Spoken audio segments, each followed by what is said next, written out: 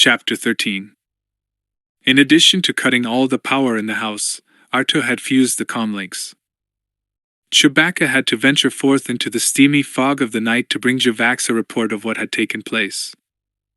The chief person returned to the house with him. Concerned and shaken, he had been awake, he said, at the Muni Center, trying to raise communication with the nearby valley of Batan, whose comm center had gone out for the 5th time in 6 months. "I don't understand it," the old Lookie said, looking from the ruin of fried bedding to the charred, motionless droid, upon whom Han was grimly affixing a restraining bolt. "The pump stations and the mechanical feeders, yes, we're still very much a shoestring operation in some ways, whatever the corporate brass likes to say. Most of our equipment is second-hand, and quite frankly pretty old. But your RT unit. Wait a minute." Leia had removed her boots by this time and wrapped herself in a darkly patterned crimson and black local kimono, her hair hanging in a burnished mass down her back. She'd spent the past 15 minutes locating every glow rod and emergency power cell panel in the house, even retrieving the candles from the watery mess on the floor. "Are you telling me programming failures like this are common?" "Not common." The Lookie's eyes met hers frankly under the heavy ridge of brow. "But every now and then a tree feeder will go mildly amok and wander through the streets squirting nutrient at passers-by. Or one of the ice walkers will start hiking away across the glaciers, forcing its passengers to bail out and walk back to the valley. Most people who have business out on the glaciers who are traveling to Badan or Methipson, for instance, pack thermal suits and distress signals as a matter of course." He spread his white furred hands, and the silver in his ears glinted as he tilted his head. "Personally, though, I'm not a mechanic. I suspect it's the result of doming the valley. It was always pretty damp here, but enclosing the valley has made it more so, and the pumping stations can't eliminate or neutralize all the corrosive gases that rise out of the vents at the bottom end of the rift.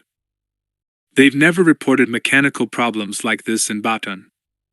"But it's not a mechanical problem," argued Leia. "It's a programming fault." "Well, that's what the mechanics here say."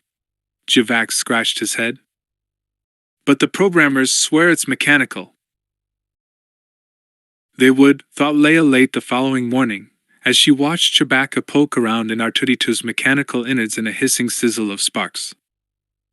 She had yet to meet a programmer who'd admit that untoward results weren't universally attributable to either hardware failure or operator error. Even Quisux honestly and sincerely believed to this day that the Death Star would have made a wonderful mining instrument. And yes, the air in the Plao rift was extraordinarily damp. Plastering Leia's dark linen shirt to her arms and back as she leaned on the railing of the terrace where Han and the Wookiee were working to take advantage of the daylight, Javax's promised engineers had yet to arrive to repair power in the house and completely unstick the welded shutters. If they worked on anything like the Muni Center's schedules, thought Leia, they wouldn't see them until the packing plants shut down for the night again. And yes, second-hand machinery not designed specifically for work in hyperdamp climates did develop the occasional flutter. But presumably the mechanics would install dehumidifier packs in everything. They were certainly present in all the kitchen's quaintly old-fashioned blenders and choppers. And Arto had spent considerable time in the marshes of Dagobah without becoming homicidal, a restraint of which Leia wasn't sure she would be capable, after hearing Luke's account of that green, snake-ridden world. As her old nanny had phrased it, something about it all just didn't listen right to her. Whatever programmers said, thought Leia, perching herself on the stone rail of the balcony, a mechanical flaw might possibly account for Arto's running amok and trundling off the path into the trees. But by no stretch of the imagination could it cause him to perform a complicated series of specific activities like closing doors, sealing locks, crossing wires within wall panels and blasters. It was definitely R2. The serial numbers on his main block and motivator housing matched. Chewbacca, his arms and shoulders crisscrossed with strips shaven in his fur and synth flesh patched in beneath, but otherwise little the worse for the events in the caverns last night, hadn't found any kind of relay mechanism inserted into R2's motivators that would have given him instructions from the outside. And in any case, when would such a thing have been installed? He hadn't been out of Leia's sight last night for more than a few moments, and for part of that time she'd heard him moving. So what do you think? Han wiped his fingers on an already unspeakable rag. Chewbacca pushed back his eye shades and groaned noncommittally. The Wookiee had reassembled the engines of the Millennium Falcon when they'd been in worse shape than this, and the thing had flown. Leia, regarding the loose piles of wire and cable still spread around the stone flagging of the terrace, had her doubts. R2 rocked a little on his base and managed a faint, reassuring cheep. "What did you think you were?" began Han, and Leia reached over to touch his shoulder, stopping further words. R2 had to be feeling utterly wretched already. "Can you tell us about it?" she asked gently. R2 rocked harder, swiveled his top, and beeped pleadingly. "Can he tell us about it?" demanded Han. "I can tell you about it. He tried to kill us." The droid emitted a thin, despairing wail. "It's all right," said Leia. She knelt beside R2, touched the droid on the joint of base pivot and body, disregarding her husband's muttered commentary. "I'm not mad at you, and I won't let anything happen to you." She glanced over her shoulder at Han and Chewie, a sinister enough-looking pair, she supposed, leaned against the stone railing with their arms full of drills and grippers. "What happened?" All R2's lights went out. Leia turned back to Chewie, who had pushed his welding goggles back onto his high forehead. "Are you sure you got his wiring back the way it's supposed to be?" "Hey, he works, doesn't he?" retorted Han. Leia stepped back while Chewbacca knelt and went to work again. Though not much of a mechanic, Luke had taught her to break and reassemble a standard X-Wing engine in a pinch, and on a good day she could even identify portions of the Falcon's drive system. Leia had the impression the Wookiee was redoing some of the repairs he'd done half an hour ago. But Han and Chewie, like Luke, were mechanics, and thought in terms of mechanical failure. She found herself wondering if there was a way of getting in touch with Cray Mingla. It occurred to her that she had heard nothing from Luke or any of his party in days. Something moved in the orchard below. A bright yellow manalium burst out of the ferns like a startled flower and went winging away through the trees, and Leia, who had never lost the watchfulness of those years on the run between the battles of Yavin and Endor, looked automatically for what had startled it. She didn't see much, but it was enough. A ghost-like impression of movement faded at once into the mist, but there was no mistaking the white gown, the night-black tail of hair. From the balcony behind her, Han's voice said, "I never asked you last night, Leia, you find anything in the city records?" "Yes," said Leia briefly, swinging herself over the balcony rail and dropping lightly the meter and a half to the thick ferns below. "I'll be back." In the mist it was impossible to see more than a few meters clearly. Tree stems, vines, beds of shrub and fern made dim, one-dimensional cutouts in the glassy grayness. Half closing her eyes, Leia reached out with her senses, as Luke had been teaching her to do, and picked up the subliminal stir of fabric among leaves, the squish of wet foliage underfoot, the trace of perfume. Her hand moved automatically to check for the blaster usually holstered at her side, even as she moved in pursuit. Nothing there, of course. Still, she didn't turn back. Not swiftly, but steadily, she worked to keep up with the woman whose face she'd seen under the lamplight of the path through the orchard last night. She remembered now where she'd seen her before. She'd been 18, newly elected the youngest member of the Imperial Senate. It was customary among the old houses to bring their daughters to Coruscant when they emerged from finishing school at 17 or 16, if their parents were ambitious to start the long and elaborate jockeying for a good match at court. Her aunts, she remembered, had been horrified when she refused, doubly appalled when her father had backed her up in her decision not to be presented to the Emperor until she could do so as a senator in her own right, not simply as a young girl in the court marriage market. She wondered what they'd think now, those aunts, if they could see her married to a man who'd started life as a smuggler, whose parents had been nobody knew who. If they could see her as chief of state, after years of dodging around the galaxy in the company of a ragged gang of idealistic warriors with a price on her head.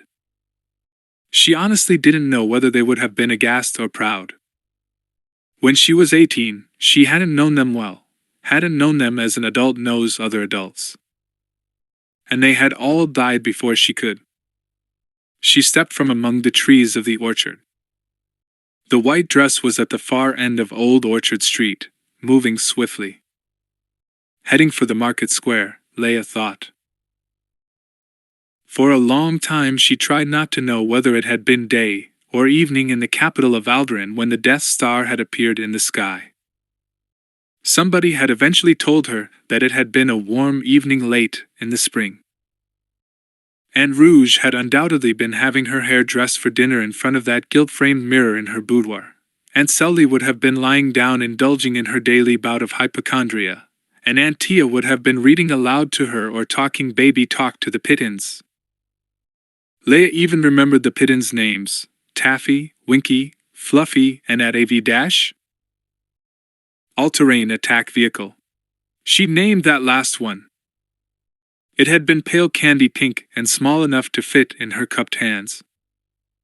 The Pittons had all died, too, when somebody had pulled that lever on the Death Star. And everything else had died as well. Everything else. Leia gritted her teeth as she moved along the steep slant of the street, keeping close to the jumble of old walls and prefab shops, fighting the sting behind her eyes and the dreadful tightness of her throat.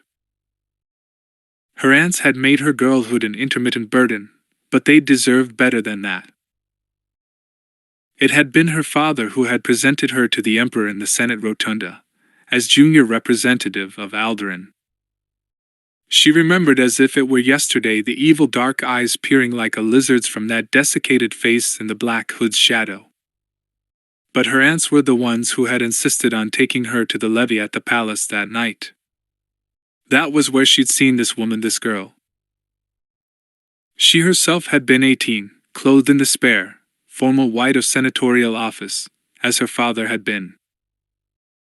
There had been few other senators there, and the crowd in the pillared hall had been an autumnal flower bed of dull golds and bronzes, plum and dark green. Among the usual courtiers, the sons and daughters of governors and moffs and the scions of the ancient, aristocratic houses, whose parents were trying to arrange alliances, Leia had noticed a half-dozen women of truly startling beauty, exquisitely gowned and jeweled like princesses, who did not seem to belong with either the bureaucrats' wives or the more elite groups of the old houses and their vassals. She'd asked Aunt Rouge about them and had gotten a very superior. Whom the Emperor wishes to invite is of course his business, Leia dear, but one is not obligated to speak with them. Leia had realized they were the Emperor's concubines. This woman, this girl, had been one of them. Leia was catching her up. The woman glanced behind her as she threaded swiftly through the barrows of vegetables, jewelry, cosmetics, and scarves in the market square, like a small fish hoping to lose a larger one among bright-colored rocks. She began to run, and Leia ran after her, dodging vendors and shoppers and the occasional lines of anti-grav wagons on their way in from the orchards. The woman, who must be only a few years older than she, Leia thought, ducked down an alley, and Leia ran on past its mouth, then doubled down the narrow lane beyond. The houses around the marketplace were old, built on the sunken foundations and lower stories of the original dwellings of the town. Leia descended a short flight of steps at a silent run, dodged through the squat pillars of what had once been a hot spring hall and was now a sort of open cellar under the gleaming white prefab of the upper house, knee-deep in swirling brown mist and smelling faintly of sulfur and kretch. At the far side she sprang up into the alley again. The woman had concealed herself behind a stack of packing crates and was watching the mouth of the alley to see if Leia was going to come back that way. She was still slender and small, almost childlike, as she had been 11 years ago. Her exquisite oval face was unlined, her slanted black eyes unmarred by wrinkles. Leia remembered inconsequentially Cray's vast catalog of such products as Slitherberry wrinkle cream and distilled water of Maltokian camphor designed to preserve such perfection. The black hair that hung down her back in a heavy tail ringed with bronze, the hair that had been piled into the elaborate, mask-like headpiece at the Emperor's levee. Untouched by gray. All the way from the house in the orchard, Leia had been trying to recall the woman's name, and as she stepped from between the lava pillars and up into the alley she finally did. "Roganda," she said, and the woman spun, her hand going to her lips in shock. In the drifting, shadowless mists it was hard to see her eyes, but after a moment the woman Roganda Ismarin stepped forward and sank into a deep curtsy at Leia's feet. "Your Highness." Leia hadn't heard her voice before. And Rouge had seen to that. It was soft, and pitched rather high, with a lisping, childish sweetness. "I beg of you, Highness, don't betray me." "To whom?" asked Leia practically, and gestured for her to rise. The old hand movement, drilled into her by her aunt's deportment teachers, came easily, a whisper from the dead past. Roganda Ismarin wasn't the only one in danger of betrayal here. Leia and Han would probably find themselves far less able to pursue their investigations if there was in fact anything to investigate were it known who they were. Roganda got to her feet, the hem of her gown stirring the mists that drifted up from the old house foundations, the lower end of the moss-grown street. "Them." She nodded toward the bustling noises of the market, half invisible in the fog, and her gesture took in the stone foundations of the houses around them, the patched in white cubes with their terraces, their trellises, their steps. Her every movement still retained the implicit beauty of a trained dancer's. Like Leia, she had been well taught how to carry herself. "Anyone in this town." The Empire laid it to the ground not too long ago, and even those who came in afterward have cause to hate even the unwilling servants of the Emperor. Leia relaxed a little. The woman was unarmed, unless she had a dagger or an extremely small blaster under that simple white linen gown, and the liquid drape of the fabric made even that unlikely. As Palpatine's concubine, Roganda would have found herself very much in the crossfire between the Emperor's enemies and his friends. Leia wondered how she'd gotten out of Coruscant. "This place has been my refuge, my safety for 7 years now," Roganda continued softly. She clasped her hands in a gesture of pleading. "Don't force me out, to seek another home." "No," said Leia, embarrassed. "Of course not. Why did you pick this place to come to?" She was thinking only of the Emperor's levee, of the jeweled headpiece Roganda had worn. Massy gold and layered with a galactic dazzle of topaz, ruby, citron, remembering the elaborate bunches of shimmer silk skirts, held in swags and volutes with gem plaques the size of her palm, the chains of jewels, fine as embroidery thread, dangling row on row from the curved golden splendor of her concubine collar. Roganda's hair had been augmented and amplified by swags of lace, swatches of silk in every shade of gold and crimson, her small white hands a glory of scintillant rings. But Roganda hesitated, seemed to draw back.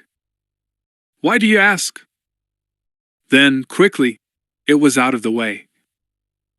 "No one knew of it, no one would look for me here. Neither the rebels from whom I fled when I left Coruscant, nor the warlords who tried to take it back.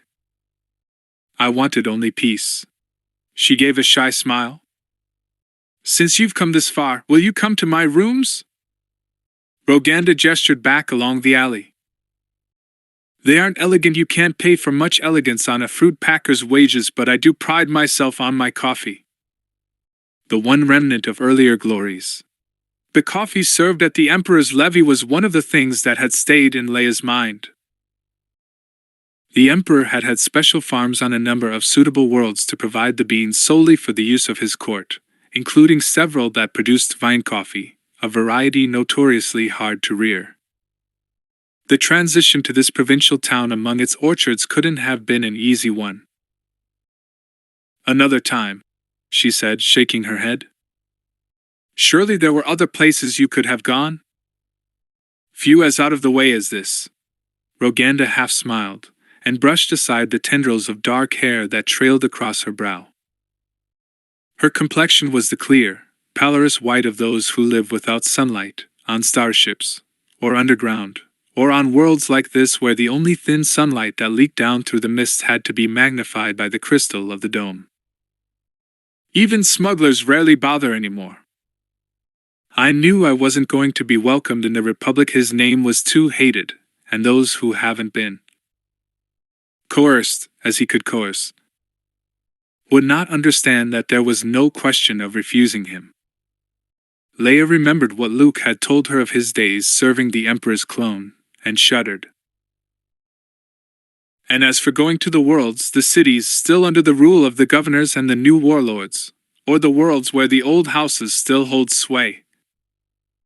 She shivered, as if chill winds blew down the alley instead of the dense warmth of the drifting fogs. He lent me to too many of them. As a gift. All I wanted to do was forget. What were you doing outside the house? Waiting for you, said Roganda simply. For a chance to speak to you alone.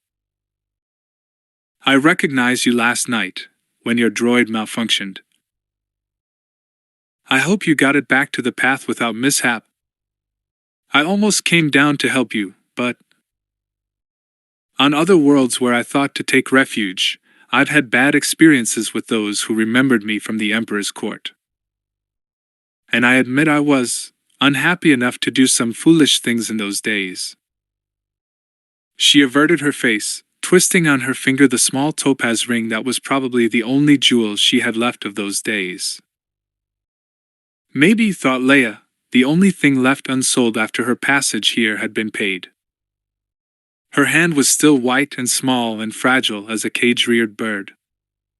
I lost my nerve, she concluded, not meeting Leia's eyes. Then last night I began to fear that you had recognized me. That you might speak of it to your husband, and he to others here. I made up my mind to come to you in private. To beg for your silence. A bright drift of music keened from the market as the jugglers started setting up their pitches. A busker cried, "Step right up, ladies and gentlemen." 3 turns and turn 'em over. Somewhere Leia heard the dim, skeletal clatter of a mechanical tree feeder being walked out of a repair shop back to the orchards, and a musical Ithorian voice sang, "Fresh tarts. Fresh tarts. Podden and Brandifort, sweetest in town." While high overhead the vast, flower-decked gondolas of the silk and coffee beds glided along their tracks, lifting and lowering, silent as birds beneath the crystal of the dome. But you didn't. Roganda looked down at her hands again, turning her ring. No, she said. Her long black lashes trembled. I can't. Explain, exactly. I've been so afraid for so long. It's hard to explain to someone who hasn't been through what I've been through. She raised pleading eyes to Leia's, darkness and old memories shimmering in them like unshed tears. Sometimes it seems I'll never cease being afraid. The way it seems some nights that I'll never cease having nightmares about him, for as long as I live. It's all right, Leia's voice sounded gruff and awkward in her own ears, shaky with the memory of her own nightmares. "I promise I won't betray you to those who live here." "Thank you." Her voice was barely a whisper. Then she smiled tremulously. "You're sure you won't have coffee with me?" "I make it rather well." Leia shook her head. "Thank you," she said, and smiled back. "Han will be wondering where I've gone." She started back for the market square, then turned, remembering something else. Something her Aunt Selly had whispered to her in a corner when Aunt Rouge was over-lecturing the head of the House Elegant about the proper deportment of its science. "Roganda. Didn't you have a son?" Roganda looked quickly away. Her voice was almost inaudible under the musical chatter of the market. "He died." Turning swiftly, she vanished into the mist, the white swirl of it absorbing her like a white-robed ghost. Silent in the narrow alleyway, Leia recalled the day the rebels had taken Coruscant. The Emperor's palace, endless, gorgeous maze of crystal roofs, hanging gardens, pyramids of green and blue marble shining with gold. Summer quarters, winter quarters, treasuries, pavilions, music rooms, prisons, halls, grace and favor residences for concubines, ministers, and trained assassins had been shelled hard and partially looted already, rebel partisans having killed whichever members of the court they could catch. These had included, if Leia remembered correctly, not only the president of the Bureau of Punishments and the head of the Emperor's School of Torturers, but the court clothing designer and any number of minor and completely innocent servants of all ages, species, and sexes whose names had never even been reported. As Leia walked back across the market square, she thought, no wonder she was twisting her hands in fear. And stopped, to be cursed at by the driver of a puttering mechanized barrow of cheap shoe kits from Jerijader, but she hardly noticed. She was seeing, suddenly, the topaz ring on Roganda's hand, a hand smaller even than her own, childlike, and completely innocent of either bandages, small cuts, or purple stains. "You can't pay for much elegance on a fruit packer's wages."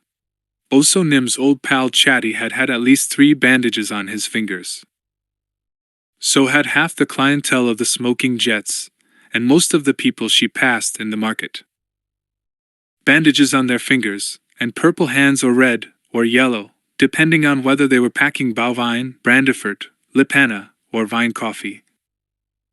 And Podden and Sloken were sturdy enough to be packed by droids. Leia found herself wondering, as she walked quickly back toward the house on Old Orchard Street, what would have happened to her if she'd gone with Roganda to her rooms for coffee. Chapter 14. Who are you? The words glowed in amber silence in the almost darkness of the quartermaster's office on Deck 12. Somewhere in the distance a sweet, complex humming echoed in the labyrinth of corridors and rooms, the Talls singing in their hidden enclave of junior officers' staterooms. 3PO, before he'd shut down, had tried to tap into the will on this terminal and had reported that though power still functioned in some of its circuits, cable-greedy Jawas had torn out the computer connections somewhere up the trunk line. Perhaps, thought Luke, that was one reason he felt instinctively safe here. The far-off wailing halted, then resumed with transmuted rhythm. Even the air circulators were silent. The room smelled of Jawas, Talls, the vanilla whiff of the Kitanax clump like podgy mushrooms at the end of the corridor, chatting endlessly in their soft, squeaking voices. Luke gazed into the onyx well of the screen and felt suddenly tired unto death. Who are you? He felt that he already knew. The word swam up out of the depth, whole, not letter by letter, as if it had existed there for a long time. CALLISTA, his breath paused. He hadn't actually thought this would work. Then, she's all right. They haven't harmed her. Not beyond what she'd taken a rough training session. Relief was a flood of sensation so violent it was almost like a headache, release bordering on physical pain. Thank you, typed Luke. He was struck by the absolute bald inadequacy of the words on the screen. Something you'd say to someone who moved a chair out of your way when your hands were full. Nothing to do with the interrogator droids in the detention area. Nothing to do with the bruises on Cray's face, or the dead, bitter look in her eyes. Nothing to do with the Gamorreans holding the screaming Jawa over the shredder. Thank you, he whispered aloud, to the no longer quite empty darkness of the room. Thank you. They're on deck 19, in the starboard maintenance hangar. They'd dismantled half a dozen ties to make their village or mudhub has, anyway. It's the sows who do all the work. There was a pause. Fortunate, since the Boers are about as smart as the average cement extruder and aren't good for much besides getting into fights and making little Gamorreans. Can you get me up there? I can take you to the cargo lift shaft they're using as a communications tunnel. They've got it booby-trapped and guarded. Can you levitate? Yes. You don't have to keyboard, you know. Internal surveillance had every room and corridor on this ship wired. Charming people. I've been using Peregrine for my leg, said Luke, still looking at the screen, as if it were a wall or a blackout window behind which she dwelled. It's beginning to interfere a little with my concentration, but I can manage. Even as he said it, he shivered. In addition to the painkiller's eventual side effect of reduced concentration, fatigue, exhaustion, and the slow grind of constant pain were eroding still more his ability to manipulate the Force. The thought of self-levitating over a lift shaft hundreds of meters deep was an unnerving one. Again he asked, meaning it differently, "Who are you?" She didn't reply. After a very long time, more amber words appeared on the screen. The droid with her, the droid with the living eyes, what is he? What is this? Is this a new sort of creature Palpatine thinks he can use? What is this that's happening between them? Palpatine's dead. Laser light showing up the Emperor's bones within his flesh. The pain in his own bones, his own flesh, destroying him. Darth Vader's voice. He pushed the images from his mind. The Empire has broken into 6, maybe 10 major fragments, ruled by warlords and governors. The Senate's in control of Coruscant and most of the Inner Rim. A new republic has been established and is growing strong. The screen wiped dark for a moment. Then, spreading and flashing across it, a growing design, a dancing spiral geometry of outflung joy. Her joy, Luke realized. The essence, the heart of what he himself had felt in that tree village on Enda's green moon, when he knew that the first terrible hurdle had been cleared. Music by someone who no longer had a voice. The joy dance of the bodiless. Triumphal delight and utter thanks. We won, we won! I died, but we won! If she had been here, he knew, she would have flung herself into his arms. Like Triv Pothman, she'd been waiting a long time. What she said was, "You have made this worth it for me." The designs whirled themselves across every screen in the room and then away, like a ring of dancing waves moving outward. Luke said softly, "Almost." Another long pause. He knew it was half jesting, and he laughed. "Your master, Luke? Is Calrissian your real name?" "Skywalker," he said. "Luke Skywalker." He was conscious of the silence implicit in the suddenly black screen. "Anakin's son," he added quietly. "It was Anakin who killed Palpatine."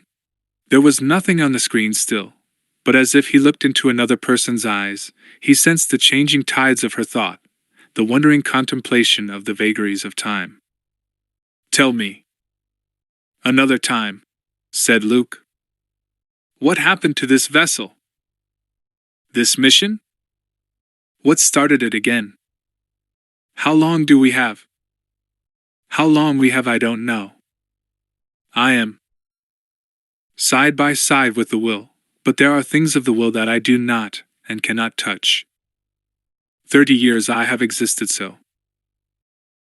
I managed to cripple the receptors, and before coming here, damaged or destroyed most of the slaved auto-activation relays that would have triggered the computer's core from a distance. The components of the relay were crashed, shattered, destroyed. No one could have found them to activate this station by that means, but there still remained the danger the station could have been activated manually. That's why I stayed. Then I was right. Luke felt his scalp prickle. I knew it, sensed it. Those guns weren't fired by a mechanical. On a ship this size, I was the one firing the guns. That's where I've been all these years. In the gunnery computers. I was sure you were the Empire's agent.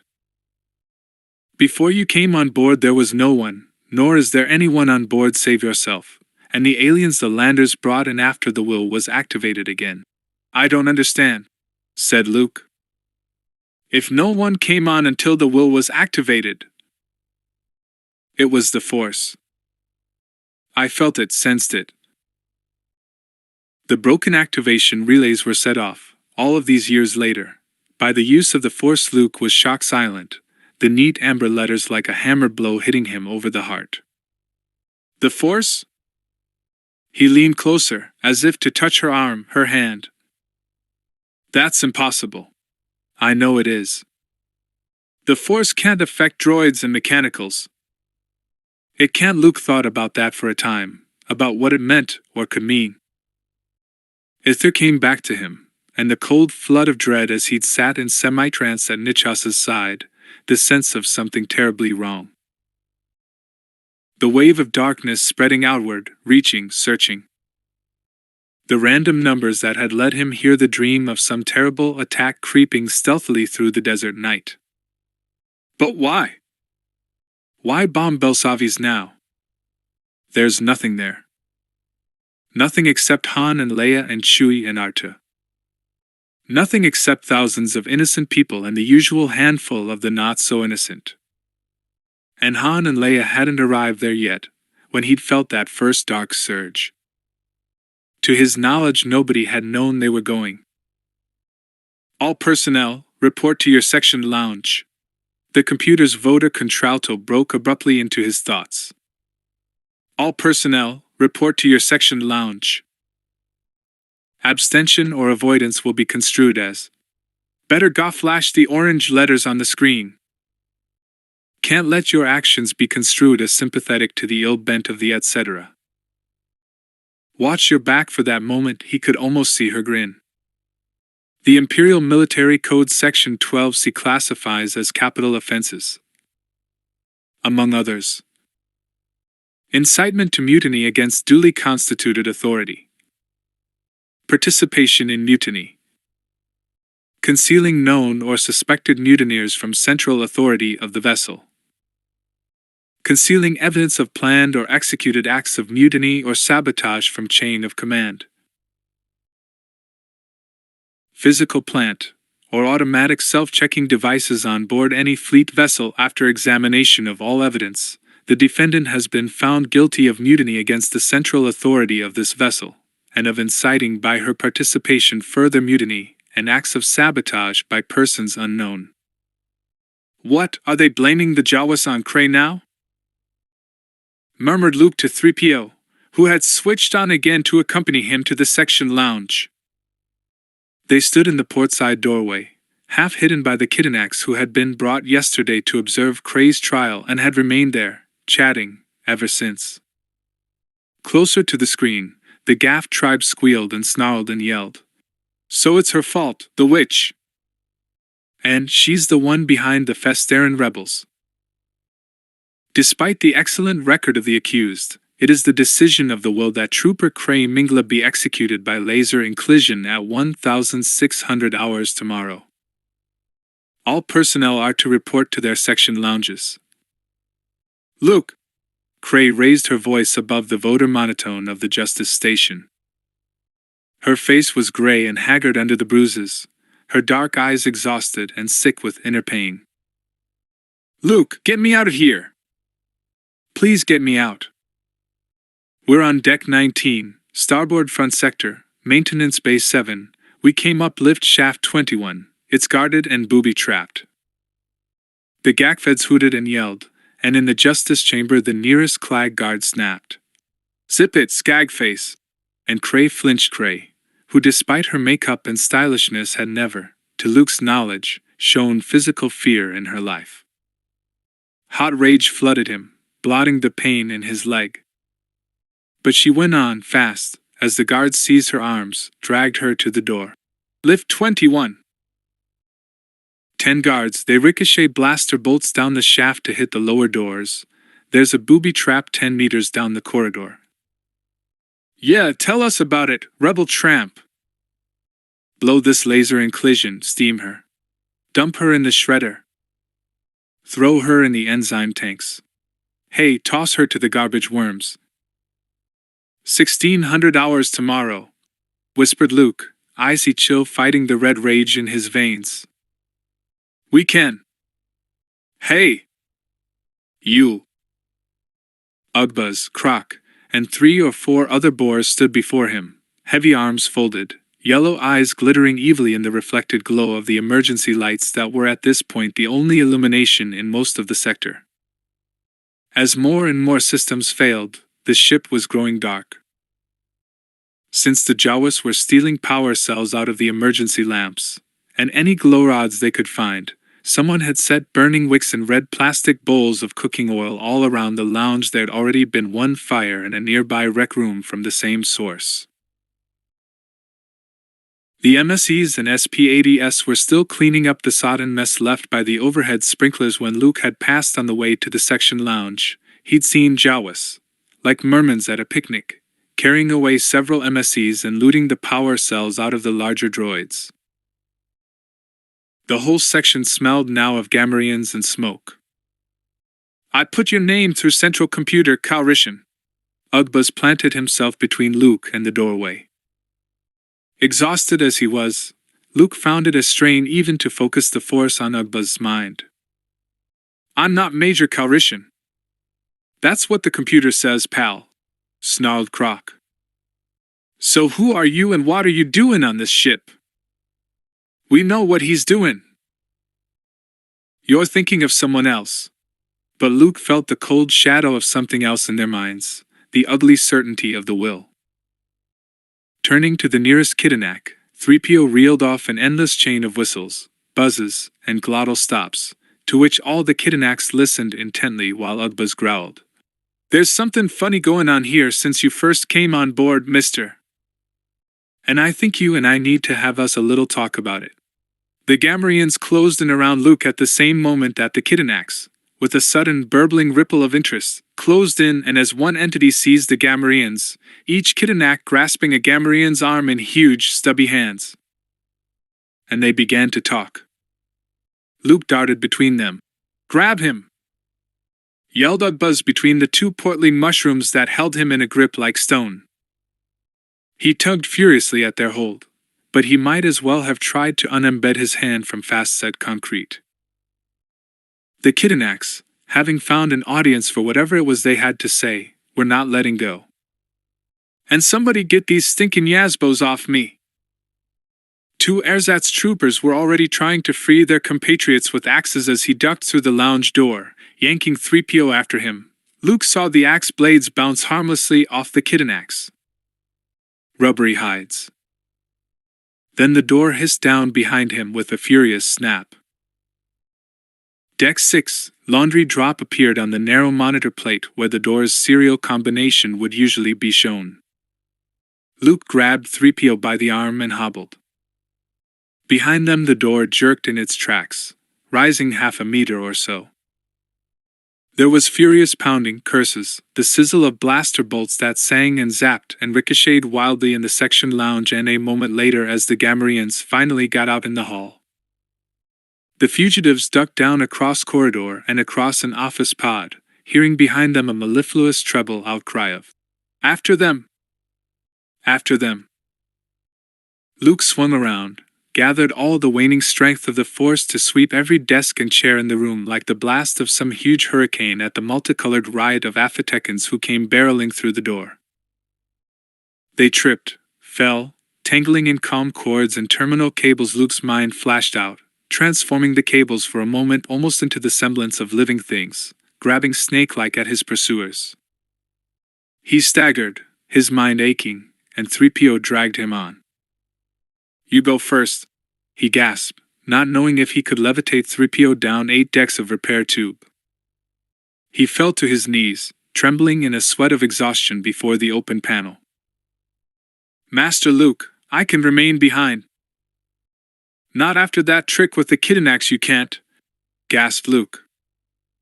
"What did you say to them?" 3PO paused halfway through the panel, an incredible display of trust considering that he was not flexible enough to use the ladder rungs. "I informed them that Ugbuz had expressed an interest in their ancestors' recipe for Dammit pie. That's what they've been discussing all this time, you know. Exchanging recipes. And genealogies." Luke laughed, and the laughter gave him a kind of strength. Closing his eyes, he called the Force to him, lifting the golden droid within the dark confines of the shaft. Lowering him. "There is no difference between that leaf and your ship," Yoda had said to him once. Raising a single yellow-green leaf the size of Luke's thumbnail, making it dance in the warm, wet air of Dagobah. No difference between that leaf and this world. Luke saw the leaf small, light, shimmering, shiny gold descend the blackness of the shaft. Voices in the corridor behind him. The Gamorrean's curses and squeals, the stern soprano yammering of the rainbow Aphtekans. He dragged himself into the shaft, hung for a moment on the ladder of staples, trying to summon the strength to levitate himself down. Trying to summon even the physical strength to hang on while he shifted his good leg down one rung, then one rung more. "You can." He felt her, knew she was there with him. "Luke, don't give up." He couldn't levitate. In the corridor he heard Ugbuz swear, Croc yell. "That way, Captain." Feet thundered away. Rung by rung, one aching drop at a time, Luke descended, the shaft falling away bottomlessly below him. He felt the warmth of her, the awareness, beside him every agonizing meter of the way. Deck 6 was utterly dark. The dead air stank of Jawas, of oil, of insulation, of Luke's own sweat as he dragged himself along its lightless corridors, his shadow and 3PO's lurching like drunkards in the dim flicker of the glow rods on his staff. Even those were failing. He'd have to cannibalize a power cell from somewhere, and the thought of that niggling little chore made his whole aching body revolt. Ahead of him, and in all directions, he heard the squeak and scuffle of Jawa feet, saw the firebug glimmer of their eyes. 3PO, he thought. They'll be after 3PO if I pass out. Now and then he smelled, and heard, the talls, and breathed a sigh of thanks that the Sand People, being essentially conservative, would defend their own territory rather than explore new corridors at this stage of the game. Everywhere he saw torn-out panels, looted wiring, SPs and MSCs lying gutted and derelict along the walls. Helmets, plates, dismantled blasters and ion mortars strewed the halls. Luke checked the weapons and found that, one and all, they'd had their power cells pulled. Limping painfully down the echoing blackness, Luke had the eerie sensation of being trapped in the gut of a rotting beast, a zombie killer still bent on destruction though its body was being eaten from within. This section of Deck 6 was dead to the will. No wonder CALLISTA had directed him here. Cray. Somehow they had to rescue Cray. She knew how to cope with the will, know how to disable the artificial intelligence that ruled this metal microcosm. 1600 hours. His whole body felt on the verge of collapse. Somehow he'd have to get enough rest to get up the lift shaft tomorrow. 13 levels. His mind flinched from the thought. They ricochet blaster bolts down the shaft. "Callista." But there was no reply. I exist side by side with the will. She had died in the computer core. Luke had seen how the spirit of the Jedi could detach itself from the physical body, could imbue itself in other things, as Exarchuans had imbued the stones of Yavin. Knowing she had Dissa for the automatic trigger, knowing the Empire might very well send an agent to trigger the eye manually, she had stayed in the gunnery computers for 30 years, guarding the entry to the machine that had taken her life, a fading ghost keeping watch on a forgotten battlefield. "Come on, 3PO," he said, and bent to retrieve a hank of cable from the corpse of a gutted MSE. "Let's find ourselves a terminal." "On Chad," Callista said, the letters fading in slowly as a single paragraph, as if rising whole from the depths of her recollection. "If our ark were in Wistow territory and Wistow hunt most of the deep oceans where our ranch was, and we had to make a hull repair, or go out to the herd to help in off-season calving, we'd send out something called a footwitter the night before, a floater that made some kind of hooting or tweeting. Since Wistow are frantically territorial, they'd all head for the thing, which by then would be kilometers from the ark, and that would give Papa or me or Uncle Klein a chance to do what we had to do in open water and get back to safety. Would the Clags respond to a footwitter long enough for you to get up the shaft? They seem pretty territorial to me. If it sounded like Ugbuzz and the Gakfeds, they would." Luke leaned back into the heap of blankets and thermal vests 3PO had gathered to make cushions for him in the corner of a repair shop, and considered the screen before him. It had taken most of his salvaged batteries and power cells, rigged in series, to fire up even the smallest of the portable diagnostic units in the shop. With the Jawas in control of most of the deck, it would be a hard search for more. But it was a trade-off he was willing to make. Not just that he needed Callista's advice, he realized. He wanted her company. "Any of the bigger game systems in the lounges will have voters," he said at length. "3PO, you know the stats on Gamorrean vocal range, don't you? I can reproduce exactly the language and tonalities of over 200,000 sentient civilizations," replied the droid, with perhaps pardonable pride. "Gamorrean verbal tones begin at 50 Hz and run up to 13,000. Squeals begin at. So you could help me program the voter?" "With the greatest of ease, Master Luke." "Then what we need is a way to get the voter up to Deck 19 in time to pull the Clag guards away from the shaft." A schematic appeared on the screen. Not the precise, every wire and conduit blueprint a ship's computer would display, but a more or less to scale sketch of a section of the vessel, labeled in one corner Deck 17. A bright circle flashed around a gangway. Then a window appeared in the screen. "The gangway's wired. It leads from recycling the area of the ship where only the droids go to Deck 19. If you make your footwitter light enough, you should be able to propel it up fast while you keep the inclusion grid misfiring enough to let it through without too many hits." Luke thought about it. "That's how you did it?"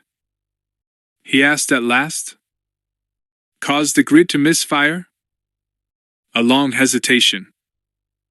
The schematic faded from the screen. At some slight sound in the corridor, 3PO clanked his way out to check, and the whitish glow of the screen edged his golden form in threads of light as he stood listening in the utter black of the doorway square. "It's like causing a blaster to misfire. You can't keep them all from firing, there are too many, and some of them always get through, and you can't keep all the bolts from hitting you." Another long pause. She would, Luke thought, have avoided his eyes, as Leia sometimes did when she spoke of Bail Organa, not letting him see her grief. "The more that hit you, the more that will. But if you case the voter in a gutted tracker droid, you can shoot it up the shaft fast enough to survive a few hits. And a mechanical can absorb a lot more hits than human flesh." "The more that hit you," thought Luke with a chill, "the more that will." She climbed the shaft from the gunroom, knowing she'd be hit.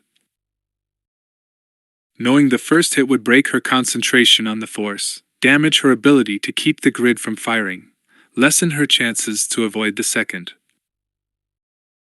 And the second hit would lessen her chances to avoid the third. He remembered how the Clag's blood had trickled down the steps, and the smell of burned flesh. His heart contracted within him, aching, as the silence lengthened. Very softly, he said, "I wish it hadn't happened." Wise, powerful, comforting, he approved with bitter sarcasm. The wisdom of a true Jedi Master. It's all right. They were silent for a time, as if they stood on either side of fathomless night, reaching across to fingers that could not touch. "Were you from Chad?" The screen was dark for a long time.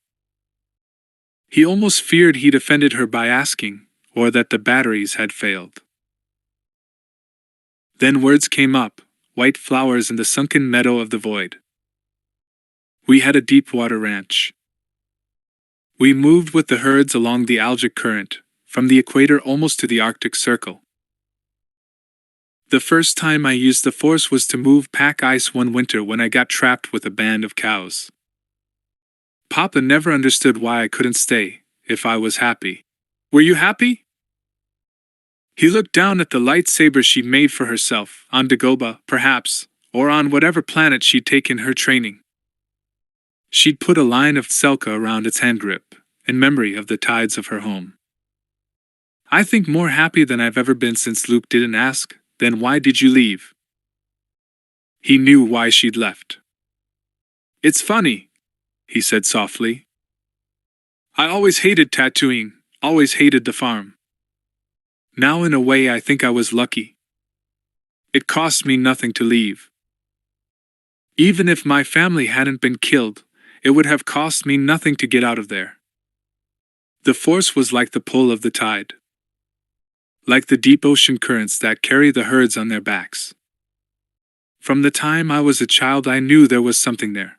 When I learned what it was, couldn't not seek the Jedi. But you also couldn't explain.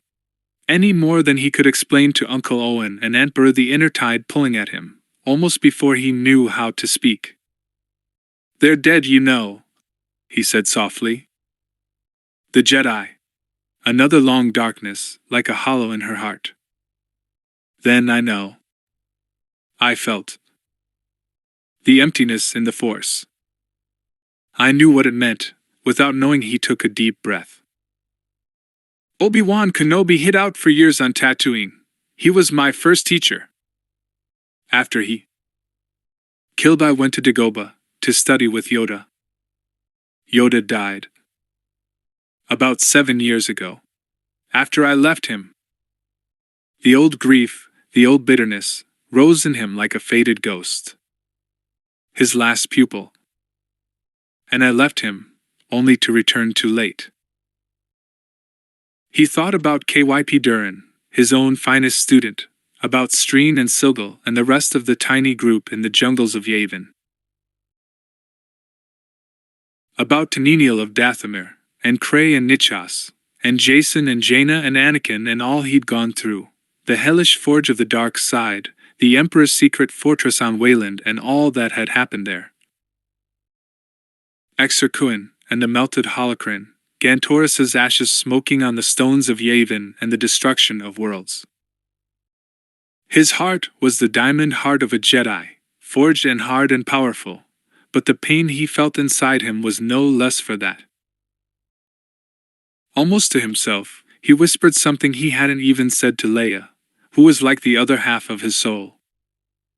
"Sometimes it seems like there's just such a long way to go." "Master Luke." 3PO appeared once more in the doorway. "Master Luke, it appears that the Jawas wish to speak with you." He sounded as if he disapproved in advance of whatever it was they might have to say. "They're asking what you have to trade for wire, power cells, and blasters." "You know," said Luke, angling a palm-sized diagnostic mirror to see the delicate fastenings of the voter box as he hooked it to the tracker droid's gutted casing. If somebody had offered me odds on which group of my fellow guests on this little tour had taken the rooms next to the transport shuttles, I'd have bet my boots and lightsaber on it being the Sand People. It had to be them, didn't it?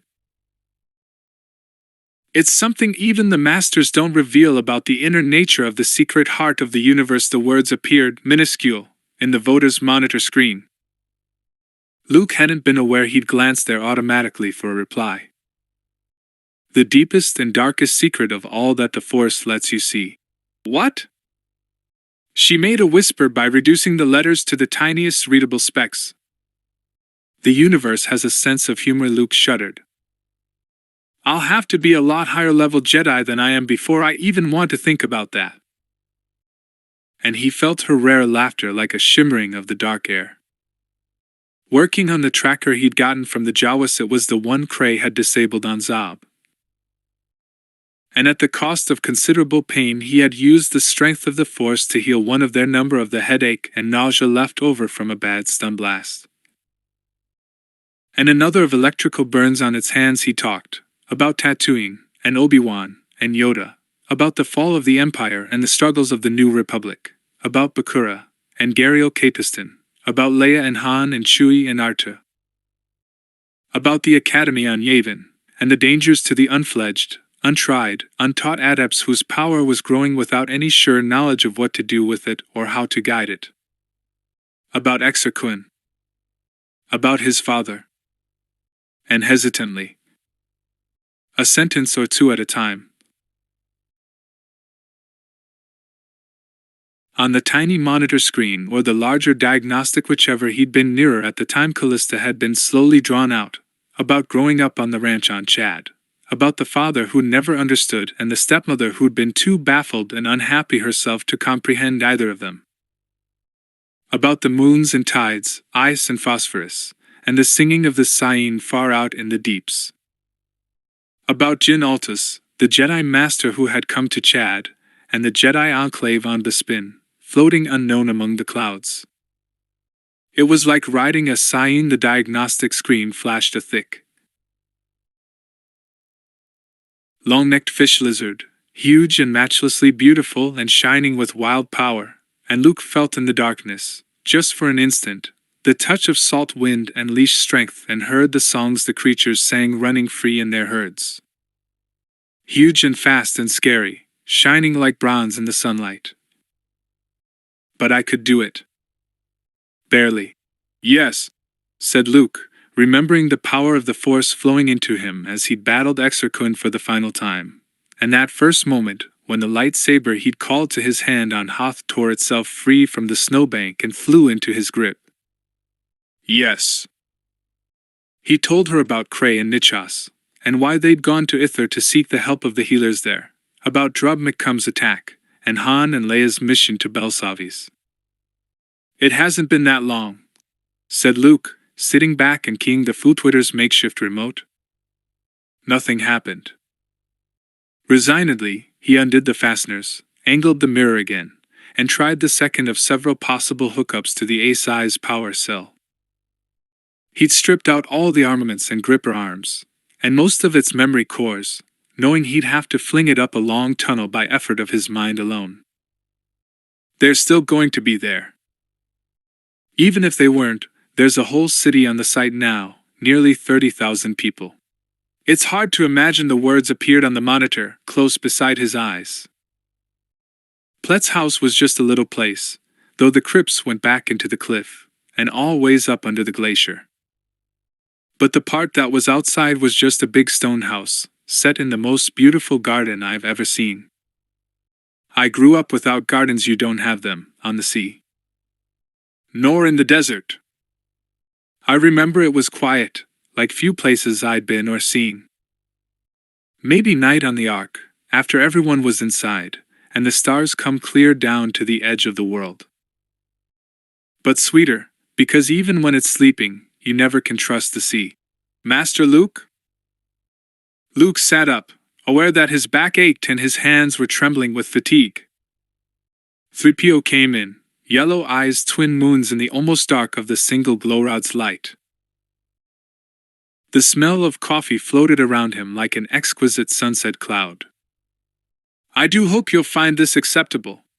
The golden droid set down the plastic cafeteria tray and began removing dish covers.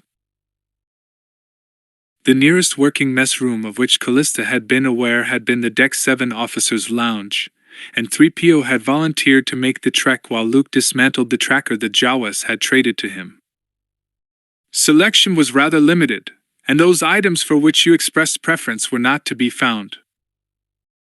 I chose alternates with the same proportion of protein to carbohydrate, and more or less the same texture. Noah, this is great. Ordinarily Luke wouldn't have touched Guktek, but he'd been so long without food that anything sounded good. Thank you, 3PO. Did you have any trouble?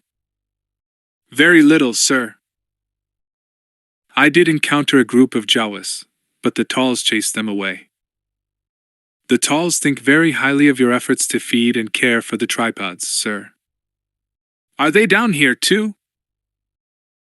The Guktegs were absolutely horrible, but Luke ate both of them and was a little surprised at how much better he felt. Oh, yes, sir. Both Talls and tripods. The Talls wish me to convey their goodwill to you and ask if they can be of service. Luke wondered momentarily if a Talls would be any more reliable at selecting edible food for human consumption than a droid, then dismissed the thought. By the time he needed another meal, he'd be long out of here. Good job, there are 2 transports, remarked Callista, when Luke returned to work. You couldn't take the Clags and the Gakfeds off on the same vessel. And which one of them gets to ride with the Sand People? Lander. They'll never go in it, said Luke. They hate small enclosed spaces. I wondered why they keep knocking holes in walls. You'll be lucky if they don't sever the main power trunk to the magnetic field. Another reason to hurry, said Luke grimly. This whole ship must be driving them crazy. Not that they were ever real good company to begin with. You sound like you've studied them, Luke laughed. You could say they were my next-door neighbors growing up. Them and the Jawas. Everybody who lives on Tatooine has to learn enough about the Sand People to stay out of their way. He leaned back and flicked the remote. A harsh, guttural voice boomed. Very well, men, fan out and remain quiet. We are going to massacre those smelly Clag rebel saboteurs. Luke sighed and shook his head. 3PO? Little change in the script here. My, what a grammatical stormtrooper, commented Callista, where the protocol droid couldn't see. Luke grinned as he hooked up the cable. Edit that too. Okay, men, fan out and keep quiet. We're gonna kill them stinking Clag rebel saboteurs. You forgot to say, sir. Luke started to make the gesture of elbowing her in the arm, as he did when Leia made a smart-mouthed remark, but stopped. He couldn't. Her arms were dust and bone on the gun deck floor. Yet she had no more question than he did himself that somehow, all the eyes, captive Sand People and Gamorreans, as well as the Talls, the Jawas, the Afatekans and Kidinaks and the baffled, helpless tripods had to somehow be taken to safety. It wasn't their fault, or their wanting, that they were here, he thought, angling the mirror to affix the votor's fasteners once again. Savage, violent, destructive as they were, like himself they were captives.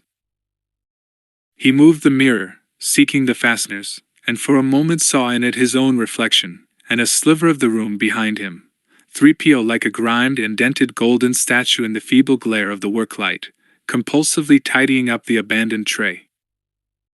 And close beside him, visible clearly over his shoulder, the pale oval face within its dark cloud of hair, the gray eyes from which sorrow had faded a little, replaced by caring, by interest, by renewed life. Luke's heart turned over within his ribs, and knowledge fell on him, knowledge, horror, and grief like inevitable night. Chapter 15. She might have had other reasons for lying. Like what? Leia folded her legs up tailor fashion on the bed and sipped the glass of pot and cider she'd picked up on her way through the kitchen. The craftsmen Javax had promised had made their appearance while Leia was out. The metal shutters, armed with a formidable new lock, were nearly out of sight in their wall sockets on either side of the tall windows, and a new bedroom door was folded into its proper slot. Even the cupboard had been fixed. Sitting on the other end of the bed, Han was checking both blasters. Like she might be working at Madame Loda's House of Flowers down on Spaceport Row. Leia wondered why it hadn't crossed her mind before. Dressed like that? He gave her his crooked grin. I suppose you're dressed for your job? She brushed a dismissive hand over the plain dark linen of her shirt, the knockabout cotton fatigue pants, and high-lace boots. She wouldn't have been on the path by the Muni Center last night if she were working the bars. The pile of hard copy Artua had made for them that first day strewed the bed between them. Nowhere was Roganda Ismarin listed on any employer record of any packing plant in Plal. And if she'd followed me there from the marketplace, for instance, she wouldn't have been dressed like that at that hour. While she was speaking, Han rose and walked out to the balcony, took aim at a small clump of ferns a few meters away in the orchard, and fired. The ferns sizzled into oblivion. He flipped the safety back on and tossed the weapon to Leia. Good as new. So what did you find in the town records? It seemed like 1,000 years ago.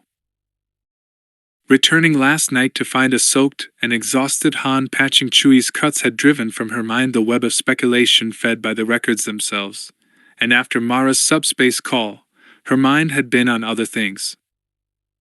Not what I was looking for, said Leia slowly.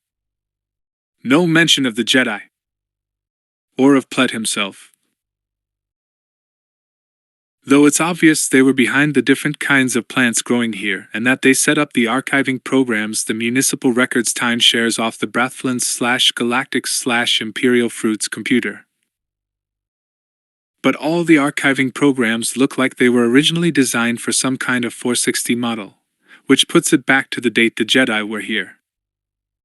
Naturally, nobody knows where that original computer went to, but my guess is it got sold for chips and wire to Nublik when the new one was put in. Good guess, muttered Han. Not what I want to hear, but a good guess. Any record of what happened to Nublik? She shook her head. He just disappeared one night about 7 years ago. His nightclub was taken over by his associate, Brand Kemple, who also took over his import and export business on Pandawerton Lane. Slights on the record as having bailed out Drub McCum twice from charges of running stuff in through the corridor. Kemple never bailed out McCum at all. After Kemple took over, McCum is listed as having been bailed out once by Mubbin the Whiffid. This was right after Slight disappeared, though at no time is McCum ever listed as having legally landed a ship at the port. Now the interesting thing is, Chewbacca appeared in the doorway with an interrogatory growl, and gestured out into the front room, where a signal was coming in on the subspace. The code was for Leia, and the image was scrambled.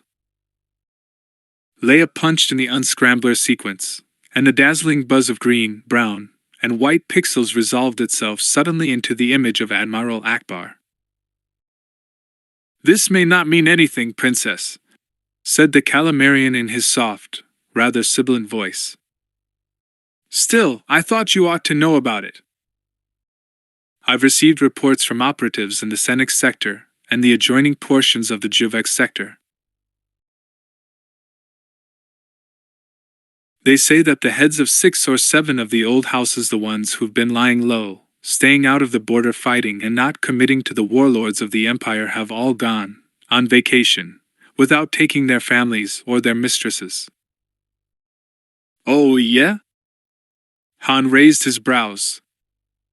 Now, that's serious. The Admiral folded his squamous hands, a ghostly image in the subspace hollow, like a statue wrought of mist in the receiver cubicle.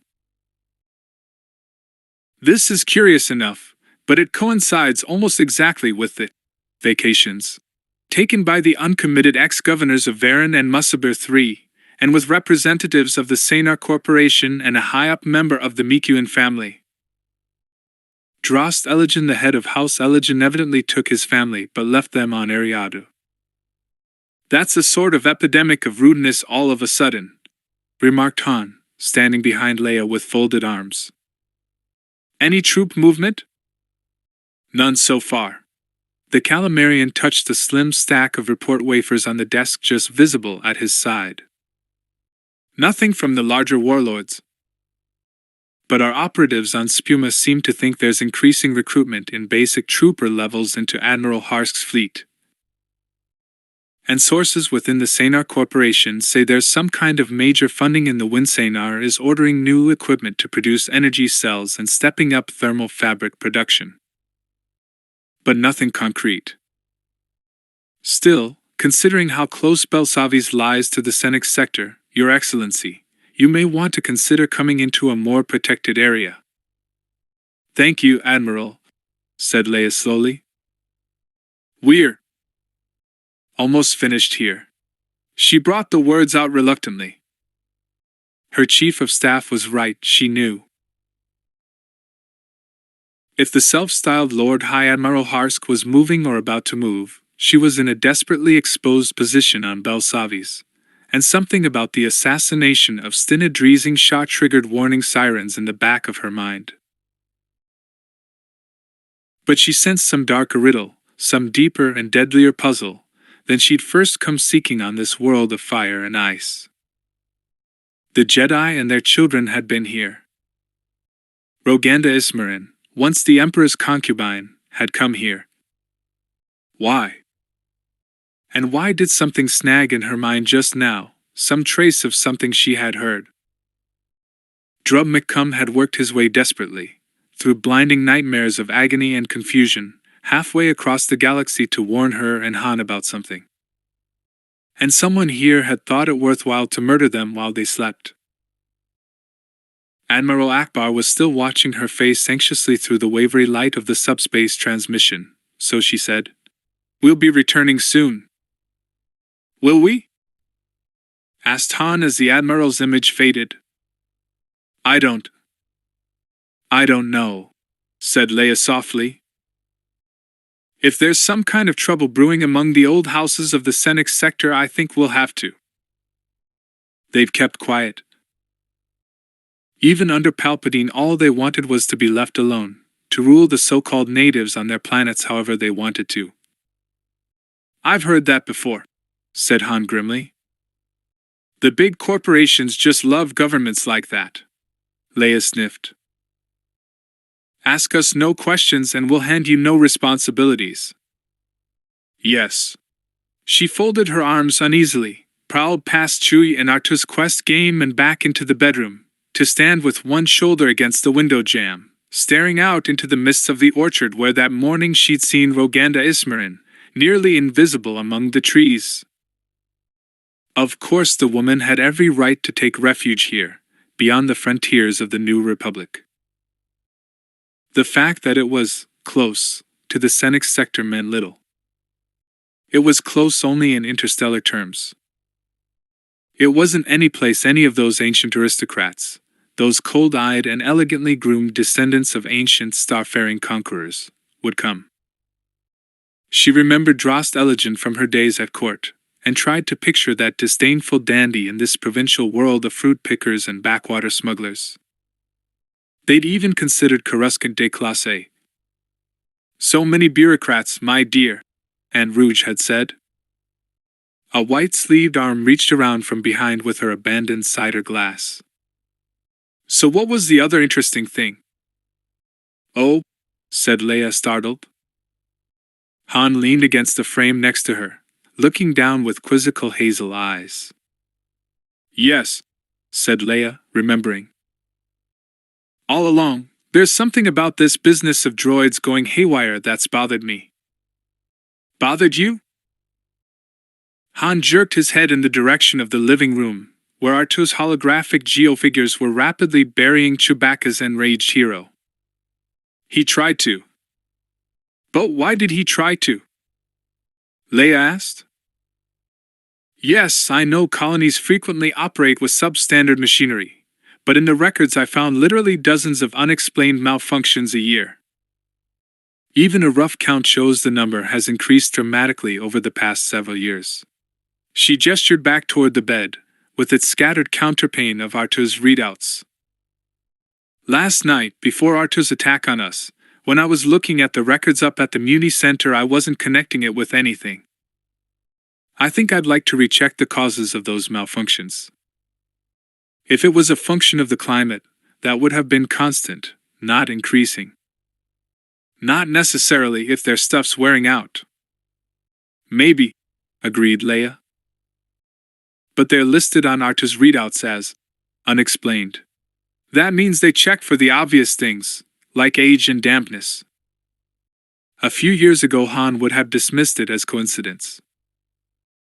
Now he said, "So what do you think it was?" "I don't know." Leia ducked under his arm, crossed to the bed, and fetched her blaster and its holster.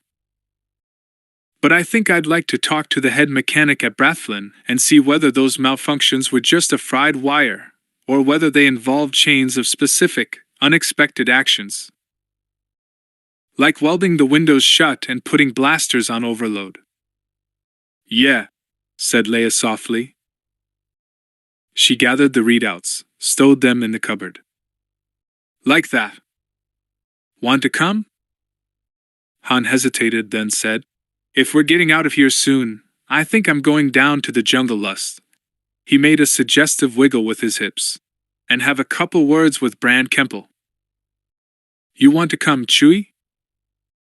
There was more behind the request than friendly companionship. The last time Arto had beaten Chewbacca at Quest, the game console had ended up hurled through the nearest window, and Arto seemed well on his way to another victory now.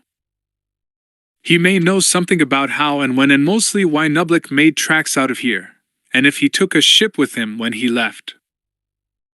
"You're not taking him with you, are you?" he added, as Leia, following him into the living room, crossed to touch Arto's dome top. Leia hesitated. She had had it in mind as a matter of course, but then, it hadn't been her scantily covered anatomy. Arto had been firing bolts of electricity and not 12 hours ago. Whatever his problem was last night, we don't know if we've solved it yet. Han was checking his blaster as he spoke, in spite of the fact that he'd tested and retested it not half an hour before. If Goldenrod was here, he might get some sense out of him, but since he isn't, I say leave him here with that restraining bolt on him till we can get him checked out by somebody better than the local toaster repairman. Chewbacca snarled and aimed a swat at him with one enormous paw, and Han threw up his hands and grinned. All right. You did a swell job on him, Chewie. He'll make .5 past light speed now and can outmaneuver Imperial patrols." They descended the ramp together, Han, Leia, and the Wookiee. Han gave Leia a quick, hard kiss at the foot of the ramp, and she waved to them as they disappeared into the shifting rainbows of the fog. But when they were out of sight, Leia turned back, climbed again to the house, and walked over to the little astromech droid sitting beside the deactivated Quest console. "Arta?" The droid bobbed forward, extending his front leg, and gave a timid whistle. His top swiveled to regard her with the round red eye of the visual receptor.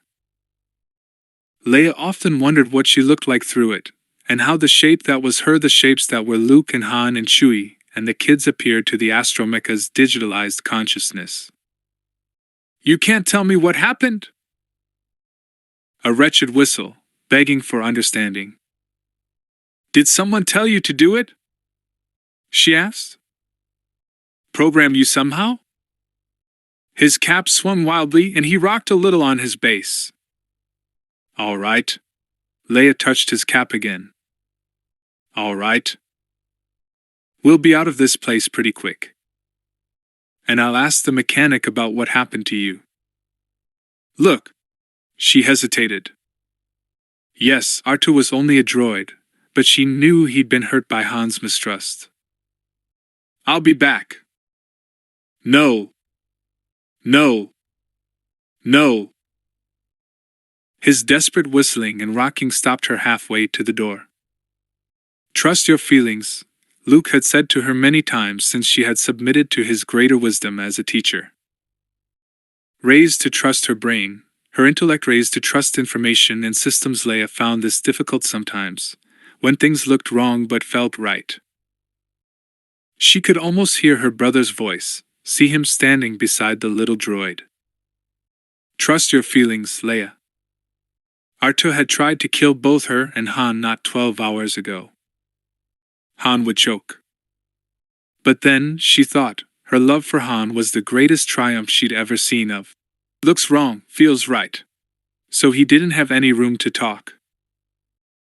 She fetched a bolt extractor from Chewbacca's toolkit in the next room and removed the restraining bolt from Artu's casing. Let's go. This way the mechanic won't have to come back here to have a look at you. She added to herself, I hope I don't regret this. Due to vague uneasiness about taking the less traveled roadways through the orchards again, she turned her steps to the slightly longer route through the town market. The fog was thinner here and the proximity of the buskers, hucksters, and shoppers reassuring. As she climbed toward the bench from this direction, the oddly patchwork structures of the older part of town fell behind her. Only the white prefabs remained, crammed together here into apartment blocks for the packers and shippers, the clerks and mechanics, though lichen, ferns, trailing vines, and even small trees grew out of every chance projection and ledge offered by an uneven fit of the plastine blocks. She wondered what the place had been like, when the Mluki had inhabited their massive stone houses clustered against the bottom of the bench, farming their small crops and occasionally going up to hunt on the ice. Not so foggy, certainly, without the dome, and not so hot, though the Yungli rift held the heat well. The orchards wouldn't have extended as far as they did now. There would have been clumps of dense jungle around the warm springs, nothing at all down at the bottom of the valley, where the mudflats, caldera, and steaming gas vents of the rift's true bottom poured forth more minerals than unengineered plants were capable of digesting. Exactly the sort of place a heat-loving, plant-loving, beauty-loving Hodin would seek out. She remembered her vision of Plet, tall and willowy, his flower-like cluster of headstalks faded nearly white. A gentle face, with that look in his eyes Luke had had when he'd come back from servitude to the Emperor's vile clone. Was this a refuge he had chosen, a place to repair, to rest? How had he learned about it, for that matter? The galaxy was filled with planets, worlds, star systems still unexplored, and unless a system was on someone's computer, it didn't exist. Roganda might possibly have heard of the place at court. Although now that she thought about it, that troubled Leia too. And how had Plet liked having the peace of his experiments disrupted by the influx of... How many? Nichas had spoken as if there was a fair-sized gang of children. Leia had had almost a year of raising two enterprising Jedi babies. With Anakin just arrived to provide his own variety of mayhem. After years of quiet meditation, how had the aged reptiloid coped with a swarm of them, of all ages, running up and down the tunnels of his crypts, following their own leaders even where their parents had warned them not to go because of the Kretch? She stopped in her tracks, Nichas's deep voice sounding in her ears. The older kids. Lagan Ismarin and Hada Zambil. Lagan Ismarin. Roganda Ismarin's brother? Her age was certainly right. A few years older than Leia, a few years younger than Nichas, she would be old enough to remember the world where she had lived. That meant that Roganda Ismarin Palpatine's concubine and member in good standing of his court had come from the blood and the heritage of the Jedi Knights. The Emperor had been hideously strong in the Force. He couldn't have been unaware. Anger flushed through Leia like the shock of a burn. She lied. Leia had suspected the other woman had been lying about something, but she realized with sudden clarity that it had all been an act, all of it, down to the sweet, frightened tones of her voice. An act calculated to play on her pity. If Roganda was force-strong, the Emperor might have used her, certainly, might have coerced her. But he'd never have simply passed her around to his guests. She came here 7 years ago, thought Leia, quickly turning her steps back toward town. She wasn't sure what she should do now, certainly not go anywhere near the woman herself. And she was gladder than ever she turned down that invitation to coffee, but she wanted at least to find Han, to send word to Akbar, to look again through the records Arta had run out to see if they included port arrivals in the year of Palpatine's death. But as she crossed through the small square at the head of Roganda's narrow street, she saw something that hit her in the pit of the stomach like a club. Emerging from between the dark foundations, the white plastic buildings, she saw, across the street and quite clearly, Lord Drost Elgin walking with Dr. Oren Kelda. Leia looked aside at once, as if studying the small stand of sweetberry that someone had planted in the waste space between two buildings. But as Luke had taught her, had tried to teach her. In her hectic intervals between trying to be a mother, trying to be a diplomat, trying to keep the new republic from falling to pieces and her children from dismantling per C-3PO, she extended her senses, identifying footfalls, breathing, voices. The sense and essence of what people were. Oren Kelda and Drost Elgin. Here. They vanished into the fog almost at once. She crossed a narrow street, Artu trembling behind, followed the sound of the feet, the sense of their presence, cutting ahead through an alley and watching as they passed across its mouth. There was no chance of mistake. Drost Elgin's hair had grayed a little from the days when he'd been one of the most notorious plebeians of the Emperor's court, in and out of the court gazette for scandals about gambling, dueling, amorous affairs. He'd mockingly called her Madam Senator and Little Miss Inalienable Rights. Only his brother's position in the Imperial Navy had saved him from severe reprisals after the last of his major scandals, that, and the power his family wielded. The flesh of that hawk face had begun to sag, but the tall, gawky, graceful form and beaky features were unmistakable to anyone who'd ever seen them. Oren Kelda. She felt as if her skin had been stuffed with red-hot pins. She'd studied his holos until she could see his face in her dreams. His face, lit from below by the glow of the Death Star's activation consoles. Oren Kelda. Nastra Magrity. Bevel Lemelisk. Qui-Sux, though Qui-Sux had been only their dupe.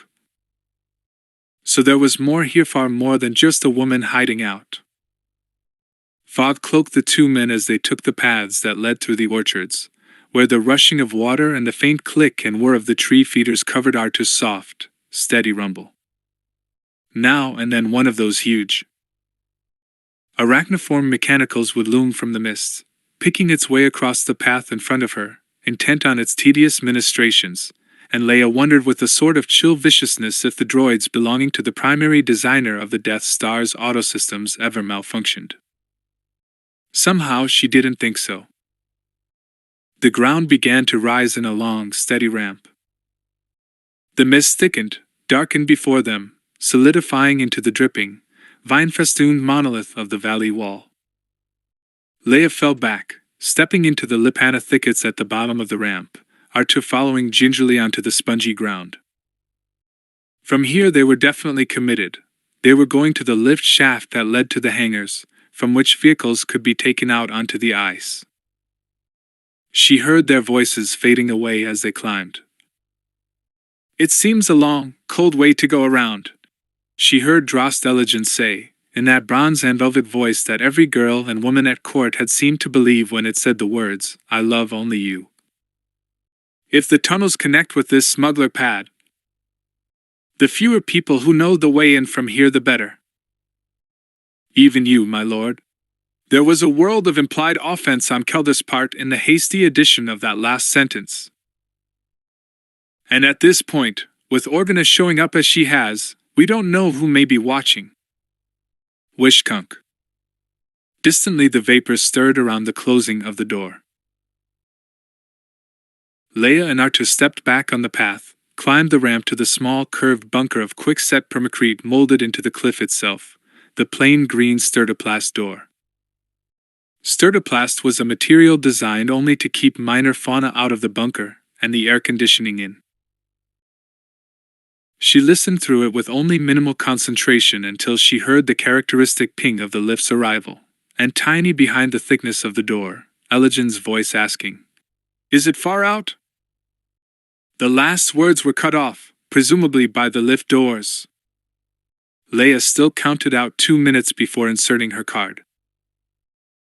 To her utter relief, despite the sound of the lift, for many years with the Rebel Alliance had turned Leia into a confirmed pessimist about things that could go wrong. The small lobby in the bunker was empty. She touched the summoning switch and looked swiftly around her.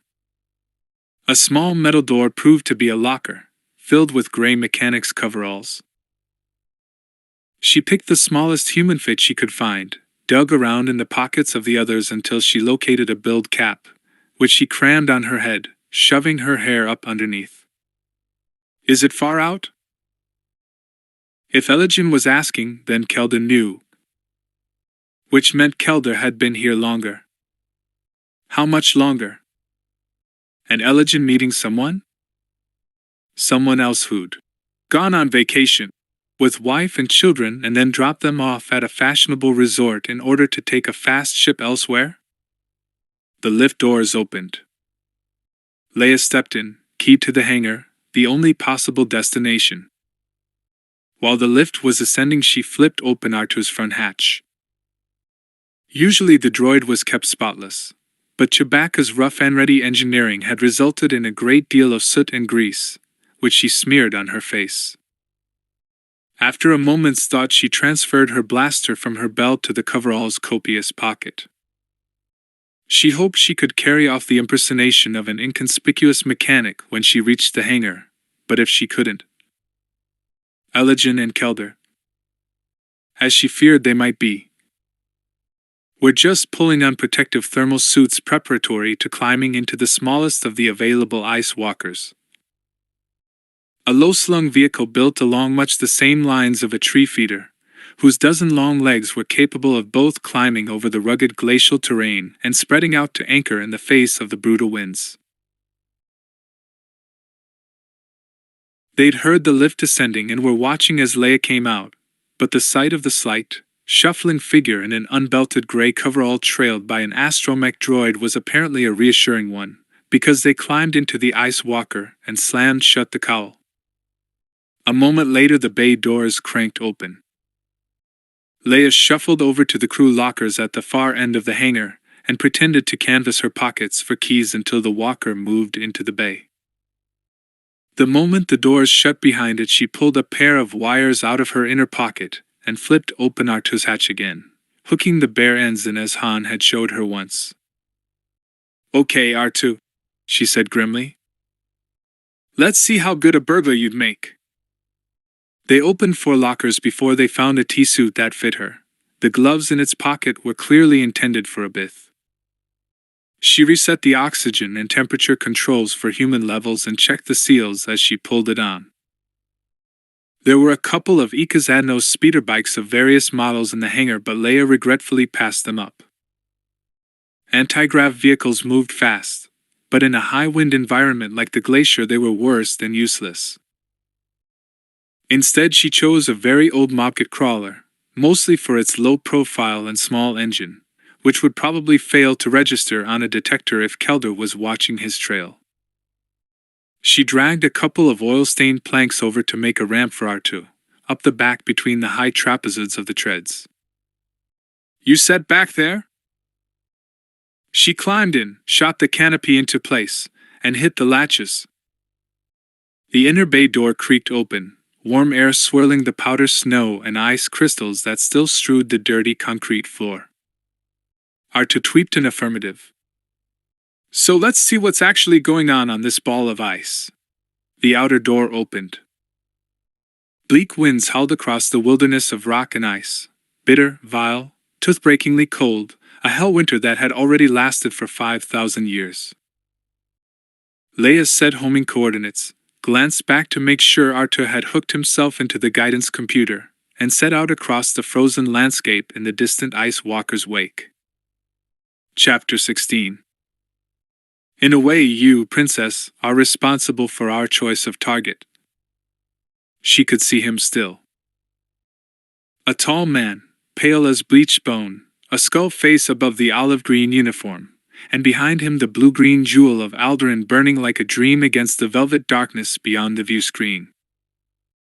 Ice spattered on the triple plex of the crawler's bubble, wind rocking the low-slung vehicle like the paw of a huge pit-tin batting at a slow-moving slud bug crawling across some hellishly vast kitchen floor. Leia. Though her attention was focused on every shutter of the control bar. Every fluctuation of the gauges on the bobbing pattern of yellow lights that marked the ice walker's gawky, arachnoid limbs, far out ahead of her in the wind-torn desolation of the ice was in the deeper part of her mind scarcely aware of it. Her consciousness was back on the Death Star, on Moff Tarkin's colorless eyes. You, Princess, are responsible. You are responsible. Had she been? She knew Tarkin. She knew he despised Bail Organa, and she knew he was aware of the opposition centered on Alderaan. She knew that under his self-satisfied efficiency he had a spiteful streak the width of the spiral arm and loved to tell people that his or the Emperor's most frightful retaliations were actually the fault of the victims. Of the Atravis sector massacres, he'd said, they have only themselves to blame. She knew, too, that as a military man he'd been dying to try his new weapon, to see it in action. To describe its performance to the Emperor, and hear that pale cold voice whisper like dead leaves on stone. It is well. In her heart, she knew he'd intended Alderaan as his target, all along. But in her dreams she was responsible, just as he said. The lights were far out ahead of her on the ice, reeling and dodging among themselves with the motion of the walker's legs, like a pack of drunken firebugs. Away from the hot thermals that rose off the Plal dome and cleared the dense roil of clouds, storm winds and blowing sleet covered the glacier, cutting visibility and darkening the already feeble daylight to a whirling, cindery gloom. Black bones and spines of rock, scoured bald by the winds, thrust like dead islands through narrow rivers of ice, drifts of snow packed high in places like wind-sculpted desert dunes, and in others the violence of storms had carved the ice underfoot into toothed, ridgy masses, like the waves of an ocean flash-frozen in the midst of storm. Twice crevasses loomed before them, ghostly sapphire depths falling farther than her eye could easily judge in the shadowless twilight. The walker's longer legs had taken them in stride, and Leia cursed as she trundled the crawler along the rim for hundreds of meters, looking for a place where the chasms narrowed sufficiently to make the heart-stopping jolt over the emptiness.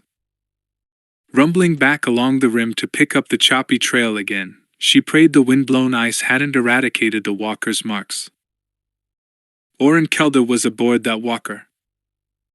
Oren Kelder, who had helped design the Death Star. Oren Kelder had been aboard it, watching when Alderaan was destroyed. Leia had more or less forgiven Qui-Sux, the Death Star's primary designer, when they had finally met, seeing the woman's stricken horror at what her abilities had wrought. It was a little hard to appreciate how anyone could be naive enough to believe Moff Tarkin's assurances that the Death Star was a mining implement, but she understood that the Amwat woman had been raised in a carefully constructed maze of ignorance, coercion, and lies. And when she had seen the truth, she had had the courage to follow where it led her, not something everyone did. But Oren Kelda and Bevel Lemelisk, and others whose names the Alderaan Alliance of Survivors had collected, had known precisely what they were doing. After the destruction of Alderaan, they'd all been dropped at Karita, when the Death Star started its final voyage to destroy the Yavin base. but all of them had wanted to see the first test of their theories. And Kelda was here. And so was Drost Elegen, she thought, and in all probability the heads of those other old houses, those planetary rulers who headed up the human or humanoid populations of planets settled long ago, rulers who'd hated the Senate's interference with their local power, and who hated the Republic more. Those rulers who had only supported Palpatine because he could be bribed to a gentleman's agreement to let them run things as they pleased. They are gathering. Gathering around Rogenda Ismarin, former concubine of the Emperor and child of the Jedi, and who knew what besides. Out in the sooty maelstrom another light glowed briefly blue. It blinked away almost instantly, but Leia saw the moving tangle of the walker's leg markers turn in that direction. "Got that, R2?" She yelled into the comm, and barely heard the reassuring affirmative chirp. Course bearings flashed green on her readouts, and the wind slapped hard as she steered the crawler out from behind a twisted cliff of ice, like some impossible marble monolith thrown up by the restlessness of the volcanic line far beneath. Her hands were shaking, and she was weirdly conscious of the heat of the blood in her veins. In a way, it surprised Leia that nobody had mapped the location of the smuggler pads. Because of the intensive ion storms, high-altitude scans were out of the question, but a ground-level geothermic trace would have been possible. Possible, but not easy, she reflected, fighting the control bar as the crawler heaved up over a talus slope of rotting ice under the feet of another, older cliff. And probably not worth anybody's while.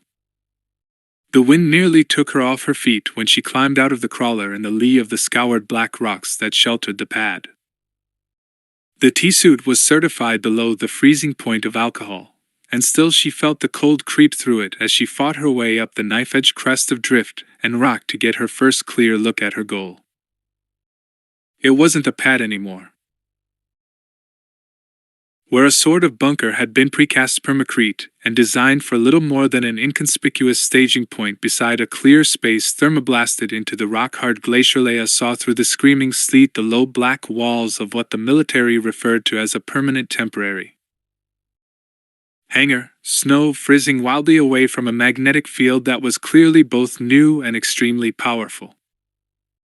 The old permacrete bunker had been added to by others, mostly permtemps, low-built structures whose black walls blended with the rock of the ridge against which they backed. Were it not for the magnetics, they would have been buried by drifts in hours. Leia muttered a word she'd picked up from the boys in the old rogue squadron and edged her way down to the walls, slipping in the heavy packed snow, with R2's treads squeaking sharply in her wake. The ice walker was gone. That didn't mean the hangar was deserted. Leia could see by the melt patterns that something had landed on the ice and been taken into the hangar less than 3 hours ago, and at a guess they'd have left crew. Above the battering howl of the wind it was difficult to extend her senses into the main shed, but the door to the smaller buildings adjacent to it was on the lee side, and those smaller buildings were empty, anyway. It was a matter of moments, even with gloved fingers in the deepening cold, to have R2 hotwire the locks.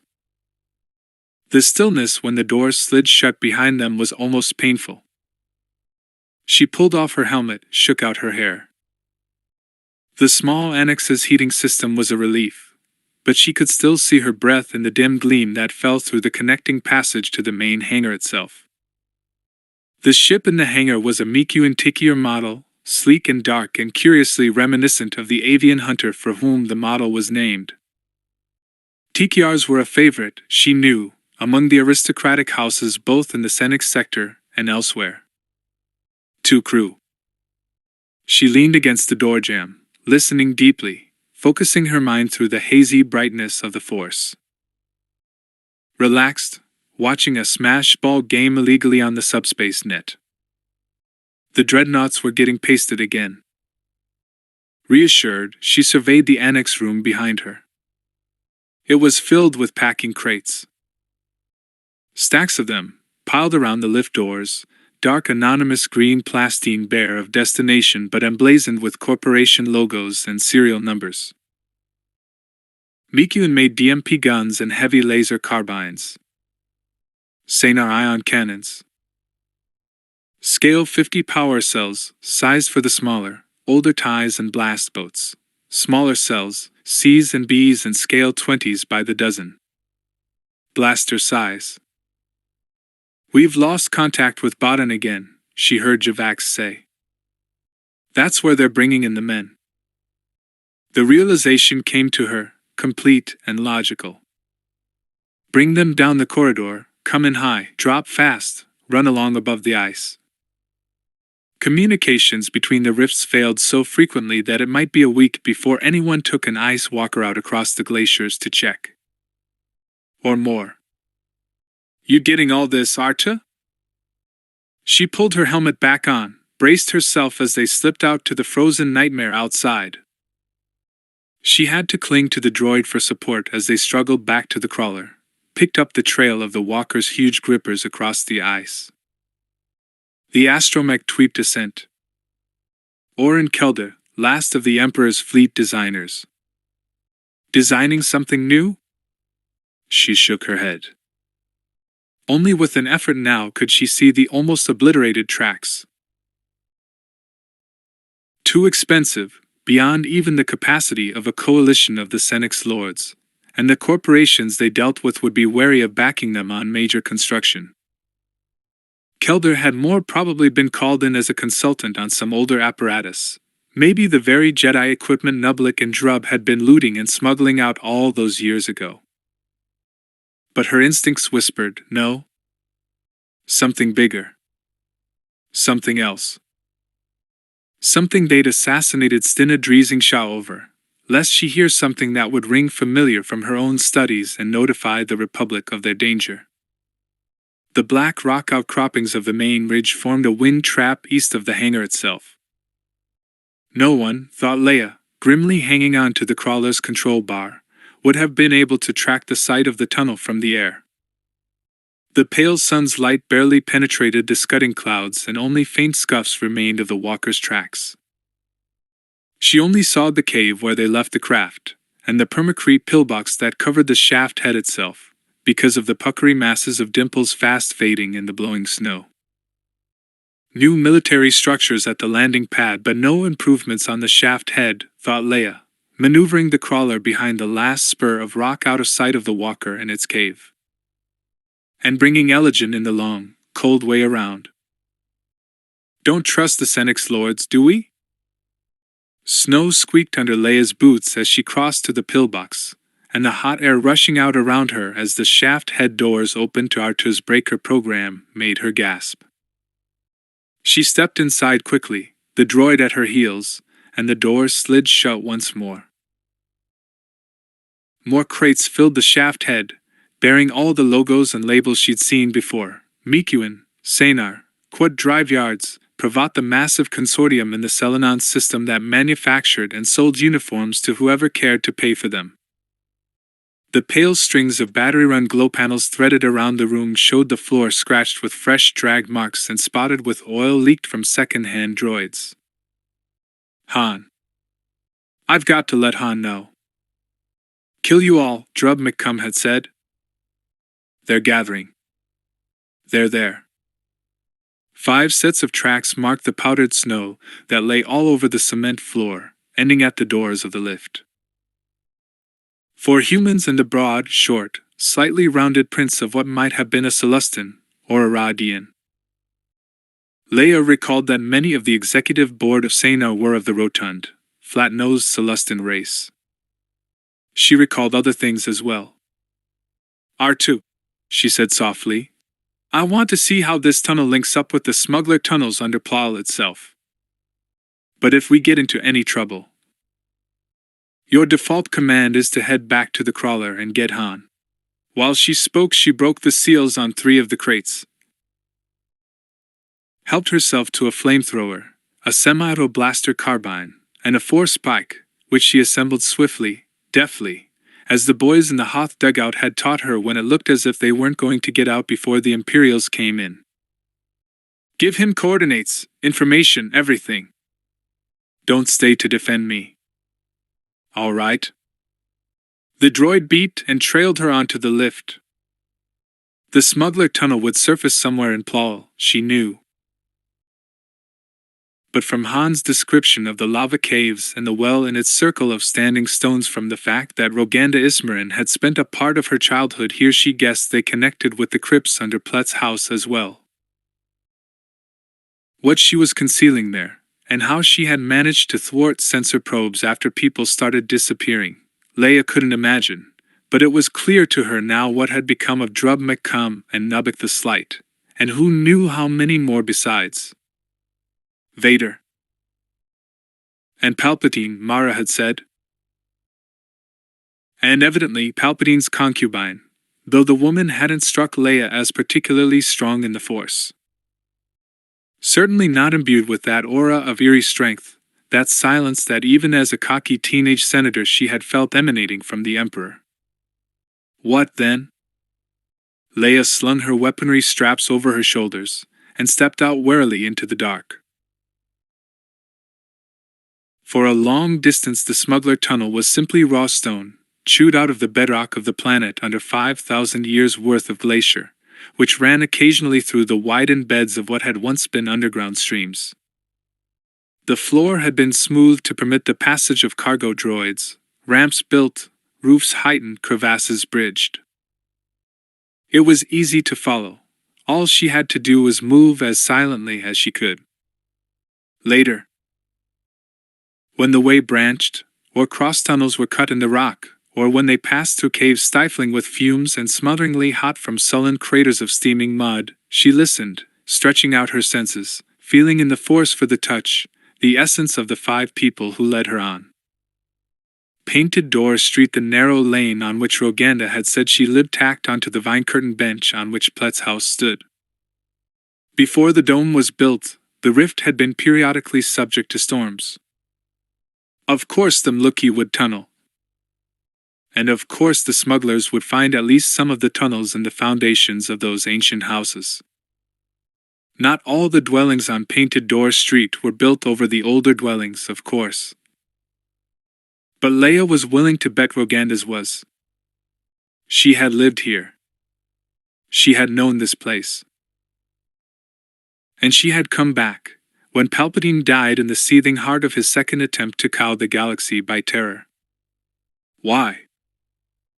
Leia sensed the swift scramble of claws, the snuffling pant of animal breath, even before R2 whistled his nearly soundless warning.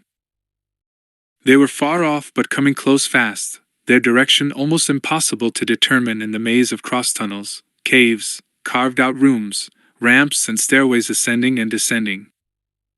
"They're probably tracking us by scent," she said softly.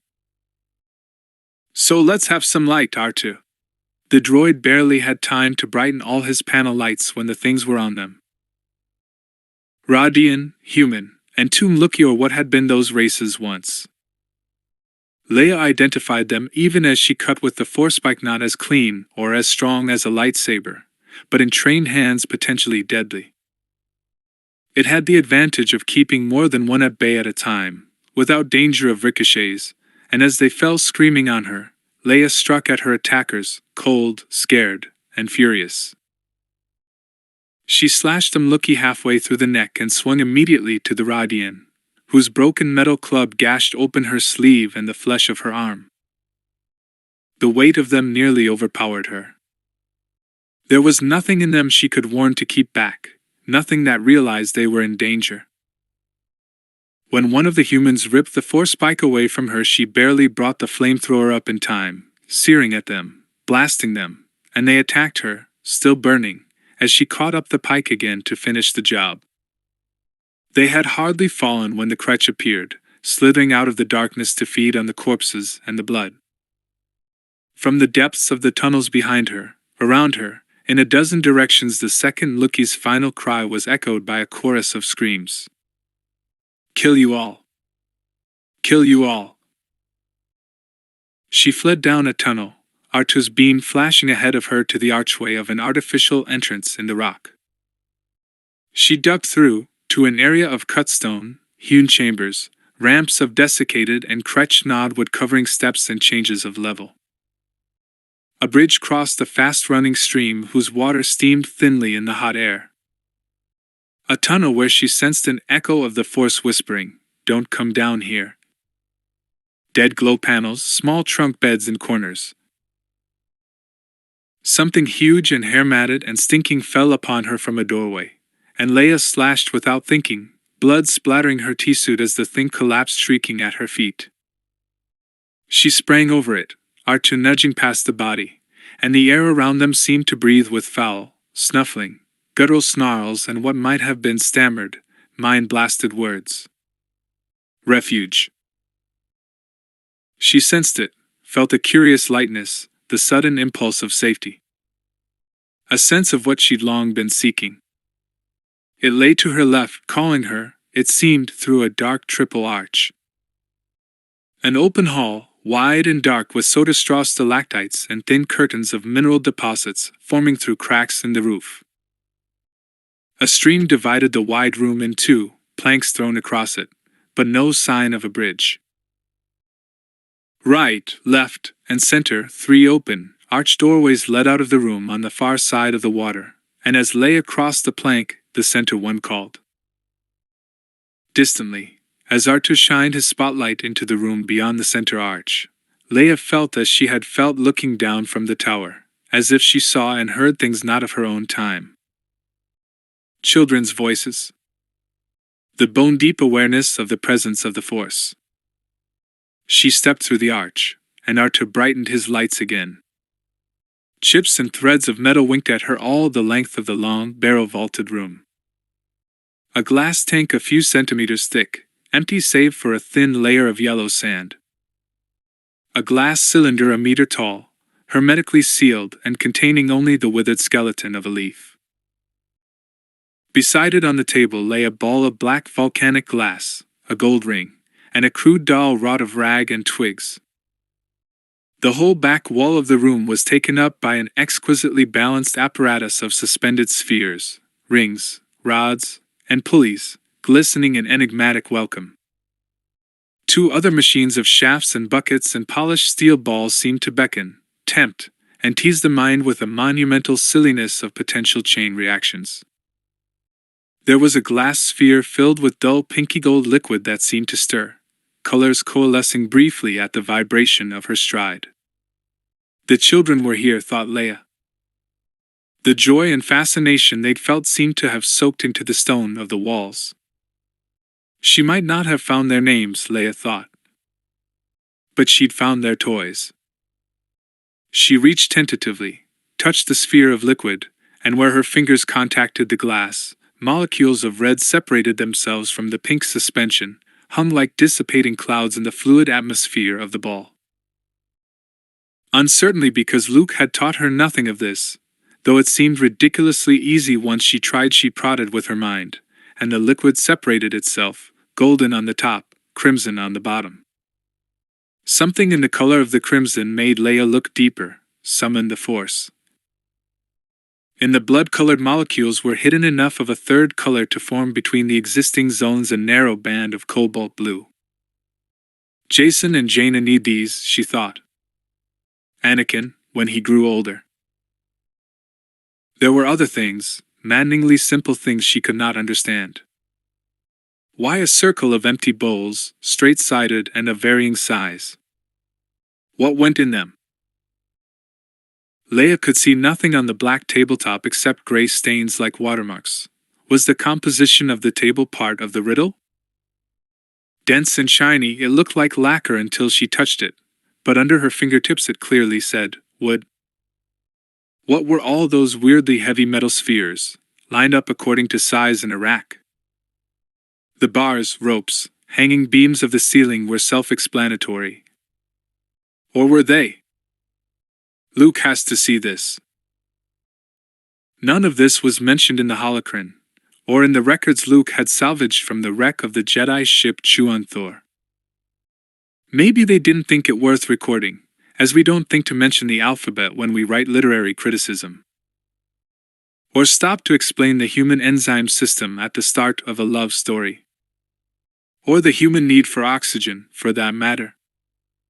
Perhaps it was premonition, some dark tension in the air that keyed and stretched Leia's senses.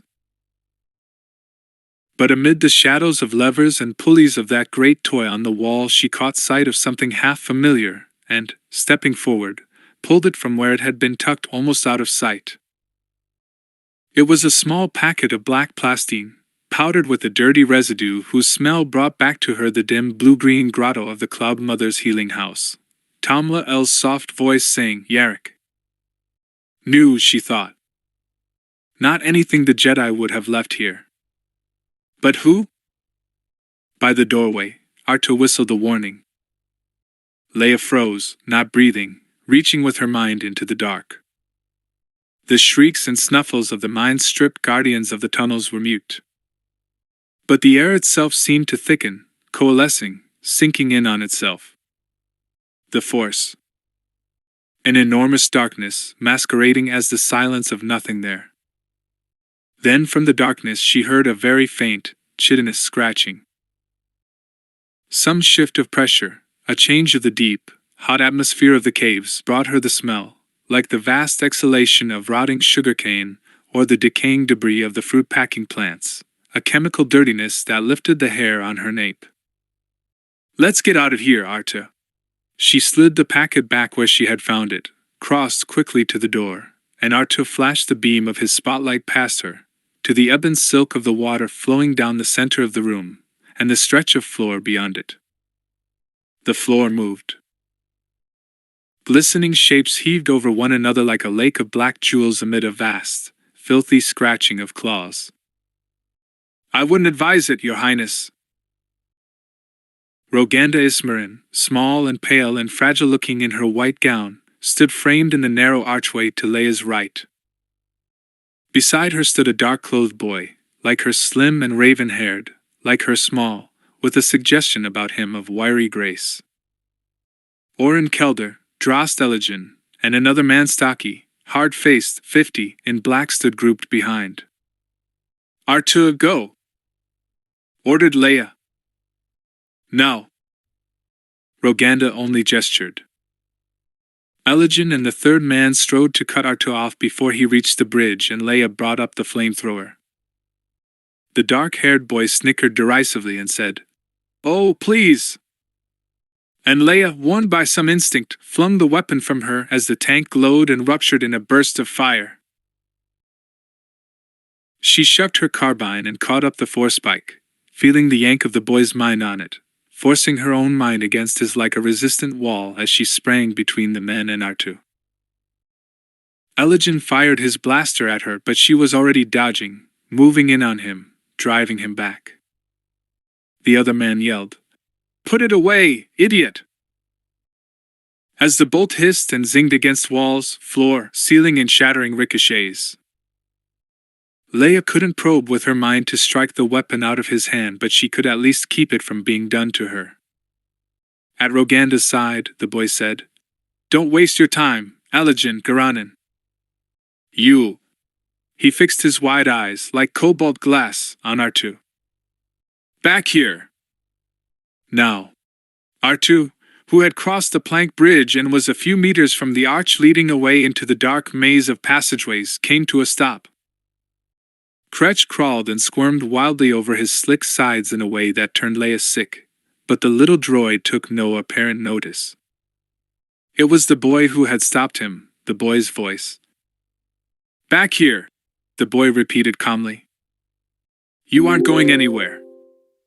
"Artu, go." Leia shifted sideways, force spike raised, keeping a wary eye on Eligen and the man called Garanin, surely not a member of the House Garanin. "Oh, really, Leia?" said the boy impertinently. "If I could make him almost blow up the house you were sleeping in, you don't think he's going to disobey me now?" He sniggered again, his face twisting in an unpleasant grin. "I'll make him run into the water and short himself out." He turned those glass-cold eyes on the droid. "Come on. Open all your repair ports and back this way, 1.5 meters left and parallel to your original course." R2. She couldn't look, keeping an eye on the men. The astromech droid rocked on his base and emitted a desperate whistle. Come on, ordered the boy. Irek, just send the Kretch away and Garanen will.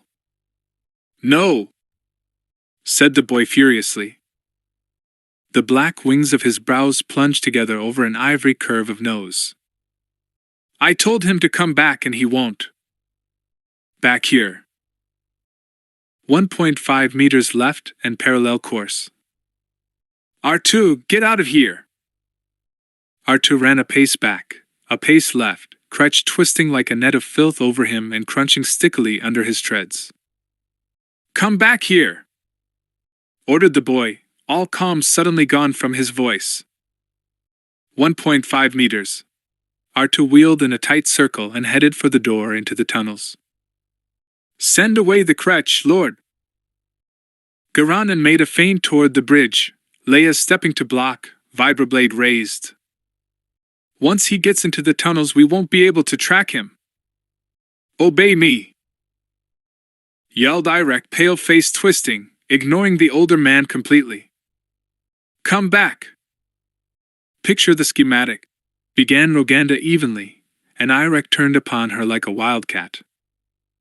I know what I'm supposed to do. It worked before. R2 vanished into the tunnels in a brown smear of mashed Kretch. Irek stared after him, panting with rage and disbelief, and Leia felt the vicious fury, the concentration of the force, flung after him. And remembered vividly Chewbacca amid a tangle of wire and solder on the terrace, patching the droid back together. Send the Kretch. Don't bother me! Screamed Irek, and strode toward the bridge, shoving Garanen aside. Leia stepped in front of him, vibroblade raised in her hand. The boy stopped, staring at her in astonishment that anyone would thwart his will. Leia felt the tug and jerk of the force against her grip on the pike haft, and tightened her grip, bringing all her mind, all her concentration, to bear on keeping him back. The blue eyes widened in stark fury and he whipped a black-hilted lightsaber from his side. At the same moment Leia felt her breath choke off, had to fight with all her strength to draw past it. She could see he didn't handle the laser weapon properly, using instead the stance and grip of formal blade dueling, totally inappropriate for the two-handed weapon's balance. In a duel Luke would make strip steak of him. The blade slashed at the force spike and Leia feinted upward with it, ducked aside, and nearly took off his feet at the ankles. Battling for even a thread of air, she faced him off, and with a yell of fury he came at her.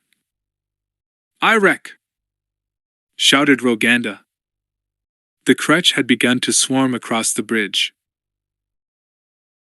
Leia felt the bitter grip on her windpipe relax, saw the swarming anthropods halt in the middle of the planks and begin to mill, as if an invisible barrier prevented them from coming further.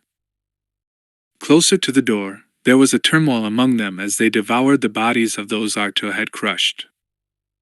Mother, she's doing something! Cried Irek angrily. It isn't working. That droid should come back. That doddering old scumbag said. Irek, be silent! Leia saw the look Roganda gave her son, and saw, too, the concubine's swift wary glance at Garanen and Elijin. She's keeping something from them. Lord Garanen, Lord Elijin, said Roganda in her sweet, reasonable voice, that same sweet voice, with just a touch of helpless deference, thought Leia, that she had used to speak to Leia herself in the market. Step back this way. We seem to be in a rather simple impasse. Irek, remember not to lose your temper and always take the easiest way out. Your Highness. She stepped a little aside in the doorway, to let the two aristocrats pass her. Irek remained where he was, just out of range of Leia's force spike, sullen blue eyes flickering from Leia to the Kretch. Right, said Irek softly. And he grinned. You put it down, princess, or I let the crutch come all the way across the bridge. Maybe I should do it anyway. He tittered and stepped back a pace. The crutch flooded across, pouring onto the near side of the floor like a seethe of bloody mud. I wreck! Commanded Roganda furiously. The crutch stopped, milling again. Leia had backed a few paces but knew at the speed they ran she'd never make it to safety even if she knew in which direction it might lie. Particularly not, she thought, if Elijin had his blaster trained on her. Well, why not do it now? Demanded Irek sullenly. Without her the Republic would crumble. Without her the Republic would simply elect another chief of state, replied Lord Garanon quietly, a twinge of disgusted contempt in his voice. He stepped around Roganda and walked across the room toward Leia and the crutch. Leia, fighting not to run headlong from the filthy things, wasn't sure she could have done that. The light of the single glow panel in the doorway behind Roganda made a stiff gold fuzz, like a metal halo, of the elderly man's short-cropped hair. Surrender your weapon, Your Highness. That's the only hope you have to come out of this alive. Some hope, thought Leia bitterly, as she switched off the vibroblade and slid the force spike to him across the stone of the floor. Chapter 17. When Nichas had been diagnosed with Quanat's syndrome, Cray had said, "There's got to be something I can do." Trembling and panting for breath, Luke leaned on the wall of the 5th or 6th gangway Callista had shown him, his leg a cylinder of red pain that spread upward to devour his body in spite of the double dose of Paragon he'd plugged into it. He remembered Cray's face that day, the brown eyes blank with shock and refusal to give up hope. "There's got to be something," she'd said. He closed his eyes, the wall cold against his temple. There had to be something. And Cray would be the one to do it. The Eye of Palpatine would be jumping to hyperspace soon. Even the most intricate of waiting games came to an end at last. It had waked, and it would fulfill its mission, and something told Luke that this wasn't simply a matter of laying waste a planet that 30 years ago had sheltered the Emperor's foes. Something wanted the ship. Something that could use the Force to affect droids and mechanicals. Something had called out to it, commanded the long-sleeping will. Whatever it was, he couldn't risk letting it wield this kind of firepower, this kind of influence. Not even for Callista's life. But everything within him turned away from the thought, unable to bear the understanding that he wouldn't get to know her. That he wouldn't have her always somewhere in his life. It was worse than the pain of his crippled leg, worse than having his hand cut off, worse than the pain of realizing who his father was. He literally didn't know if he'd be able to do it. He leaned his weight on the gangway railing to support himself while he stepped up the next riser with his good leg, and straightened his body again. Lean, step, straighten. Lean, step, straighten, and every muscle of his shoulders and back cried out with the days of unaccustomed labor. The few Paragon patches 3PO had been able to scrounge for him from emergency kits around the ship were nearly gone, and the droid had covered all of decks 9 through 14. When he'd lost his hand, he'd had a mechanical within hours, and he would have fought, or traded, or sold almost anything he could think of for a working medlab and a 2-1B unit. The footwitter floated at his back. By the chronometer on his wrist, it was just after 1,000 hours.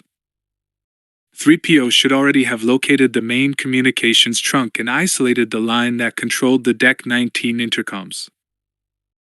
It was information classified to the will, but the will couldn't prevent Callista from whistling a trace note from one side of the deck to the other, loud enough for the protocol droid's sensitive receptors to detect.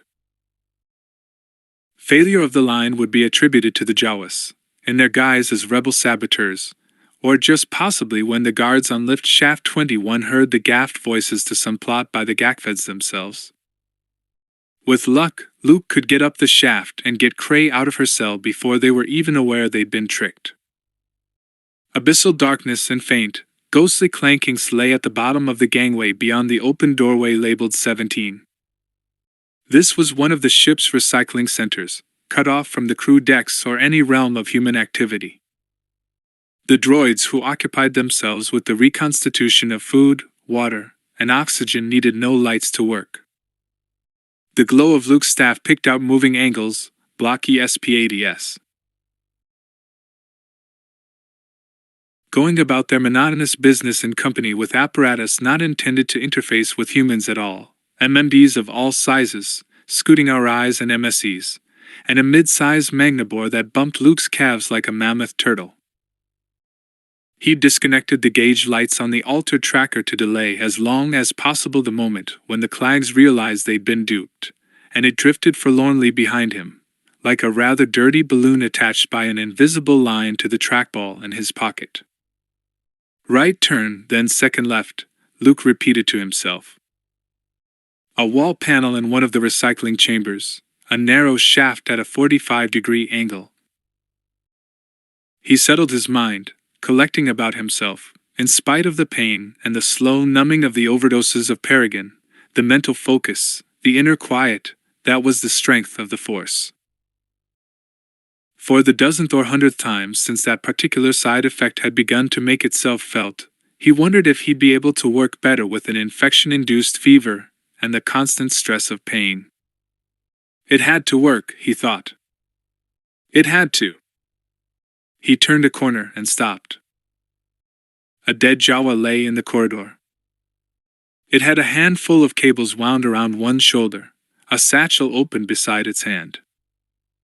Luke limped to the body, eased himself down to kneel beside it, and touched the skinny black claw of wrist. A charred pit of blaster fire gaped in its side.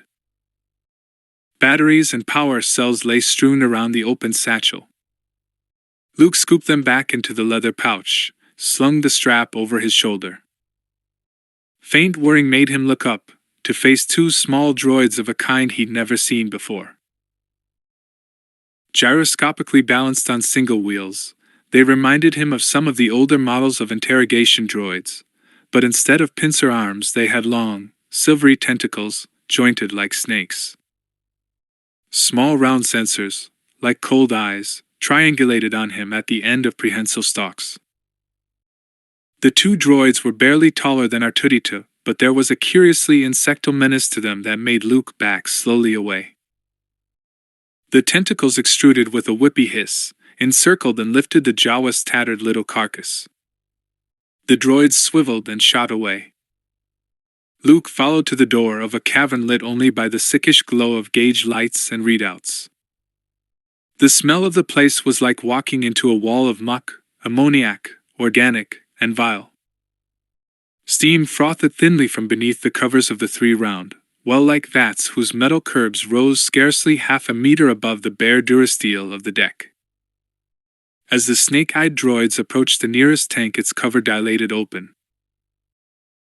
The stench redoubled as steam poured forth, knee-high ground fog that swirled to the farthest corners of the room. The droids raised the Jawa corpse high and dropped it into the vat with a viscous ploop. The cover dilated shut. A sharp rattle at Luke's side made him jump. A slotted hatchway popped open in the wall, and a tumble of bell buckles, boot latches, a stormtrooper helmet, and some half-dissolved bones clattered into the catch bin under the hatch, everything dripping brownish enzymatic acid. The skull of a Gamorrean grinned up at Luke from the bin. Luke stepped quickly back. Though he knew that full recycling from enzymatic breakdown products didn't kick in until the second or third week of deep space missions, still he found himself queasy at the memory of that gucked egg. The food-twitter waited for him in the corridor. Luke led the way through another door, past backup enzyme tanks locked up cold and closed, to the far wall. At the touch of the lights on his staff, the three SP-80-foot-s ranked in a corner swiveled their cubical upper bodies, the wide-range sensor squares casting dim blue glare. A small MMF rolled out of the darkness and rattled its three arms at him like a bare mechanical tree. It halted beside Luke as he knelt to pop the panel hatches, reached to take the hatch cover from him with the surprising, irresistible strength of droids. Luke leaned around the back and hit the pause button. The MMF froze, panel still raised in its grippers. Within the shaft, the inclusion grid's lattices grinned at him like broken, icy teeth, fading out of sight into the dark chimney above. Very carefully, Luke leaned into the shaft. It ascended 2 levels at a steep slant, climbable at a pinch, but not by a man with a useless leg. The square, cold patchwork of the walls seemed to whisper, "Try it. Go ahead." "It's like causing a blaster to misfire," CALLISTA had said.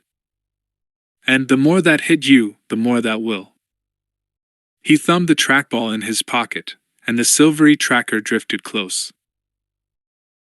He'd examined the latches that dogged panels shut from behind, so it was an easy matter to reach through with his mind as he had reached behind the panel leading into the shaft and twist the latches aside at the top.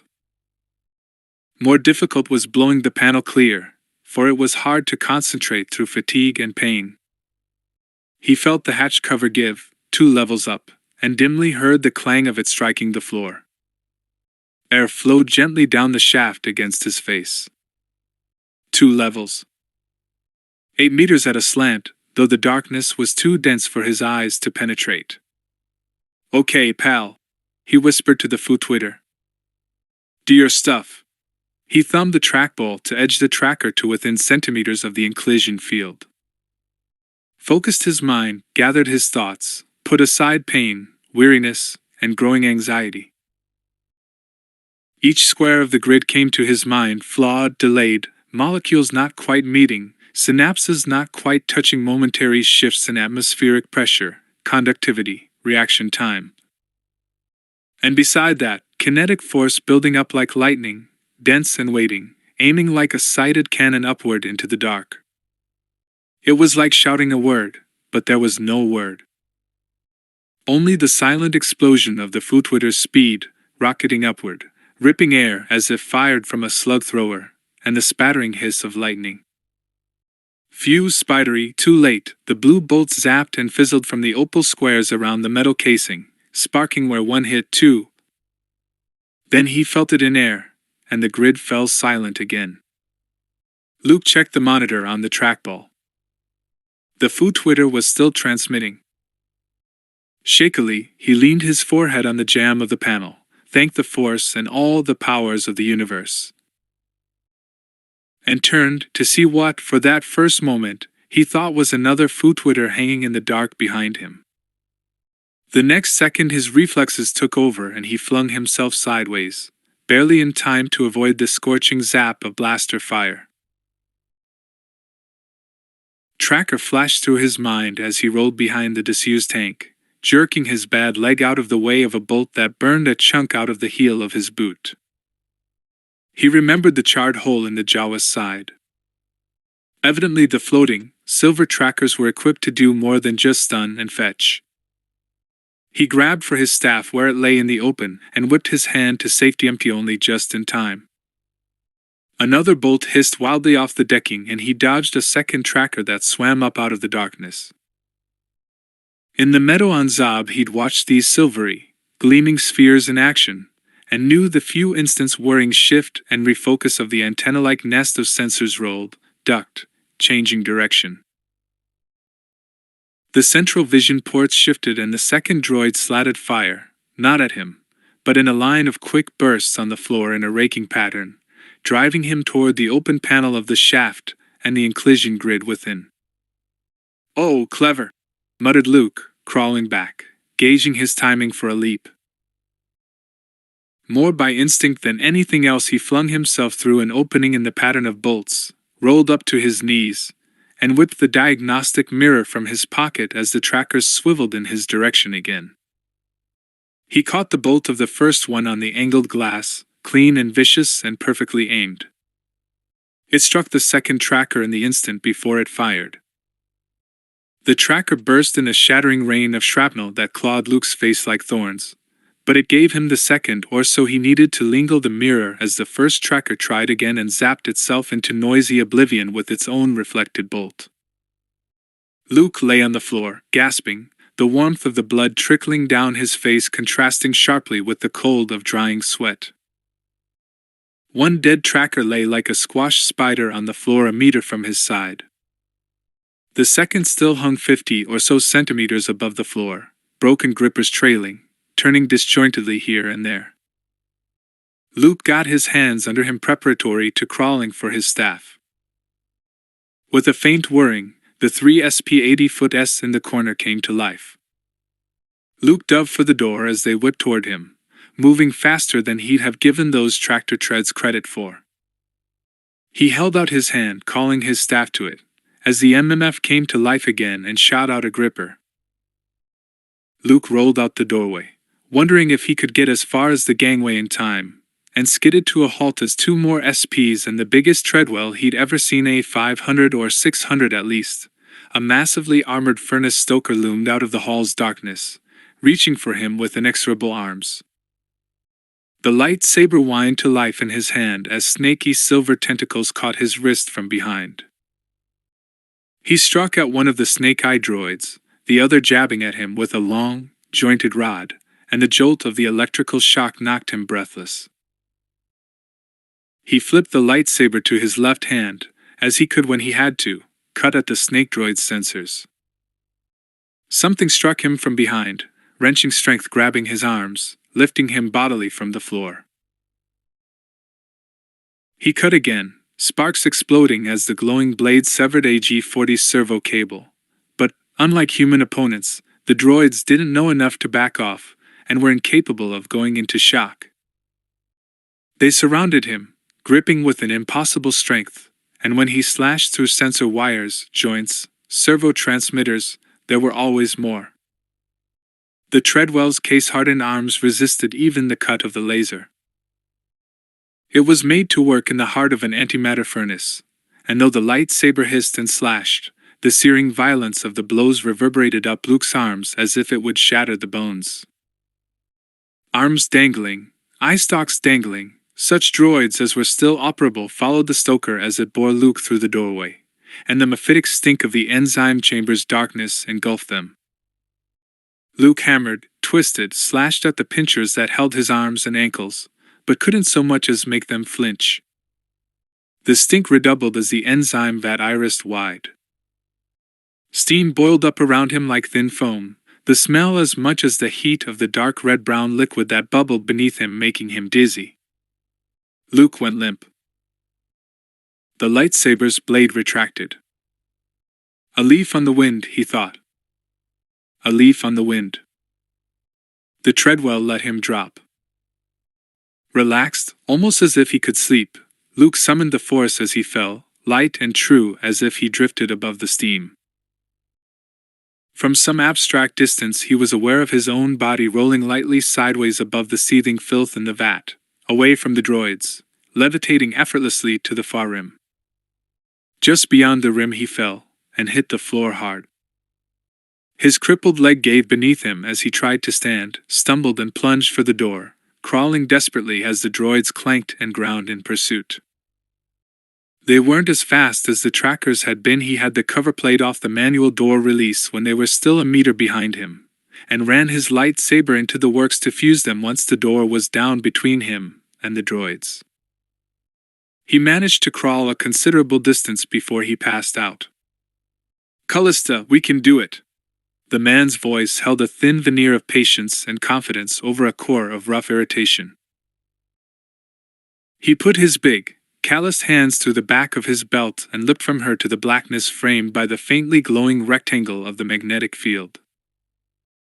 Luke recognized the hangar, though it seemed less cavernous in the clear, cold lighting of the glow panels than it had been when he'd stood there by the shorn, chalky light of the stars. The Moonflower Nebula's drifting banks of light could be seen outside, speckled with the darker chunks of asteroids, an eerie field of glow and lancing shadow.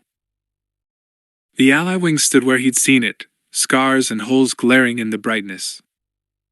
On the marks that had been empty stood a skipray blast boat, crowding the smaller craft. "The station lays its defensive fire in a double ellipse pattern, that's all. We got in, didn't we?" The man's eyes were bright blue and a hatchet-jawed, amiable face grubby with 3 days' rust-colored beard. He had a gold ring in one ear. The Force was with us or we'd never have made it.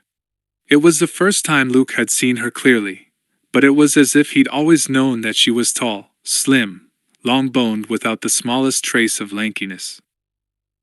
The lightsaber with its rim of bronze cetaceans hung at her belt. Like her companion, she was filthy, a universe of heavy brown hair unwashed and trailing from a knot the size of his 2 fists at her nape, gray eyes light against the soot and oil that stained her face. Shrapnel or shattering glass had opened a 3-inch cut on her forehead. The way it was scabbed, it would leave a hell of a scar. Her voice was like smoke and silver. She was beautiful. Luke had never seen a woman so beautiful. I'd like to think I had something to do with that. The man's long mouth twisted. You did. Callista looked taken aback that he'd feel offended. Of course you did, Geeth. The Force. I know.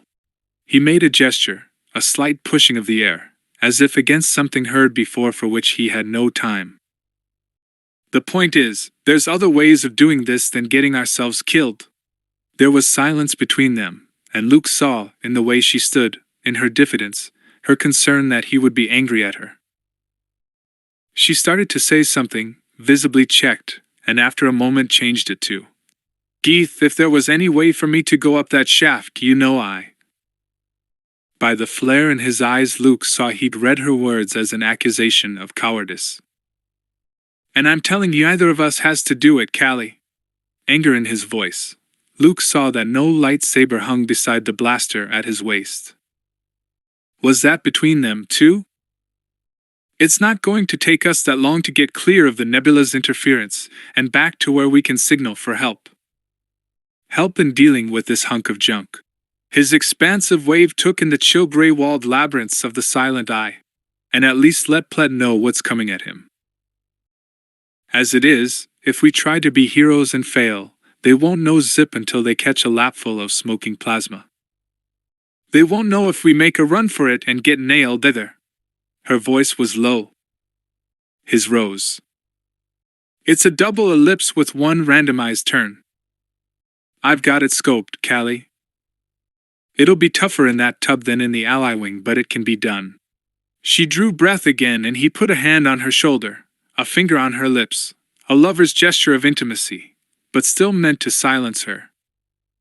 You don't have to be such a hero, baby. There's always ways of doing things without getting killed. Luke thought he doesn't want to climb up that shaft.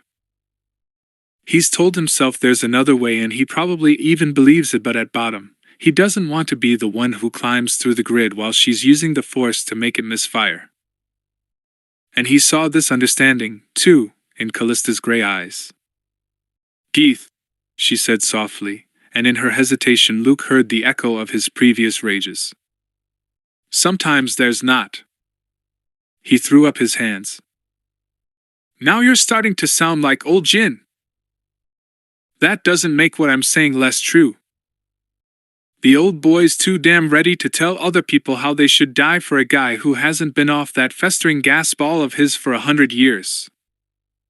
Callie, I've been around. I know what I'm talking about. And I know that we have no idea how long we've got until this thing goes into hyperspace. She still didn't raise her voice, but something in its level softness stopped him from cutting in again.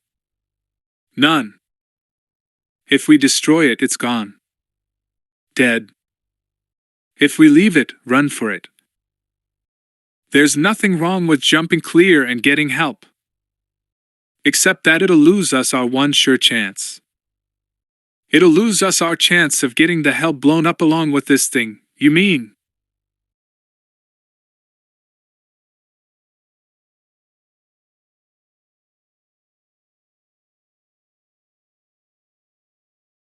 That's what I mean. Will you help me or not? He put his hands on his hips, looked down at her, for he was a tall man. You stubborn fish rider. Affection glinted in his smile. Her voice flawed, just slightly, as she looked up into his face. "Don't leave me, Geeth. I can't do it alone." And Luke saw something change, just slightly, in Geeth's blue eyes. Pain came back to him, shredding away the scene in the hangar. He opened his eyes, felt under him the slight, smooth jostle of movement. Thin dark lines passed like scanner wires above his head, traveling from head to feet. Sealing joints. Moving his head, he saw that he lay on a small anti-grav sled, beyond whose rim C-3PO's grimed and dented metal head and shoulders were visible as the droid guided the sled along the hall. There was a sound somewhere ahead and 3PO froze into the perfect immobility of a mechanical. The yellow reflection of a tracker droid's dim lights passed over the metal mask of 3PO's face, glinted very faintly on the perfect, intricate shape of his hand where it rested on the sled's rim. The yellow light passed on. 3PO moved forward again, footfalls hollow in the empty corridor. Luke slid back toward darkness. The footwitter, he thought.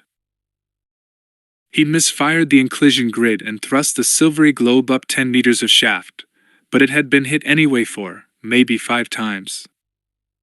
He'd heard the shrill zing of ricochets against the metal.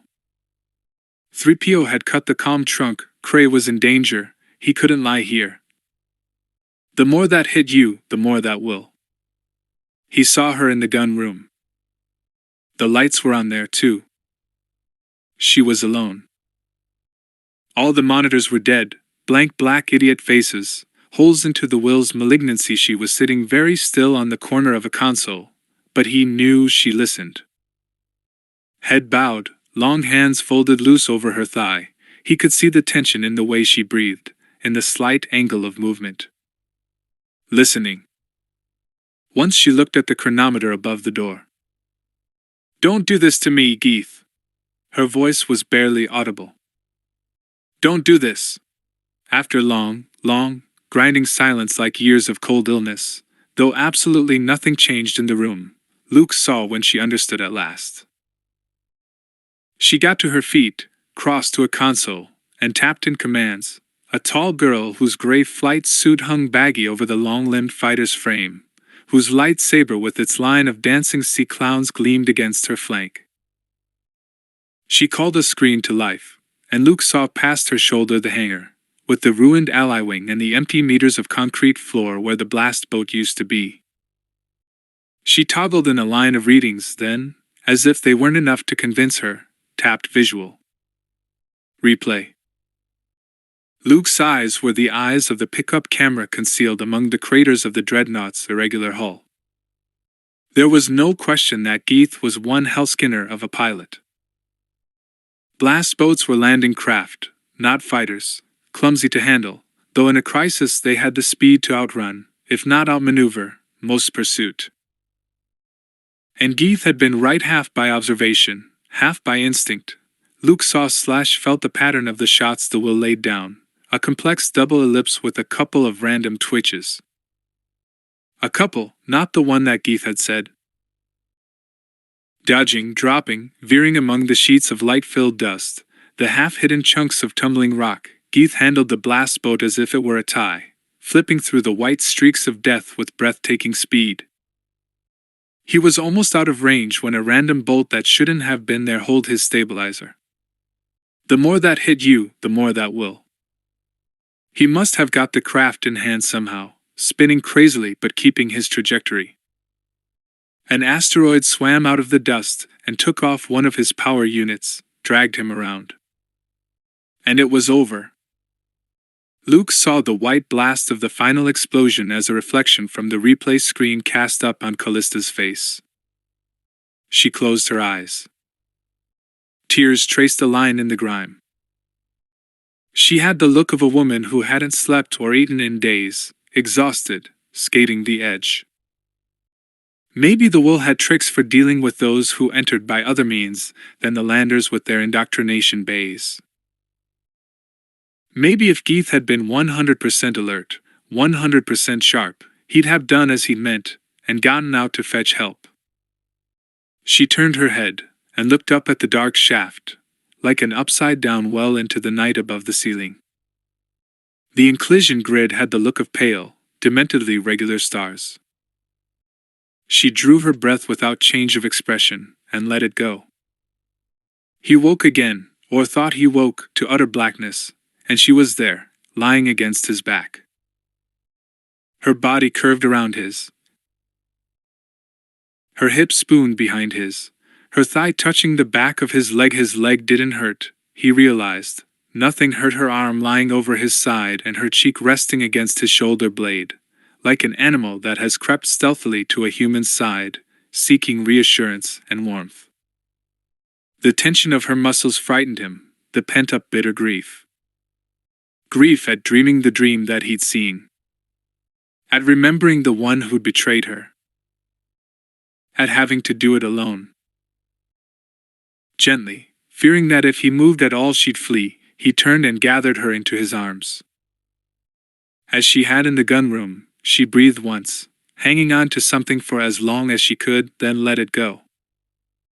For a long time she wept, silently and without fuss or apology, the hot damp of her tears soaking into his ragged jumpsuit, her body shaking with the draw and release of her breath. "It's all right," said Luke quietly. Her hair, thick and rough-textured as it appeared, was startlingly fine to his touch, springy where gathered into his hands, filling them and overflowing. "It's all right." After a long time she said, "He thought I'd never try it myself. He meant to save my life. I know that. He knew I'd know. But he still made it his decision, not yours." Against his chest he felt her small, wry smile. "Well, it was his decision, so it had to be right, didn't it? I'm sorry." That sounds bitter. A lot of his decisions were right. He was a demon of a fighter. But this, I felt it. I knew there would be no getting back in, once we were away. I was angry for a long time. I'm angry at him. He remembered the faint, attenuated sense of her, less than a ghost even, in the gun room. Hidden, eroded, worn by exhaustion almost to nothing. "I'm surprised you helped me at all." "I wasn't going to," she said. He felt her move her arm, push the hair from her face. Not out of hate really, but it all seemed so distant. So unreal. Like watching Mort scurry around the bones of the ship. "Yet you stayed," said Luke. Even as he spoke, understanding that he was dreaming, understanding that the warmth of her body, the long bones and soft fine hair and the cheek resting on his shoulder were her memories of her body, her recollection of what it had been like, long buried and nearly forgotten. "You used the last of your strength, the last of the force, to put yourself into the gunnery computer, to keep anyone else from taking the ship. For all you knew forever." Against his shoulder, he felt her sigh. "I couldn't let anyone come aboard. All those years. It wasn't so bad, after a time. Jin had taught us, had theoretically walked us through, the techniques of projecting the mind into something else, something that would be receptive, to hold the intelligence as well as the consciousness, but he seemed to regard it as cowardly. As being afraid or unwilling to go on to the next step, to cross over to the other side. Once I was in the computer. She shook her head, and he felt the gesture of her hand, trying to speak of some experience beyond his ken. After a time it began to seem that it had been my entire life. That what came before Chad, and the sea, and Papa, Jin's teaching, the platform on Bespin, and Geeth they turned into a sort of dream. But the tripods. They're a little like the dreams back home, sweet and harmless and well-intentioned. I wanted to help them. I was so glad when you did. That was the first time I really saw you. And even the Jawas. She sighed again, and tightened her hold on him, her arm around his rib cage sending a shock of awareness through him, as if its shape and strength and the pressure of her hand had somehow a meaning and a truth to which all other things in his life were tied. He understood for the first time how his friend Wedge could write poems about Queesucks's pale, feathery hair. The fact that it was Quee's made all the difference. She said, "Look," and he brought her face to his and kissed her lips. Chapter 18. In the throbbing indigo darkness, Framjam Spa then rolled back his head so that the long electric ropes of his glowing hair brushed the floor, raised arms glistening with cutaneous diamonds to flash in the bloody light, and screamed. The screams seemed to lift him onto his toes, rippling through that hard-muscled body in wave after wave of sound and pain and ecstasy as he rolled his head, heaved his hips, stretched his fingers to the utmost. Were those muscles all really his? Wondered Bran Kemple, drawing on a hookah that smelled like old laundry steeped in alcohol and regarding the hollow and extremely old one. Han had seen it in dozens of cheap clubs from here to Star's End with half-shut eyes. Sure they were, said Han. He paid about 200 credits per ounce for 'em, plus installation, but after that they were his, all right. The dancers on either side of Fremjan's hollow were real, a boneless Twi'lek boy and a massively breasted Gamorrean female, undulating under the red glare of lights for the edification of half a dozen seedy customers. It would have been hard to picture anything less conducive to lust, jungle, or otherwise. The day-shift hustlers of various races and sexes were working the floor hard, chatting up the patrons and drinking glass after glass of watered liquor at prices that should have brought 100% breath of heaven. Even they looked tired. Han supposed that having to listen to a 15-year-old Framjan spatha and hollow for 8 hours would tire anyone. Bran Kemple sighed heavily. Nublik the Slight. Now there was a hustler who could run things. Things was all different in his day. Han sipped his drink. Even the beer was watered. Pretty lively, Han? Lively? Phew. Kemple made a kiss-your-hand motion toward the ceiling, presumably a signal to the Slight's departed spirit. Wasn't even the word. Half a dozen flights in a week that never made it on the port manifests, people appearin' and disappearin' through the tunnels out under the ice. Decent drinks and decent girls. Hey, Sadie, he yelled, gesturing to the one-eyed Abyssin barkeep. Get my friend here a decent drink, fair pity's sakes. Festarin barkeep can't tell the Festarin difference between a mark and somebody in the trade, fester it. He shook his head again, and mopped at his broad, pale green brow with a square of soiled linen he'd dragged from the depths of his yellow polyfibe suit. His curly brown hair was surrendering to its destiny, and he'd picked up a couple of extra chins in the years since Han had last seen him as a 2-bit gunrunner in the Juvex systems. So what happened? What happened? Kemple blinked at him through the gloom. Place got cleaned out. He'd been stripping old machinery, droids and computers and lab stuff, down under the ruins. Some kind of old laboratories, they must have been, and there were rooms full of them, Nublik said. I will say for Nublik. The Abyssin brought Han a drink that would have flattened a rancor, and Kemple, evidently forgetting for whom he'd ordered it, polished it off, his long, prehensile tongue questing around the bottom of the glass for stray drops. I will say for Nublik, he kept a strong hand on the loot, played it out and kept anybody else from horning in. It was his show, nobody else's, and he didn't trust a soul. And why should he, hey? Business is business. He never even told me how he was getting into the tunnels. Ja look for the way in, after he left? Course I did. Kemple's vertical pupils flexed open and shut indignantly. Think I'm stupid or something?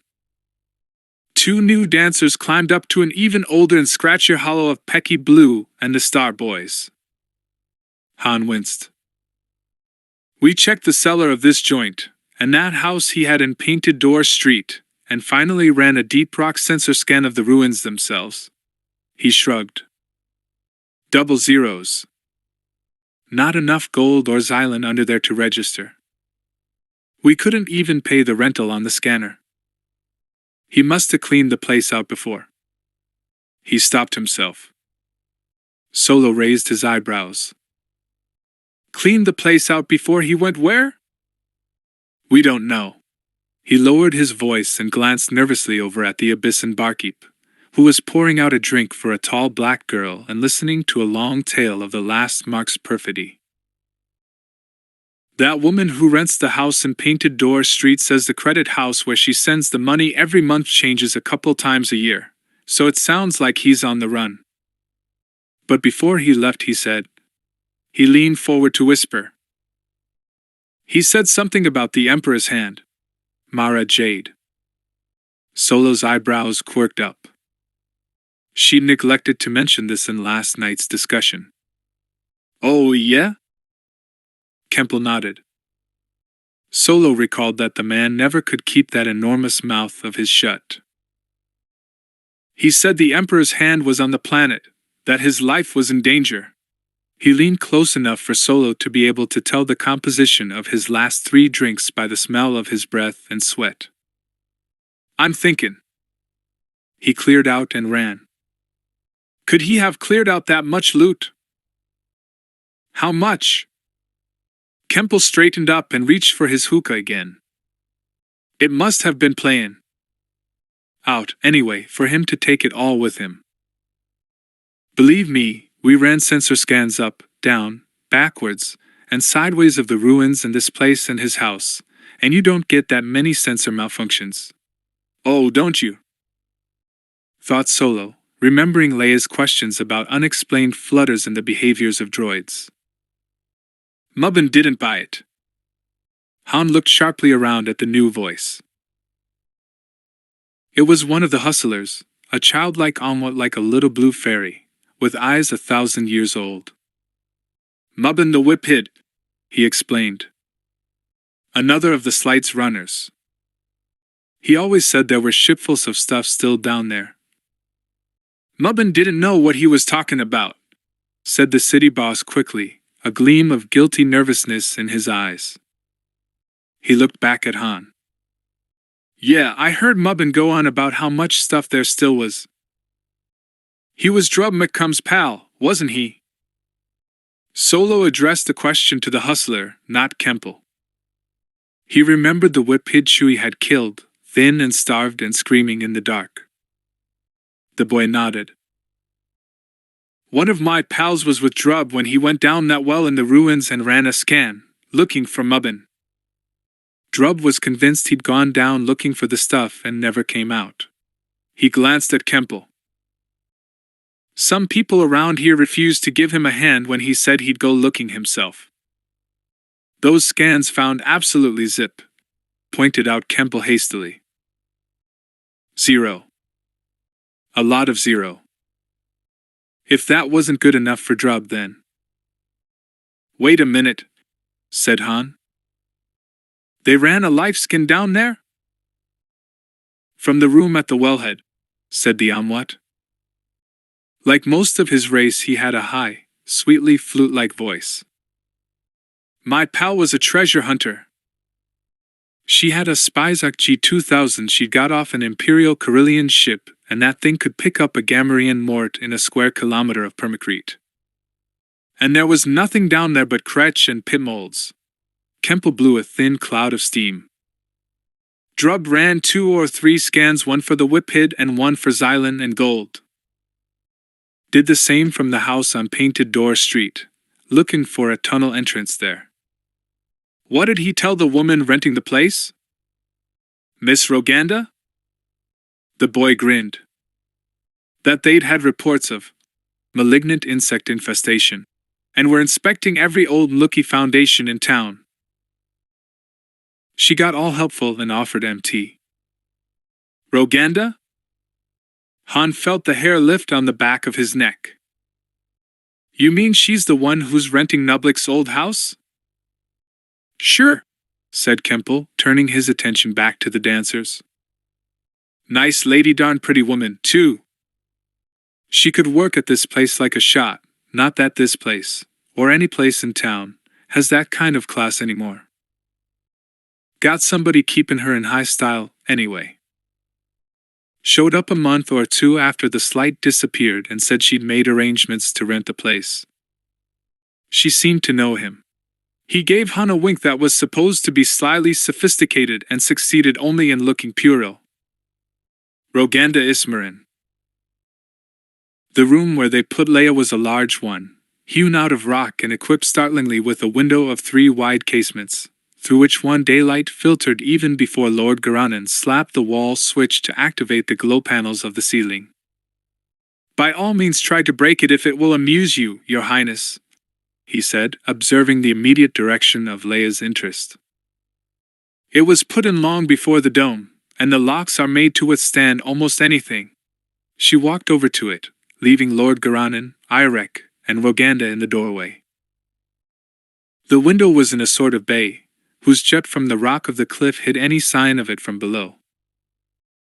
A more massive jut overhung it from above, like every irregularity of the cliffs bearded with curtains of vines, so that light from the window could not be seen from anywhere in the rift at night. Through the dangling creepers Leia could see, 10 or 12 meters below her and to the right, the topmost courses of the ruined tower. She remembered seeing this vine-grown overhang from the tower, one of many in the cliff wall behind Plett's house. How many of those, she wondered now, hid the windows of this warren of tunnels and rooms? If she angled her head, she could see down into the stone enclosure where she'd glimpsed the echoes of Jedi children playing. Beyond, the rift was a lake of mist and treetops above which the hanging gardens floated like an armada of flower-bedecked airships. Leia could see the feeders mostly of the nimbler races. Like Charterfan or Verpine, since mechanicals were out of the question under the circumstances, scrambling along the ropes and catwalks that stretched from bed to bed, or from the beds to the supply station, clinging amid its own luxuriant cascades of sweetberry to the cliff wall. I still say we should put her in one of the lower rooms, insisted Irek. He shook back his long hair, shoulder-length, black as a winter midnight, and clearer than his mother's. Like hers, his skin was slightly golden, but pallid with the pallor of life lived mostly underground.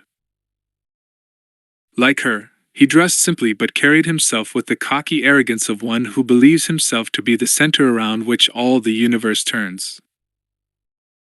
Leia was familiar with that posture from her days in the marriage mart of the Emperor's court. A lot of the young men had had it, knowing the universe revolved around them and them alone. If we keep her at all, he added, and gave her a look up and down, calculated to be an insult. Lord Garanon replied quietly. Whatever her position in the Republic. Lord Irek, Her Highness deserves the consideration due to the daughter of one of the great houses. Irek opened his mouth to snap a reply, and Drost Eligen's lip curled slightly with something close to smugness, as if his opinion about the boy and his mother had been borne out to their discredit. Roganda put her hand quickly on her son's shoulder and added, "And for the time being, my son, she is our guest. And this is what we owe to our guests." It might have been Aunt Rouge speaking. Leia could see Roganda's eyes on Eligen as she brought out the words, and guessed they were more to impress him with her knowledge of how things should be done than from any true concern for Leia's comfort. But Irek glanced from his mother's face, to Garanon's, to Leia's, and subsided. But the full lips were sullen, the blue eyes smoldering with a secret discontent. "It is time we looked to our other guests." Irek threw a cocky glance back to Leia and said, with deliberate malice, "I suppose we can always kill her later, can't we?" He transferred his gaze to Garanon and added, "Have you caught that droid of hers yet?" "The men are searching the tunnels between here and the pad," said Lord Garanon. It won't get far. It better not. The boy turned and strode out, followed by Roganda in a whisper of silk. Garanan turned back to Leia. They are parvenus, he said, his matter-of-fact tone containing, by its sheer lack of apology, something abysmally deeper than contempt for those not of the ancient houses. But such people have their uses. With him as our spearhead, we will be able to negotiate from a position of power with the military hierarchies that fight for control of the remains of Palpatine's new order. I trust you will be comfortable, Your Highness. Chief of State of the new Republic and architect of the rebellion she might be, but Leia could see that she remained, in his eyes, Bail Organa's daughter. And the last surviving member of House Organa. The last princess of Alderaan. Thank you, she said, biting back the annoyance she had always felt at the old Senix aristocracy, and speaking to him aristocrat to aristocrat, sensing in him a potentially weak link in the chains that bound her. I appreciate your kindness, my lord. Am I to be killed? She fought to keep sarcasm out of her voice, to replace it with that dignified combination of martyrdom and noblesse oblige with which, she had been taught, aristocratic ladies surmounted every adversity from genocide to spotty tableware at tea. He hesitated. In my opinion, Your Highness, you would be of far more use as a hostage than as an example. She inclined her head, veiling her eyes with her lashes. Lord Garanan came of the class that did not kill hostages. Whether the same could be said for Roganda and her son was another matter. Thank you, my lord. And thank you, Anne Rouge, she added silently, as the burly aristocrat bowed to her and closed the door behind him. The bolts hadn't even finished clanking over as Leia began her search of the room. There was, unfortunately, little enough to search. Though large, the chamber contained almost no furniture. A bed built of squared ampor logs and equipped with an old-fashioned stuffed mattress and one foam pillow so old that the foam was starting to yellow. A work table, also of ampor logs, beautifully put together but whose drawers contained nothing, a lightweight plastic chair of a truly repellent lavender. A screened-off cubicle contained sanitary facilities. A curtainless rod with pegs embedded in the wall behind it indicated where someone had once hung clothes. Leia noted automatically that all the furniture was human-proportioned, the plumbing fitted for human requirements. The room had been cut out of stone, accurately but roughly, the walls smoothed after a fashion but not finished. The door was metal, and fairly new. Marks of other hinges indicated it had replaced one probably less substantial. This high above the hot springs that warmed the caves, without her tea suit it would have been unpleasantly cold. Leia touched the places where the older set of hinges had been, and thought, they changed this place over to be a prison. When? She wished she knew offhand the decay rate of foam pillows. It might tell her something. And for whom? The door latches clicked.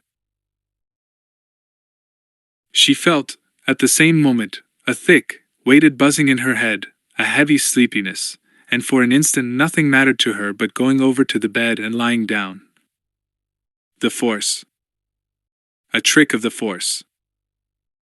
She shoved it off with a certain amount of difficulty and retreated from the door as far as she could, knowing who would come in. You're still awake. Irex sounded surprised. He had a blaster and a lightsaber. Leia kept to the vicinity of the window, knowing better than to bolt for the door. You're not the only one around here who can use the Force. He looked her up and down again, contempt in his blue eyes. He was, she guessed, 14 or 15 years old.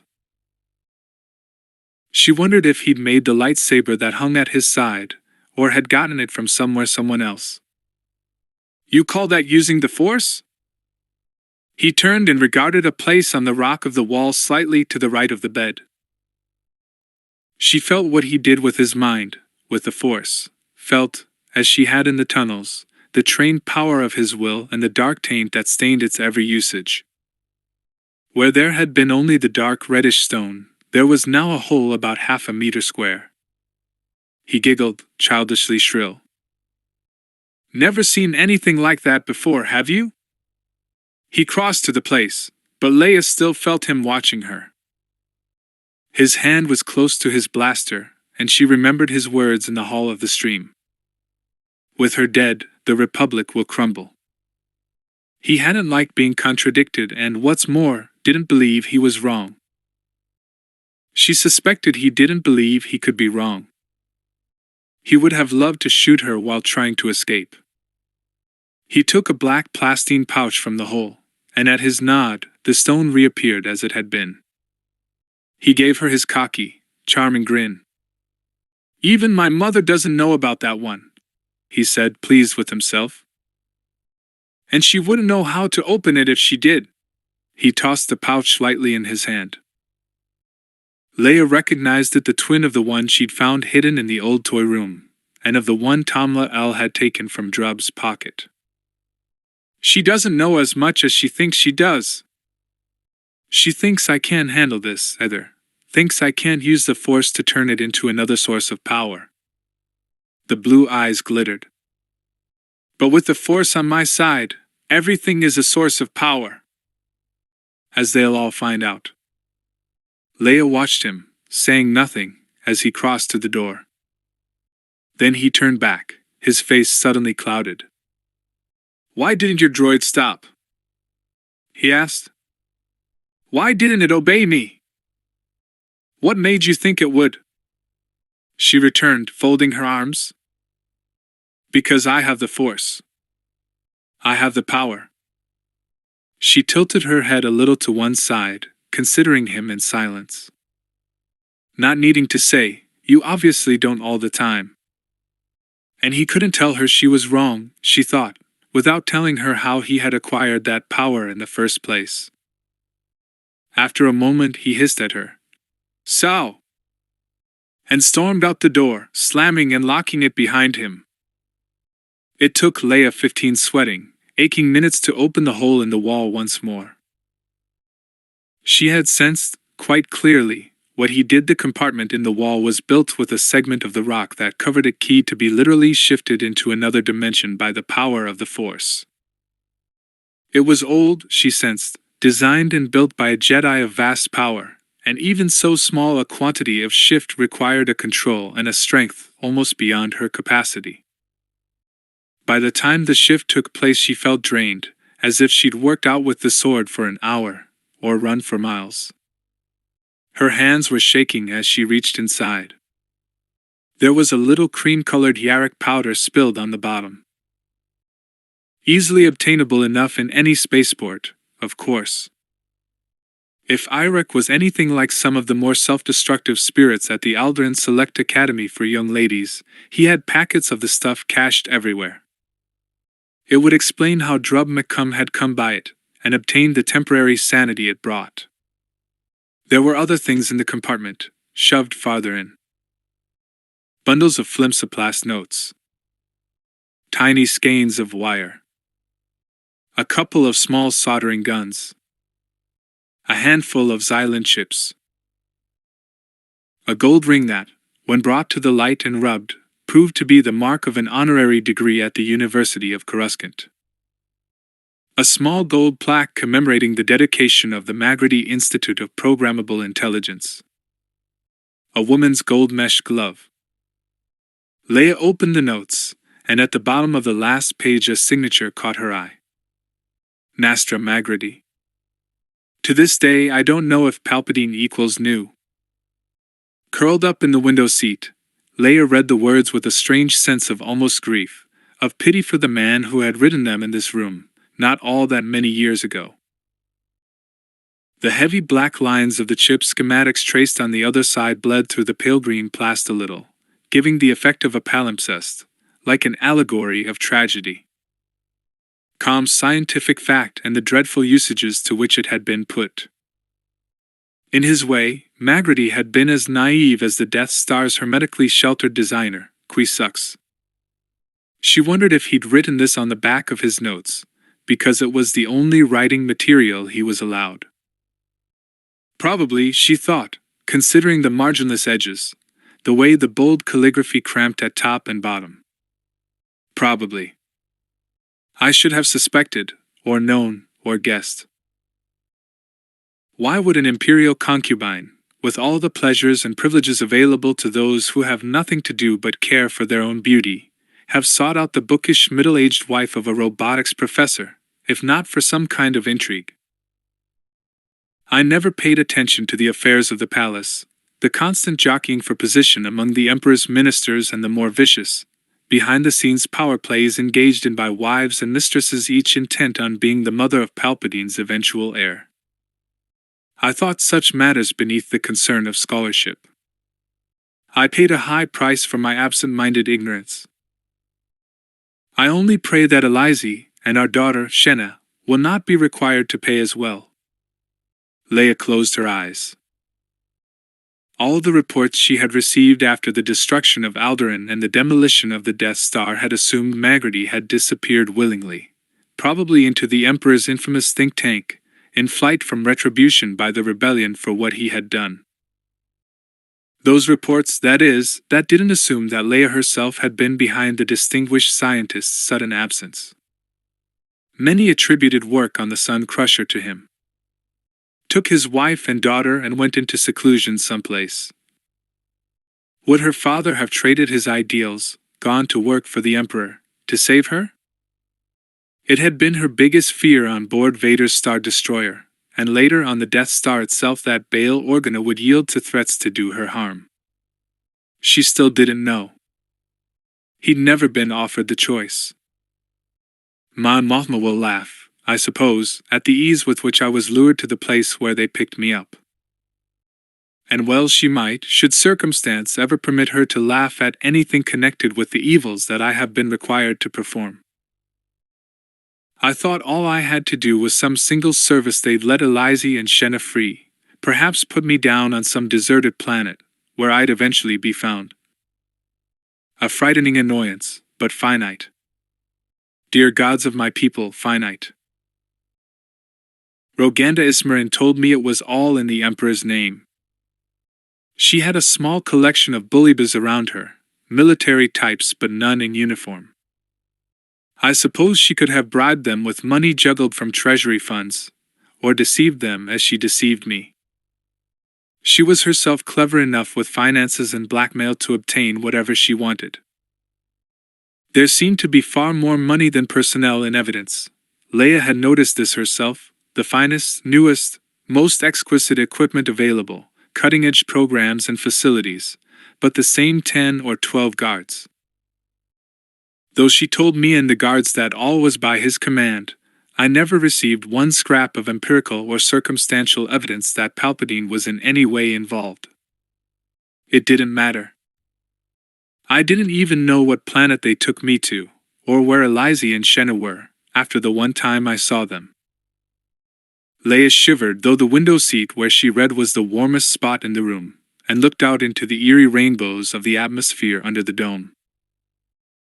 She remembered, the night before the time of meeting, sitting beside one of the fountains in the rooftop gardens of the Ithorian guest house while Han pointed out to Jaina and Jason which star was Coruscant's sun.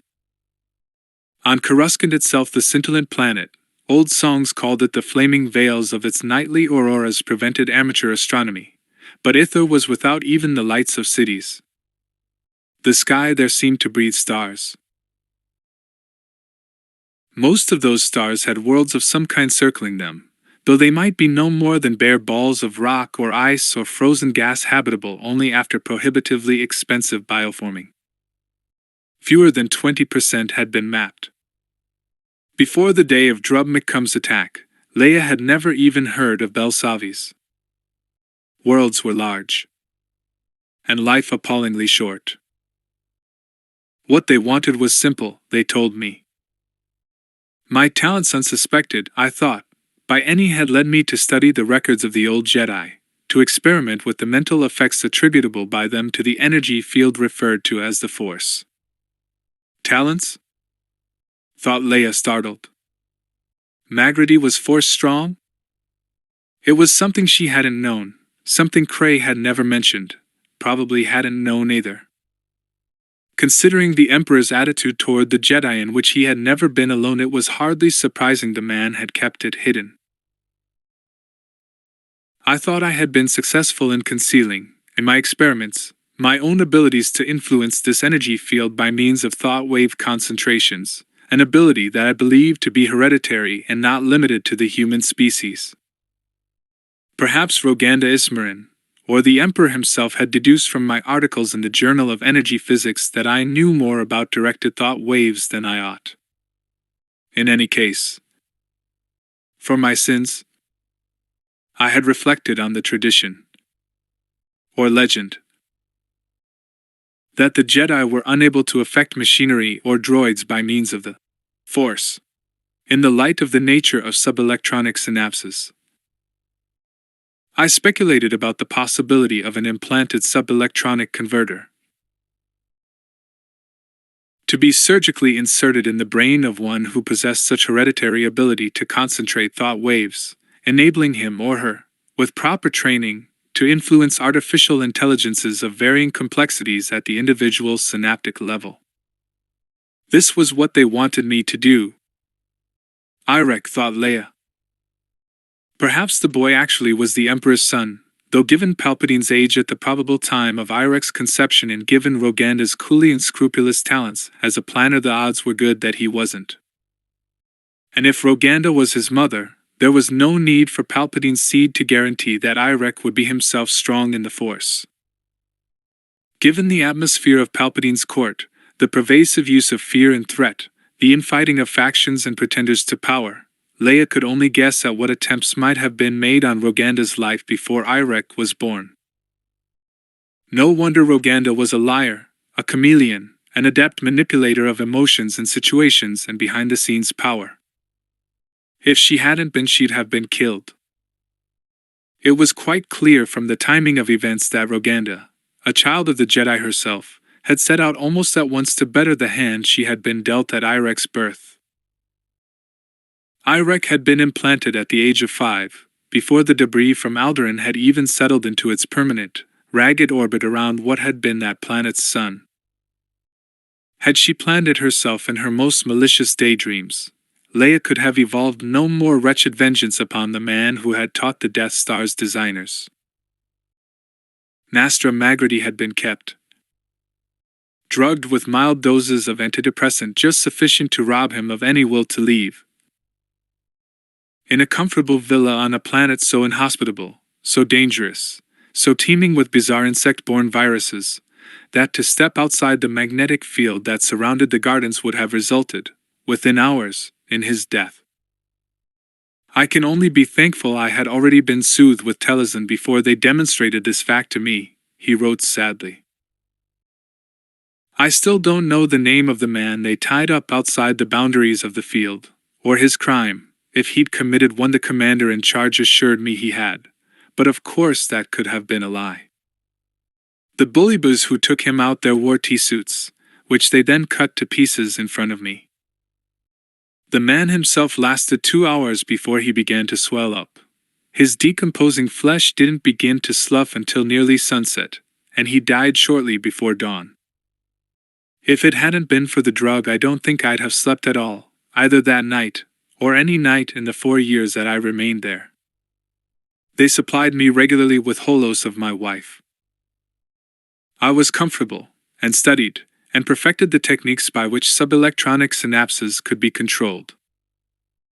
I think that in spite of the drugs, I was aware that in those 2 years there was no alteration of Elize's face nor of the length of her hair in the holos. Of Shenna, who would have grown from girl to woman in that time, they never sent me anything at all. I did my best not to think about what that meant. The drugs made that easy. When Irek was 7, his training began. It was obvious to Leia, from what Magrity said, that the boy had already had training in the use of the Force, the swift and easy simplicities of the dark side. With the less punitive accelerated learning procedures Magrity had developed for the Amwat orbital station. He learned enough, by the age of 12, to qualify for an advanced degree in subelectron physics, or a position as a droid motivator technician at what cost Leia, recalling Kray's desperate measures to accelerate learning, could only guess. Every now and then a tree feeder will go mildly amok and wander through the streets of the town squirting nutrient at passers-by. Bizarre enough when Javax had told her of it last night, but clear as daylight, Leia realized, when she understood that a 12 or 13-year-old boy was developing his powers to alter the behavior of droids. Visualize the schematic, Roganda had said. Leia thought about the mechanical intelligences behind every ship in the Republic's fleet, and shivered again. Chewbacca had repaired R2, obviously not rewiring in the same fashion, and Irek had lost his power over the droid. Han, she thought desperately.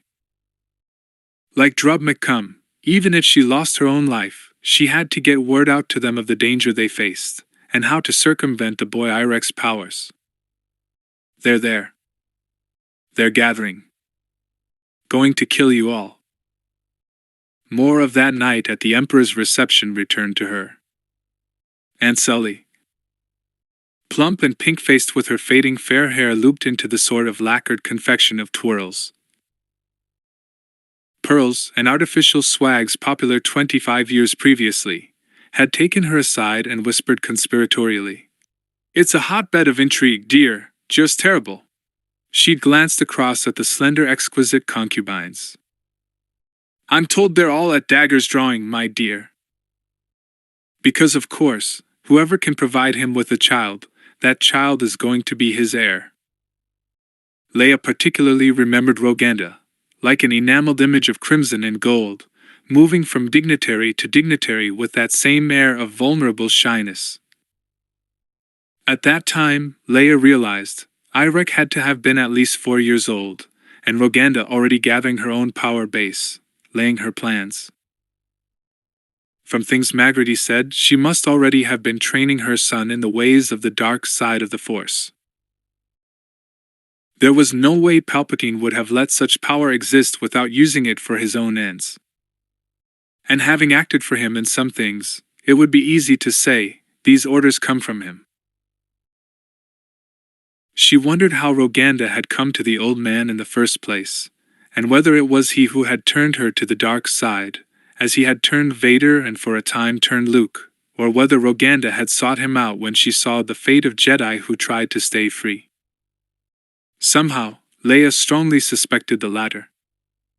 Looking back at that levee, she had the tremendous sense of seeing yet another palimpsest, one set of circumstances rising up through another in a complex jungle of double meaning, which at the time she 18 years old and filled with her father's Republican ideals had been completely unaware of. Her own response to Sully's words still made her wince at her own naivete. She'd indignantly quoted a dozen points concerning the transfer of power from the Senate Constitution, just as if Palpatine weren't going to tear up that document later in the year.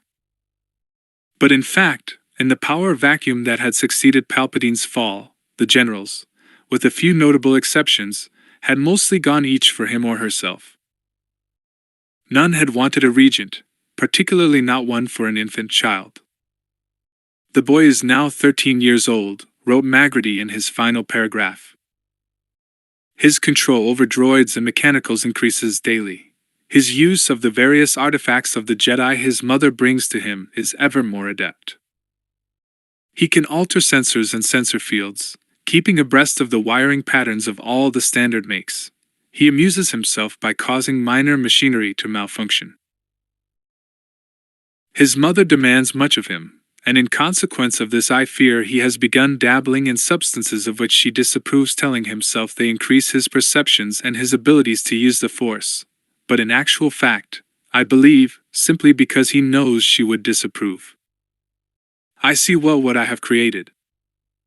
Mon Mothma, my friend, bail all those who tried to enlist my support and help against the rise of Palpatine's power. I can only beg for your understanding, for I know that what I have done is not something that can be forgiven. I will try to get these notes to you in some fashion. Should I not, I fear that all will believe the worst of me. I tried to make the best decisions I could. With what results, I pray that you will never have occasion to see. To you I sign myself in all wretchedness, Nastra Magrity. Leia folded the notes together and slipped them into the pocket of her tea suit. I fear that all will believe the worst of me. With all her power, once the Emperor was dead, Roganda had not joined in the immediate and general grab for power, possibly because Irek was too young to use his powers, and possibly because warlords like High Admiral Thrawn had something against Roganda that Roganda considered insurmountable. A DNA comparison, for instance, between the Emperor and the child Irek that proved that the boy was not, in fact, Palpatine's son. Possibly Thrawn simply didn't like the woman. It was a viewpoint for which Leia had a good deal of sympathy. Instead, Roganda had come here, to her own childhood home, where she knew she could raise and train her son unnoticed, and where she knew the Jedi had left at least some training aids. Raise him and train him until he could not be ignored. It occurred to her to wonder whether Roganda had been grooming and preparing her own child to replace Palpatine at all. It sounded very much more, thought Leia uneasily, as if Roganda's intent had been to raise up not another Palpatine, but another Darth Vader. Chapter 19. Master Luke? It was very important. Master Luke? He had to wake up, come out of it, cross back over to the conscious world from the peaceful subsurface darkness of dreams. Please, Master Luke. Why? He knew that on the other side of that fragile wall of waking lay the fire heat of nearly unbearable pain. Much better to stay unconscious. He was tired, his body desperate for rest. Without rest, all the force he could bring to bear on self-healing was wasted, as if he were trying to fill a jar up with water before he'd patched the hole in its bottom. His leg hurt, a raging infection and stress injuries exacerbating the original severed tendons and cracked bone. Every muscle and ligament felt stretched and torn, and every centimeter of flesh ached as if he'd been pounded with hammers. The dreams had been unpleasant. Callista, what could be so important on the other side that it couldn't wait? After Callista had left, or perhaps while she still lay in his arms, her head pillowed on his shoulder in the aftermath of loving, he had drifted into deeper sleep. He had seen her far off, in the girlhood left behind on Chad, riding mermaid-like behind the sleek black and brown Cyan with her brown hair slicked where the waves broke over her head, or sitting alone on a now buoy to watch the sun drown itself in the sea. Conversation replayed in his mind. You sound as if you've studied them. You could say they were my next-door neighbors growing up. Only he and Callista were no longer in the dark office, orange words coming out of the black screen like stars at sunset.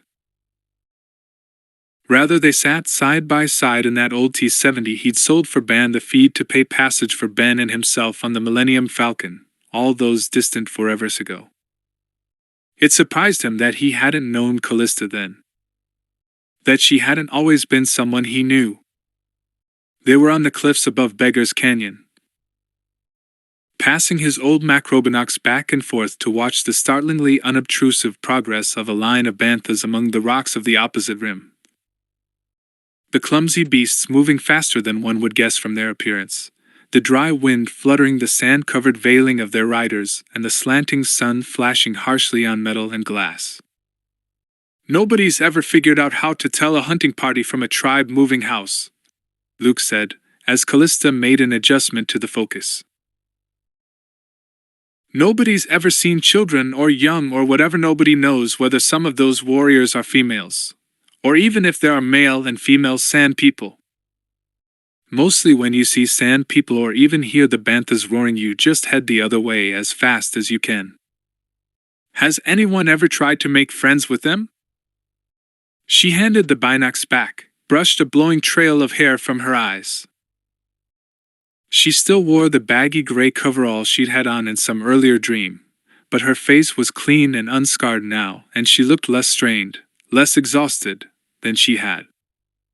He was glad of that, glad to see her happy and at ease. If anyone tried, he didn't survive to talk about it. Out of sheer habit, Luke scanned his own side of the canyon rim, and the rocks below. He saw no sign of the Tuscans, but then, one frequently didn't. There was an innkeeper over at Anchorhead who had the bright idea of trying to get them on his side. I think he wanted to go into the desert pirate business. He noticed they raid Pika and Deb orchards. Those are sweet fruits they grow in some oases, and cooked up sugar water in a still to see if he could use it to bargain with them. It supposedly got them paralytically drunk, and they seemed to enjoy it. He made up another batch, and they came back and killed him. Luke shrugged. Maybe they didn't like feeling good. She turned, her gray eyes widening, like one who has seen a revelation. But that explains everything, she cried. It's a clue to where they come from. What? Said Luke, startled. They related to my Uncle Diaro. He hated to have a good time and didn't think anybody else should either. Luke laughed, and all the diamond hardness, the dark-forged Jedi strength of his heart, was transfigured into light. He swung the speeder in a swooping dive away down the trail. Wow! That means your Uncle Diaro is related to my Aunt Cooley. Which means we're long-lost cousins! Luke mimed a wildly exaggerated double take of recognition. They were laughing like teenagers as they sped down the trail. Come on, he said. We're gonna be late. It's past noon now, and we've got to be there at 1600. The speeder's shadow fluttered after them, like a blue-gray scarf dragged over the rocks. 1600, thought Luke. 1600. It's past noon now, and we've got to be there at 1600. He came to consciousness with a cry, as if he'd been tipped into an acid bath of pain. All the aches and stiffness of his struggle against the droids fell on him like a collapsing wall. He stifled a moan, and 3PO cried, "Thank the Maker! I was afraid you were never coming around." Luke turned his head, though to do so felt as if he were breaking his own neck. He lay on a pile of blankets and what felt like insulation on the worktable in the fabrications lab just beyond his old headquarters in the quartermaster's office on Deck 12, illuminated by sputtering yellow emergency lights. The anti-grav sled floated near the floor along the far wall. 3PO stood beside his makeshift bed with the air of one who had paced at least 50 kilometers back and forth across the 4-meter room, the black box of an emergency medkit in his hands. What time is it? It's 1300 hours 37 minutes, sir. He set the medkit down beside Luke and opened it.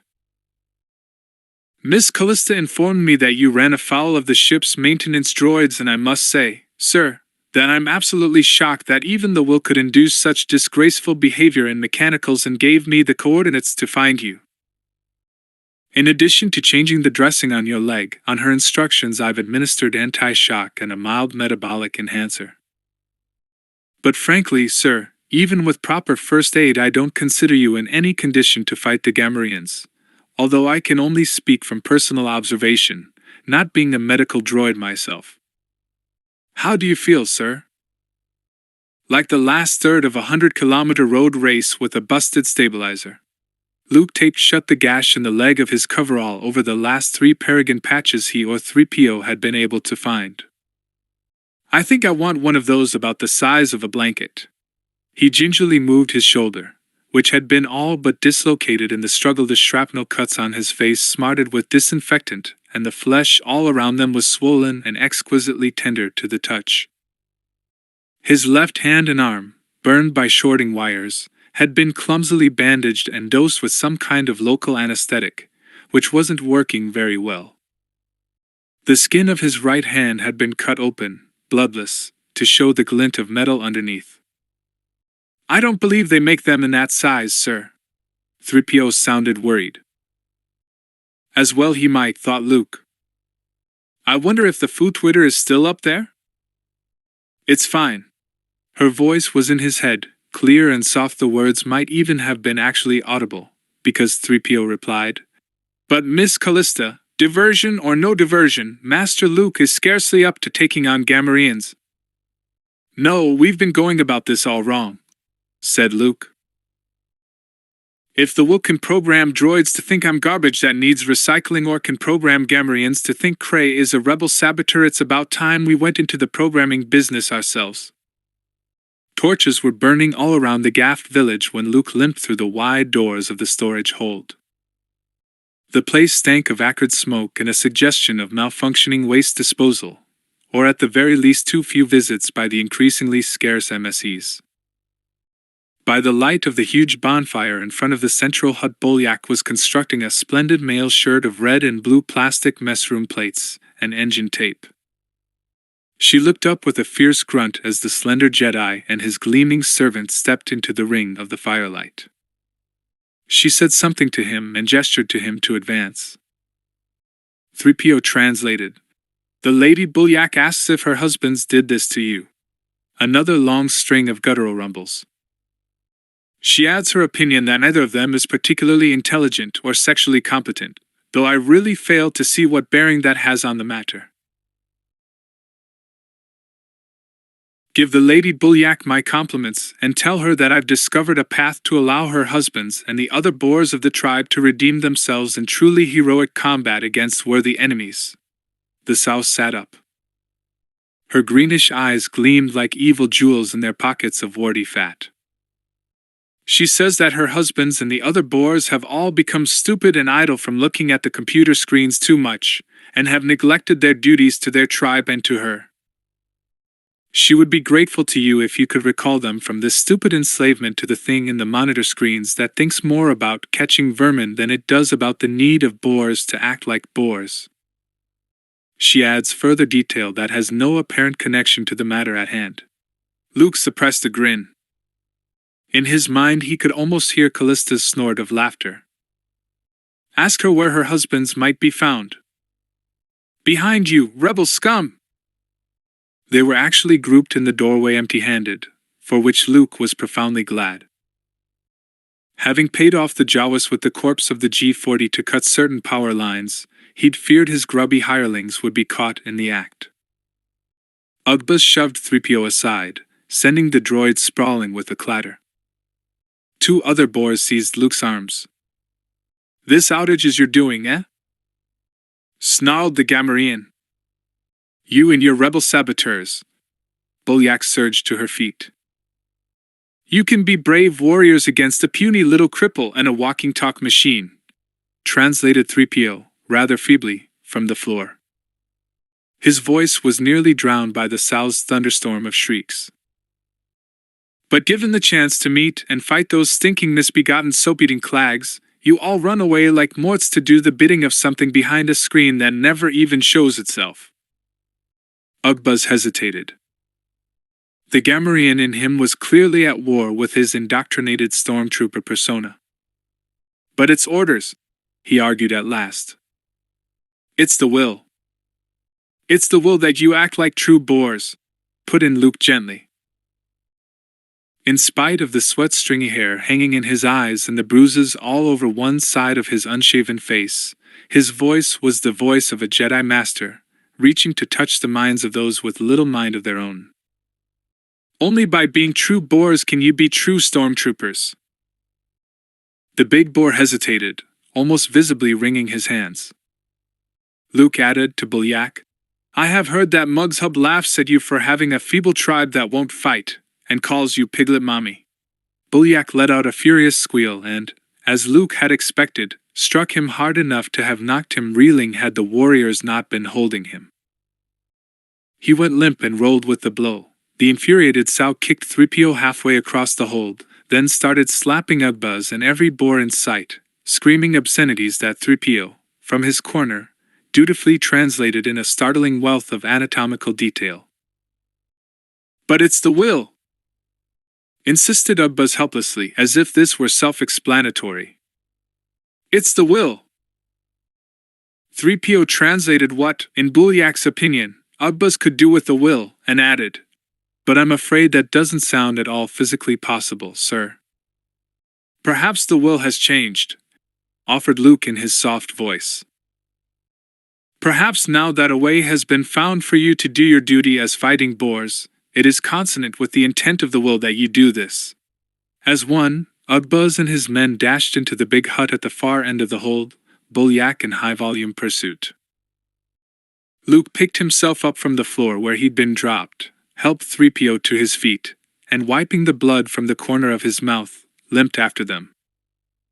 He found them clustered breathlessly around the monitor screen. In spite of the fact that all computer lines had been cut to the storage hold over an hour ago, a line of orange letters swam up into view. "It is consonant with the intent of the will that you ascend to Deck 19 by means of Lift 21 and annihilate those stinking sons of cabbage pickers, and their mangy little morts, too. They nearly trampled him barreling out the door." "What is it?" growled Ugbuz. At Luke's signal, the two stormtroopers who'd been carrying him for the sake of speed stopped and set him on his feet. "This ain't Lift 21. The Gamorrean's piggy yellow eyes gleamed suspiciously in the dim flare of the emergency lights. The whole deck was dark now, and the air felt cold, stuffy, and strange. Curious scramblings and scufflings seemed to whisper all around them in the dark, and Luke realized it had been quite some time since he'd seen a working SP or MSC. Only their gutted corpses, like roadkills along the walls. 3PO stood silhouetted in the dark door of the quartermaster's office, gleaming in the feeble reflection of the lights of Luke's staff. "Intelligence report." Luke hobbled to the droid's side and put a hand on the golden metal shoulder to draw him through to the storeroom beyond the office. The anti-grav sled was there. Additional power had been jacked into it from the cells of the G-40, and the two snake droids Luke had killed to raise it 3 meters above the floor. "You okay in here?" he asked softly. "Quite all right, Master Luke. As long as I remain within the perimeters programmed into the trackers, the Jawas cannot molest me. But I suggest that you pay off the Jawas quickly, before the power ebbs to the point where the sled settles any further." It had already settled a good half-meter even with the two trackers 3PO had reprogrammed to stun Jawas.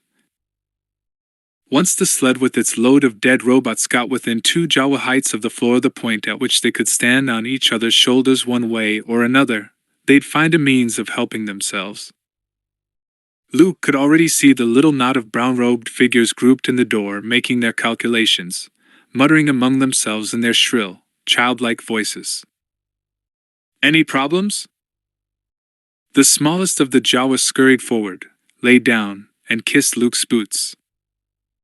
"Master, we did our best. It got up again. It was the one he'd rescued, whom he nicknamed Shorty in his mind. Yellow eyes gleamed like firebugs in the black pit of its hood. Went to the places you said, tried to cut the wires you said." It held out its hand. Luke winced. The claw-like fingers were blistered and black with burns. Others stepped forward, stretching out their arms, and the evidence of injury was appalling. "It's true, Luke." Callista's voice spoke soft at his side. "The cables feeding power to the punishment chamber aren't only shielded, they're booby-trapped. One of the Jawas was killed trying to get in, and 2 others are badly stunned. We can't cut power to the grid." "Something else?" queried Shorty. "Trade you 600 meters silver wire, 14 size A Telgorn power cells, 30 size DeLoreaner cells for drive housings, and optical circuitry of 2 Cybit Galactica gyroheel multifunctions." Luke barely heard him. He felt cold, panic whispering under the bones of his chest. Cray was due to be taken to execution in under an hour, and the grid in the punishment chamber was still live. His mind raced, trying to fit new plans, new conditions. 20 size A Telgorns, Shorty urged. This is all we have. Without them we will grope in the dark like blind grubs in the rock, but for you, master, we make a special deal. 30 A's, said Luke, recovering, knowing what he'd have to do. If the Jawas claimed they had 20 size A's, it meant a stockpile of at least 45. And 30 D's, and 30 meters of reversing shielded cable, in trade for the gyro heel multis. For the rest, you do another job for me. All the rest? Half a dozen hooded heads turned. One Jawa moved a step toward the black, floating shadow of the sled, and both trackers swiveled in a flashing of baleful lenses. The Jawa stepped back the precise 8 centimeters required to put it beyond the tracker's range. Luke realized he'd have to conclude his deal quickly or his currency would end up being purloined before he even got back with Cray and Nichas. If he got back with Cray and Nichas. All the rest, said Luke. Easy job. Easy. At your service, master, master, whined the Jawas in chorus. They crowded around him, waving their burned hands and arms. Some had been bandaged with rags and strips of insulation and uniforms. Luke wondered if it would be safe to detail 3PO to get them disinfectants from sick bay and decided it was too risky until Cray was safe. Do anything, promised Shorty. Kill all the big guards. Steal the engines. Anything. Okay, said Luke. I want you to go all over the ship, everywhere, and bring me back all the tripods and put them all in one room. All in the mess hall, and keep them there. Don't hurt them, don't kill them, don't tie them up, just get them there gently, and put out water for them to drink. Okay? The Jawa saluted. Its robe smelled like a Gondar pit. Okay, master. All okay. Pay now? Bring power cells to lift 21 and I pay half. Luke tried not to think how little time remained between the present moment and 1,600 hours. Cray was going to be executed and he had to play junk broker to the Jawas. And hurry. They're already, master. The Jawas flurried away into the darkness. There yesterday! High above the floor, the trackers clicked and whirred and dangled their grippers in bi-brained automated disapproval. Luke leaned on his staff. He was trembling with fatigue. You okay here by yourself for a little longer? Quite all right, sir. A stroke of brilliance, if you will permit me to say so, sir. Luke produced the sled controls from his pocket, lowered the sled itself to the floor. He was aware of the smell of Jawas strengthening in the room as he opened the tailgate, awkwardly balancing against the side of the sled as he dragged out the gutted treadwell and the 2 gyro heel snake droids. Okay, he said, slamming the gate again. It'll be tougher to guard, but I need the sled. You think the trackers can handle it? For a time, sir.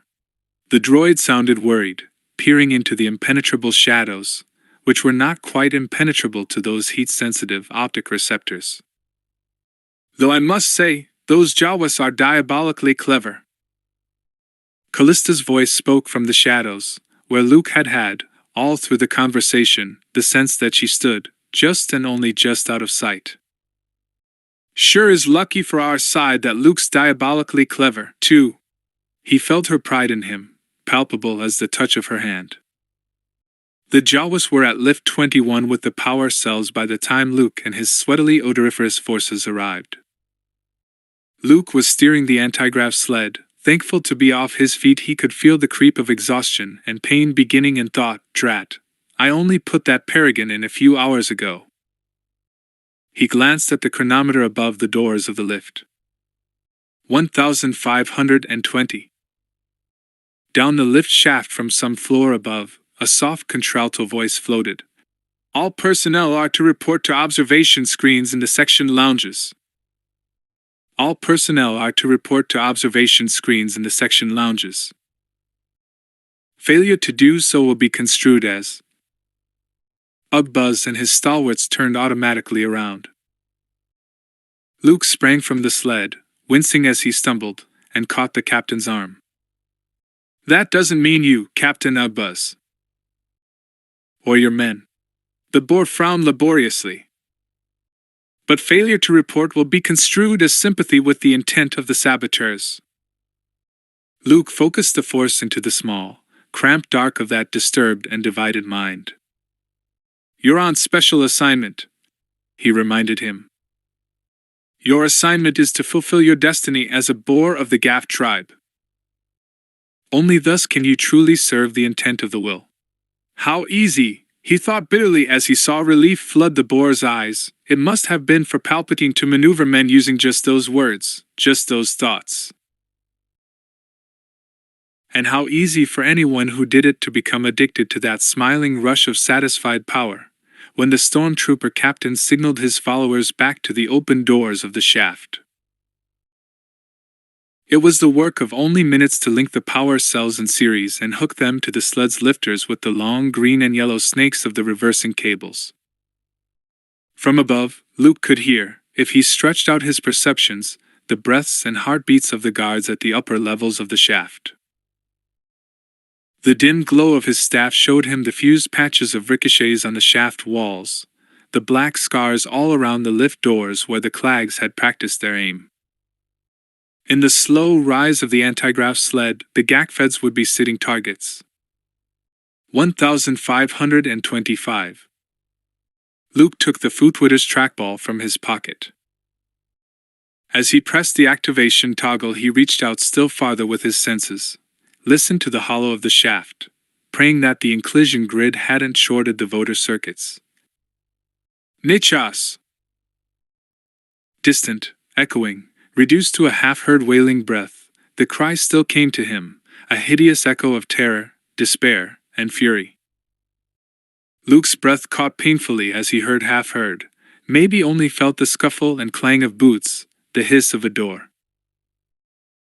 Nichas, damn you! Act like a man if you remember how. And closer, the sudden drift of a guard's voice. What's that? Luke heard nothing. But after a moment someone else said, Stinkin' pond scum Gakfeds are up here. There was a rush of retreating feet. Now! Luke hit the activators on the sled's motors as two Gakfeds slid it out over the edge into the lift shaft. It balanced, bobbed, like a rowboat in a well. Luke grated the power up on a slow curve as the ersatz stormtroopers piled into the sled. He was horribly aware of the dark drop of 80 meters or more beneath him. The sled sank a little under their weight, then held steady. The shaft carried few echoes, but far off, if he shut his eyes, stretched out his awareness, he could hear the clags cursing as they followed the drifting Footwitter through silent halls and storerooms lit only by the feeble penny dips of emergency lighting. Could almost hear a breath within his mind, the reverberation of CALLISTA's silent laughter as she maneuvered the tracker ahead of them, like a child pushing a balloon. Then Cray's voice again, bitterly cursing the man who could not help her as they dragged her through the halls toward her death. No, thought Luke despairingly, as he upped the slow feed of power into the repulsor lifts. No, no, no. The engines whined a moment, desperately fighting weight twice their design capacity on a gravity column already dozens of times higher than they were intended to rise. Luke shut his eyes, and drew on the strength of the Force. It was hard to concentrate, hard to focus and funnel the glowing strength of the universe through a body crumbling with fatigue and a mind clouded with growing pain. Hard to call into jewel-clear power the lambent energies of stars and space and solar winds, of life, even the sweaty, smelly, angry, and desperately confused creatures around him. For the Force was part of them, too. Part of the tripods, the Jawas, the Sand People, Kidanax. All of them had the Force, the glowing strength of life. Concentrating was like trying to focus light through warped and dirty glass.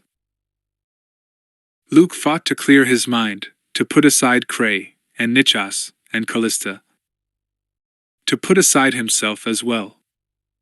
Slowly, the sled and its burden began to rise. Only the lift, only the rising, thought Luke. They are the only things that exist. No before or after. Like a glittering leaf ascending in darkness. The yells of the clags grew louder. As if looking at a gauge that had nothing to do with the body or the soul of Anakin Skywalker's son, Luke observed the orange torchlit doorway sinking toward them, and readied his hand on the repulsor lift controls. The idiots are going to jump on each other's shoulders to get to the doors first. It would capsize the sled and spill them all down nearly 100 meters of shaft, but he couldn't break his concentration enough to say so. Instead, he slowed his mind, sped his perceptions, trimming the sleds for lifters separately to compensate as right on schedule the Gamorreans leaped and grabbed and piled on each other's shoulders to be the first ones through the doorway. Squealing, cursing, waving axes and shoulder cannons, heedless of Luke's execution of maneuvers that would have made a transport tech blench. The sled rocked and heaved but nobody fell. The Gakfeds, accepting the navigational near miracle as a commonplace, were all out of the sled and gone before a true commander would have let any of them stand. Panting, shaking, sweat burning in the cuts on his face, and cold in every extremity, Luke timed the power dim precisely with their departure so that the sled wouldn't shoot up through the end of the shaft, and then steadied the much-lightened vessel into the torchlit guard lobby of Deck 19. He collected his staff and rolled over the side, too weary to open the tailgate, lay on the floor, fighting the wave of reaction, the weakness of calling on the force far beyond his current strength. On the wall, the chronometer read 1550. Cray, he thought, breathing deep of the stuffy, smoke-filthy air. Cray. And Cray will help me save Callista. I'll pay for this later. He climbed to his feet. Now. In a way, it was harder to focus the force in his own body, to call strength from outside himself, channeling it through muscles burning with the toxins of fatigue and infection and a mind hurting for rest. But that, too, he put aside, moved forward with a warrior's light strength, barely aware of the lurch and drag of his injured leg, the awkwardness of the staff. The corridor around him rang with the sudden cacophony of battle. He flattened to the wall as Gamorreans fell out of the hall before him. Hacking, yelling, firing almost point-blank with blasters whose shots ricocheted crazily or ripped long burns in the walls, gouging at one another with tusks and raking with stumpy claws, then screams like the rip of metal and canvas, and stray gouts of blood stinking like hot copper in the air. Luke dodged, swung around the corner and into the heat of the fray, but saw no glimpse of the green uniform Cray had been wearing, no cornsilk flash of hair. A nightmare vision of Cray lying bleeding in some corridor flashed through his mind. Then from the door of a through passage Callista yelled, "Luke!" And he ran, holding himself up against the wall, barely feeling the sawing pain. "This way! All personnel are to report to the section lounges," said the tannoy clear now, and Luke thought, this part of the ship is still alive. The will is here. All personnel are to report. Luke! He skidded to a stop around a corner, facing the shut black double door of what was labeled Punishment 2, over whose lintel a single small light burned amber. Nichas stood against the wall, a statue of brushed silver, the only thing alive in his face, the desperate agony of his eyes. In front of the door stood a human stormtrooper in full armor, blaster carbine ready and pointed in his hands. "Just stay where you are, Luke," said Triv Pothman's voice. The helmet altered it, rendered it tinnily inhuman, but Luke recognized it all the same. "I know you feel loyal to her, but she's a rebel and a saboteur. If you back off now, I can testify in your favor." "Triv, she isn't a rebel." Luke scanned the hall with his eyes and mind and detected not a fragment of loose metal, not even a gutted MSC or a messroom plate. There are no rebels anymore. The Empire is gone, Triv. The Emperor is dead. He literally didn't think he had the strength to rip the carbine out of Pothman's grip by the force alone. Over the door, the digital readout changed to 1556, and the amber light began to blink red. Triv hesitated, then repeated in precisely the same tones. I know you feel loyal to her, but... That was a long time ago. Luke reached out with his mind, feeling his way to the older man's thoughts as if physically trying to penetrate the white plastic of the dog-faced helmet, the guarding darkness that armored his thoughts. 6 meters separated them. Exhausted, blank, vision tunneling to grayness, he fumbled to collect the force and couldn't, and knew he'd be shot before he covered half the distance. And he wasn't sure he had the strength for even that. The Empire left you alone, he said softly. Alone to be yourself. Alone to do what you wanted, to grow a garden, to embroider flowers on your shirts. He could almost hear, in the dark of the old man's mind, the shrill voice of the will. The Jedi killed your family. They descended on your village in the night. They slew the men in the space among the houses, rounded up the women under the trees. You fled in the darkness, stumbling in the mud and streams. Remember your captain and the other men killing each other? Said Luke, conjuring the green shadows of the shelter, the gleam of those 45 white helmets on a plank. The crunch of leaves underfoot, and the smoky smell they produced. Remember the camp you made, and the meadow by the stream? You lived there a long time, Triv. And the Empire disappeared. I know you feel loyal to her, but she's a... Vines. The earth. A tiny reptile with jewel-colored feathers picking up a thrown breadcrumb in the doorway. The smell of the stream. The reality of what had been. The years of peace. She's a rebel and a saboteur. His voice trailed off. What had really been, thought Luke. He held it out to Pothman, shining memories of place and time. Memories of those things that he himself had actually seen and knew, like a slice of sunlight piercing the digitalized tape loop in Pothman's mind. The light above the door blinked faster. 1559. Festering skybolts.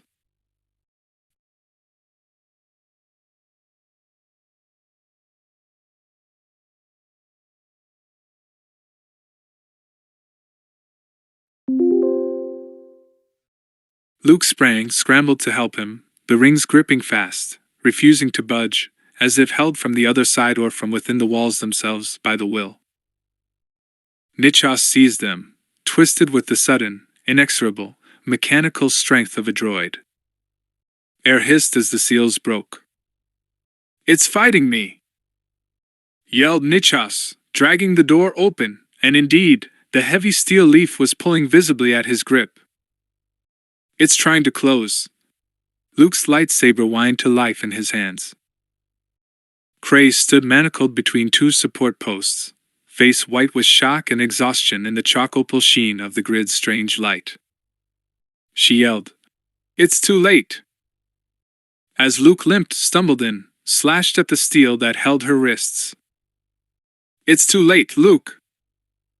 With the last of his strength, Luke blasted at the grid with his mind misfire, flawed connection, a crucial jump of energy not jumping. A searing, single bolt of lightning pierced the calf of his bad leg like a white needle as Cray dragged him out through the door. Chapter 20. Cray said softly. He was there. She wrapped her arms around herself, pulling close the thermal blanket he'd brought her, bowed her head until her cheek rested on her drawn-up knees. He was there the whole time. He kept saying he loved me, he kept saying be brave, be brave. But he didn't do one damn thing to stop them. With her chopped-off hair ragged and dirty and her face haggard with exhaustion and emotional ruin, she looked much younger than she had when Luke had seen her on Yavin, or in her home territory at the Institute, or in Nichas's hospital room. In all of those places, for all of her life, she had worn her perfection like armor, he saw. And now that, and all things else, were gone. Smoky light wavered from the crude lamp in the corner, the only illumination in the room. The air in the cul-de-sac of the quartermaster's office and the workrooms beyond it had gotten so bad Luke wondered if he should take the time to wire the local fans to cannibalize power cells, provided he could find them. If there was time. Heart and bones, he felt there wasn't. He had a restraining bolt. I know he had a scum-eating motherless restraining bolt, you jerk.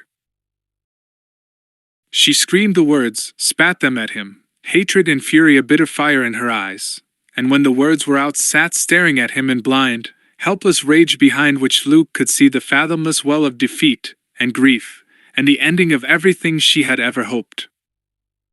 Then silence, as Cray turned her face aside.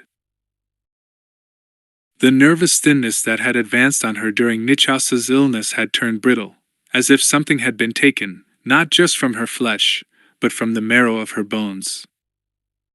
Over the torn uniform, grimed with blood and oil, the blanket hung on her like a battered shroud. She took a deep breath, and when she spoke again her voice was perfectly steady. He was programmed not to obey anything I said. He wouldn't even get me food. Luke knew this. Nichas had told him. The tray 3PO had brought from the mess hall was untouched. Don't hate him for being what he is, he said, the only thing he could think of to say. Or for being what he's not. The words sounded puerile in his own ears, like a half-credit computerized fortune-teller at a fair. Ben, he thought, would have had something to say, something healing. Yoda would have known how to deal with the wretched ruin of a friend's heart and life. The mightiest Jedi in the universe. He reflected bitterly that he knew of, anyway, the destroyer of the Sun Crusher, the slayer of evil, who'd defeated the recloned Emperor and the Sith Lord Exarchuan, and all he could offer someone who had been disemboweled was, "Gee, I'm sorry you're not feeling so well." Cray brought her hands up to her head, as if to press some blinding ache from her skull. I wish I did hate him, she said. I love him, and that's worse to the power of 10. She looked up at him, her eyes tearless stone. Get out of here, Luke, she said without animosity, her face like flash-frozen wax that would crack at a breath. I want to go to sleep. Luke hesitated, instinctively knowing that this woman shouldn't be left alone. At his side, Callista said softly, I'll stay with her. Nichas, Pothman, and 3PO were in the fabrication lab outside. 3PO was explaining. They're quite the slowest and most deliberate race in the galaxy. To the best of my knowledge, all of the Kidanacs are still grouped in the section lounge exactly where the Gamorreans put them, still discussing their grandparents' recipes for Dammit. It's most extraordinary. And yet during their mating season during the rains they move with quite amazing speed. They all turned as Luke came through the office door, and Nichas stepped awkwardly forward, holding out one hand. Cray had taken the mold for it when he was in the hospital, accurate down to the birthmark where the V made by thumb and forefinger came to a point. Accurate like the blue eyes, the mobile fold at the corner of the lips. Like the gigabytes of digitalized information on family, friends, likes and dislikes, who he was, and what he wanted. She all right? Asked Pothman into the silence. Come on, Nick, said Luke quietly.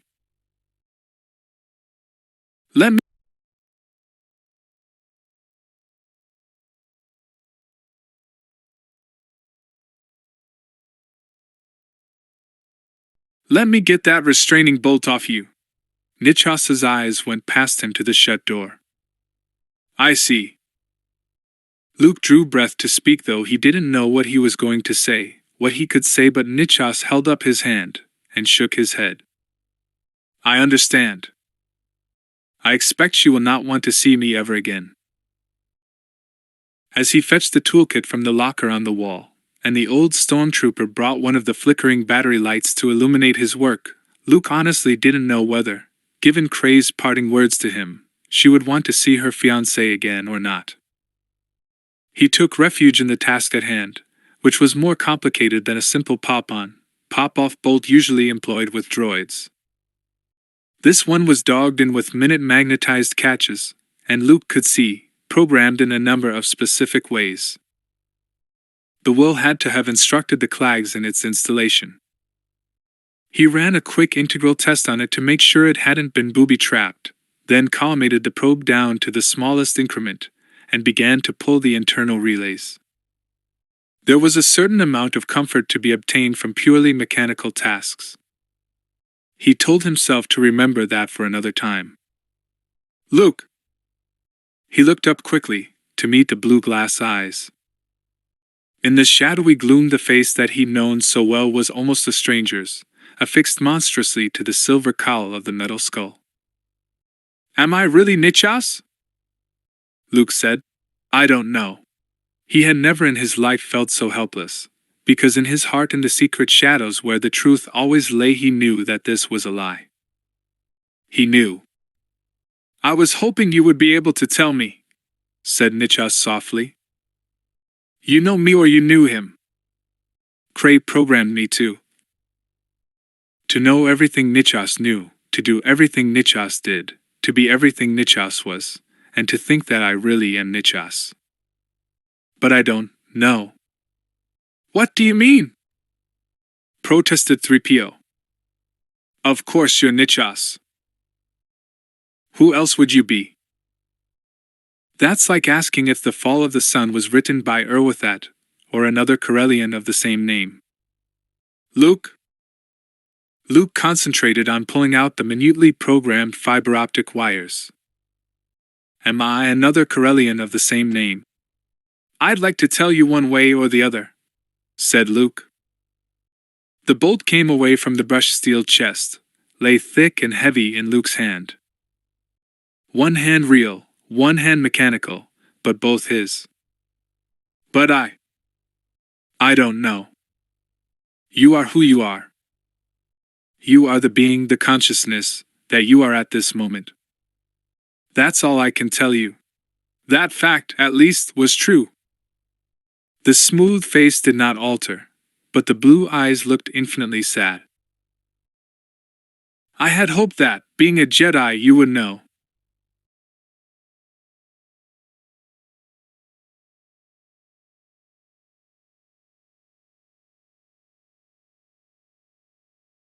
And Luke had the uncomfortable sensation that, having been a Jedi, Nichas knew perfectly well that he was keeping something back. "I love her." Nichas looked again toward the doorway, his face the calm face of a droid, his eyes the eyes of a desperately unhappy man. "I say that I know that, yet I cannot tell the difference, if there is one, between the devotion, the loyalty, that R2 and 3PO feel toward you. And I don't remember whether that's love or something else. I can't set them side by side to compare. When they were holding Cray a prisoner, when they mistreated her, struck her, forced her to go through those stupid parodies of a trial, I would have done anything to help her. Except that, since I was programmed not to interfere with them, it was literally something that I could not do. I could not make my limbs, my body, act in a fashion contrary to my programming not to interfere." He took the restraining bolt from Luke's hand, held it between thumb and forefinger, examining it dispassionately in the jaundiced glare of the lamp on the table beside them. "The terrible thing is that I don't feel bad about it."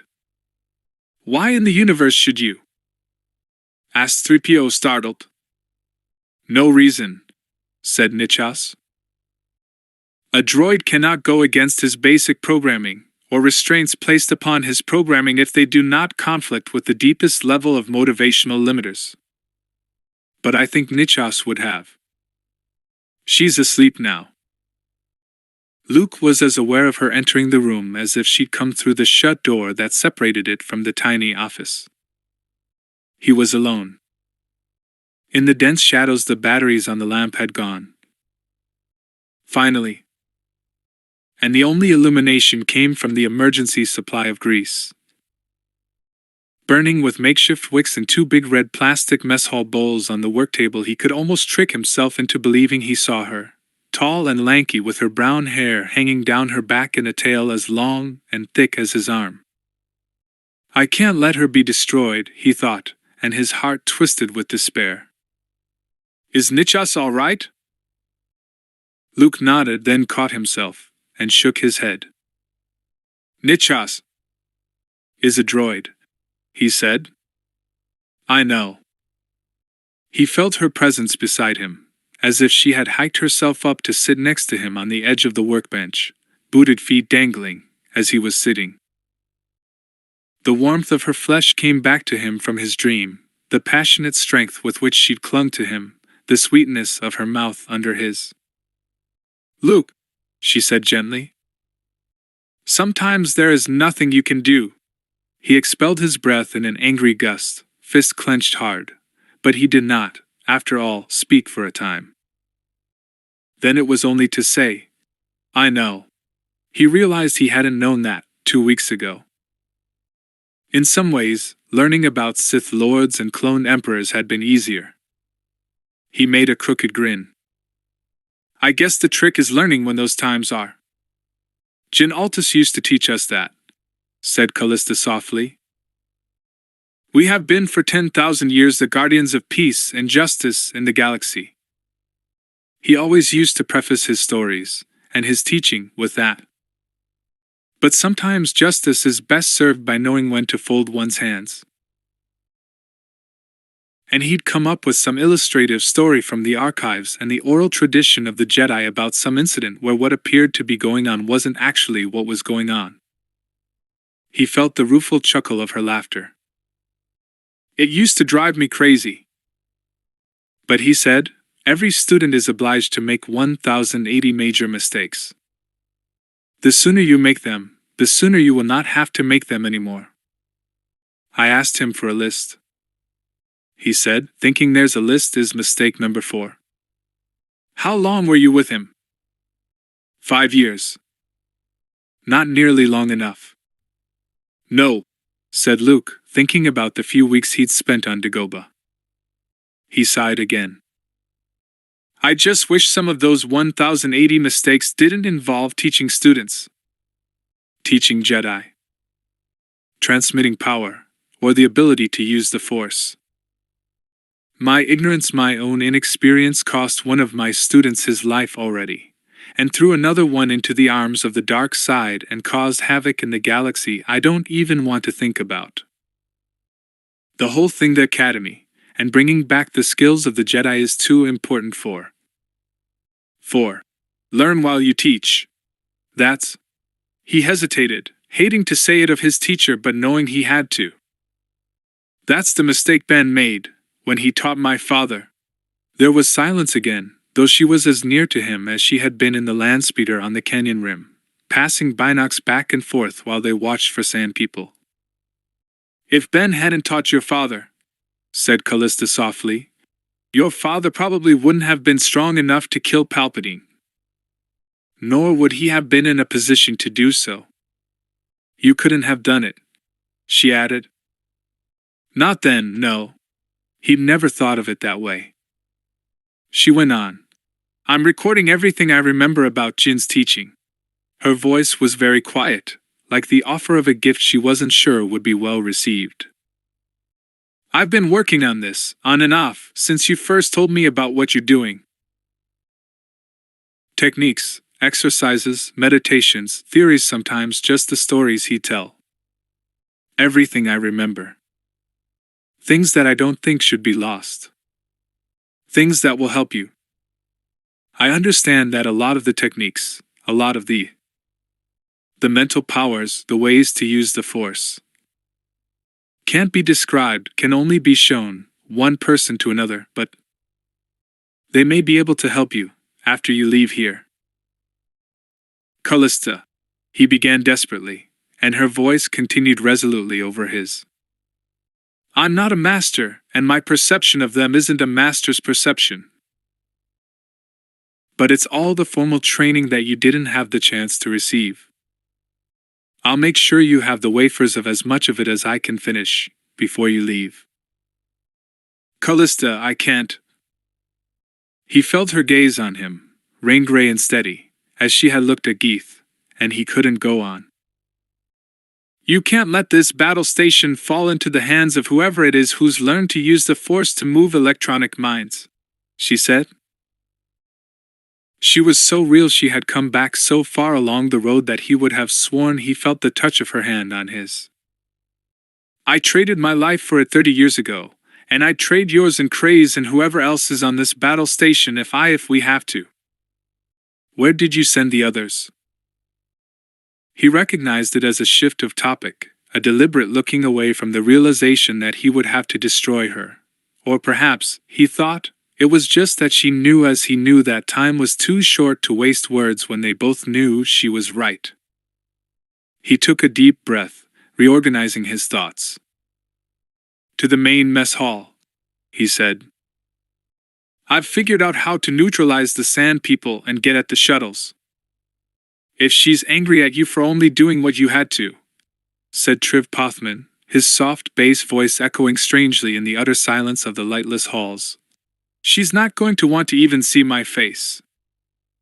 And I don't blame her.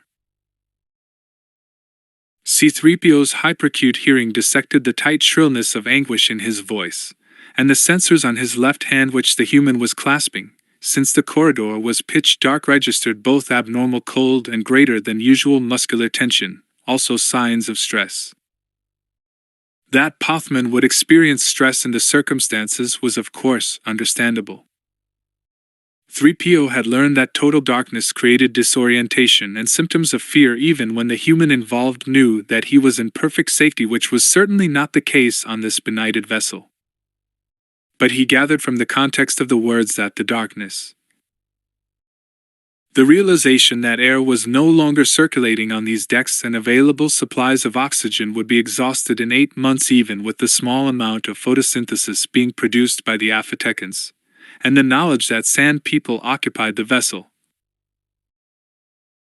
were not the main sources of the former stormtroopers' distress, though in 3PO's opinion they should have been. Surely she realizes that the indoctrination process rendered you no more capable of independent action than Nichas was while under the influence of the restraining bolt? 3PO kept his voter circuits turned down to 18 decibels, well below the hearing threshold of either Gamorreans or Sand people, and adjusted the intensity so that the sound waves would carry exactly the 0.75 meters that separated his speaker from Pothman's ear. I hit her, I insulted her, said things I wish I'd cut out my own tongue rather than say to a young lady.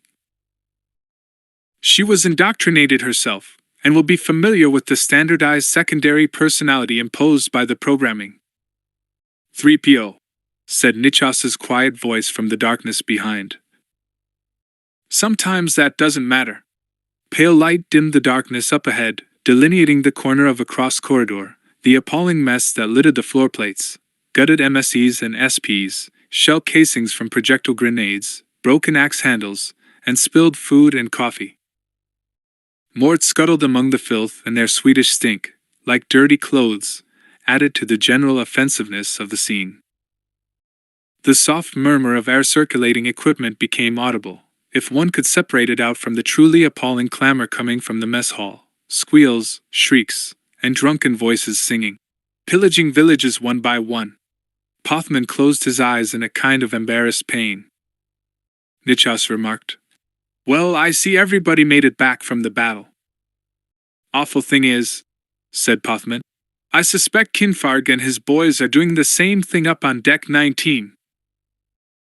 Mudhub was pretty sore at them for not doing their duty by her and getting into fights with everybody they saw. Really, said 3PO in prissy disapproval. I doubt that I shall ever understand organically based thought processes. You'd better stay out in the corridor, whispered Nichas to Pothman. In the dim glow from the mess hall door, the only area on Deck 12 that retained any power, the antigrav sled bobbed behind them like a dory at a wharf. The overburdening it had taken in the lift shaft had left it with a blown stabilizer, but it was still easier to tow it than to carry what Luke had instructed them to bring back to the fabrications lab. 3PO and I are perceived as droids, that is, something they don't have to worry about. Indeed, with the fine metal mesh that had covered his joints and neck torn away and hanging in rags to expose the linkages and servos beneath, he looked more than ever like a droid. I don't think they'll even notice us or ask us about what we're doing. They might recognize you as a Clag. Pothman nodded. He was rather like a shining robot himself in the white armor of a stormtrooper, a blaster slung at his side, except for the thin dark face with its lines of age, its gentle eyes and fluff of graying hair. I'll make sure the coast stays clear, he said, and gave a shy half-smile. You boys be careful in there. 3PO halted in turning away, running a swift scan of possible intentions to see if the slight sensation of offense he experienced was appropriate, but Nichas, in a sudden rare flash of humanity, grinned. In the mess hall, the celebration was going full swing. Imperial battle stations and cruisers were equipped with automatic limiters on the total amount of alcohol they could produce at any one time, but the EYE's designers had reckoned without the brewing skills of Gamorrean females. Dish after brimming dish of heady paba beer were dippered out of the giant plastic oil drum that stood in the middle of the room. The tables were strewn with stews, steaks, and fragments of sodden bread. A bowl of beer clattered off the wall beside 3PO the moment he put his head around the door, and he drew back hastily. There were shouts in the room. I got him! No, you didn't. Well, I'll get him this time. Come on, 3PO, said Nichas resignedly. We've got sealed circuits. We might as well get this over with. Really, the things I've had to put up with. 3PO braced himself visibly and stepped back through the door. Bowls of beer and plates shied discus-wise clacked and bounced off the wall beside him as he made his way toward the food slots, Nichas in his wake. The Gamorreans weren't any better with tableware than they were with blaster carbines or handguns. One bowl caught the golden droid glancingly on the back and doused him with beer, but that was the extent of it. An argument immediately developed among the Gamorreans as to whether the hit counted. It turned violent, Gakfeds hammering one another with plates, axes, and chairs, screaming and squealing, while Bulyaks sat back and smiled benevolently upon the scene in utter content. Part of the programming of a protocol droid was to understand not only the language, but the customs and biologies of the various sentient races of the galaxy. Though he understood that intense sexual competitiveness for the attention of the alpha female underlay all the outrageous violence of Gamorrean society, though he realized that, biologically and socially, the Gamorreans had no choice but to behave, think, and feel as they did, the droid felt a momentary flash of sympathy for Dr. Mingla's irrational prejudices against individuals who behaved exactly as they were programmed to behave. 3PO bypassed the limiters on the food slots with a few simple commands. The language was absurdly easy and asked for 20 gallons of Scale 5 syrup.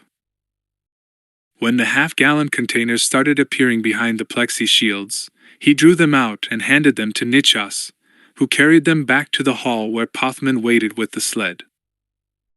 A large number of Morts, shaken off their hosts during the fight and evidently drawn to the sugary smell of the syrup, scurried over to investigate. Get away from here! 3PO waved angrily. Filthy things. Shoo! Shoo!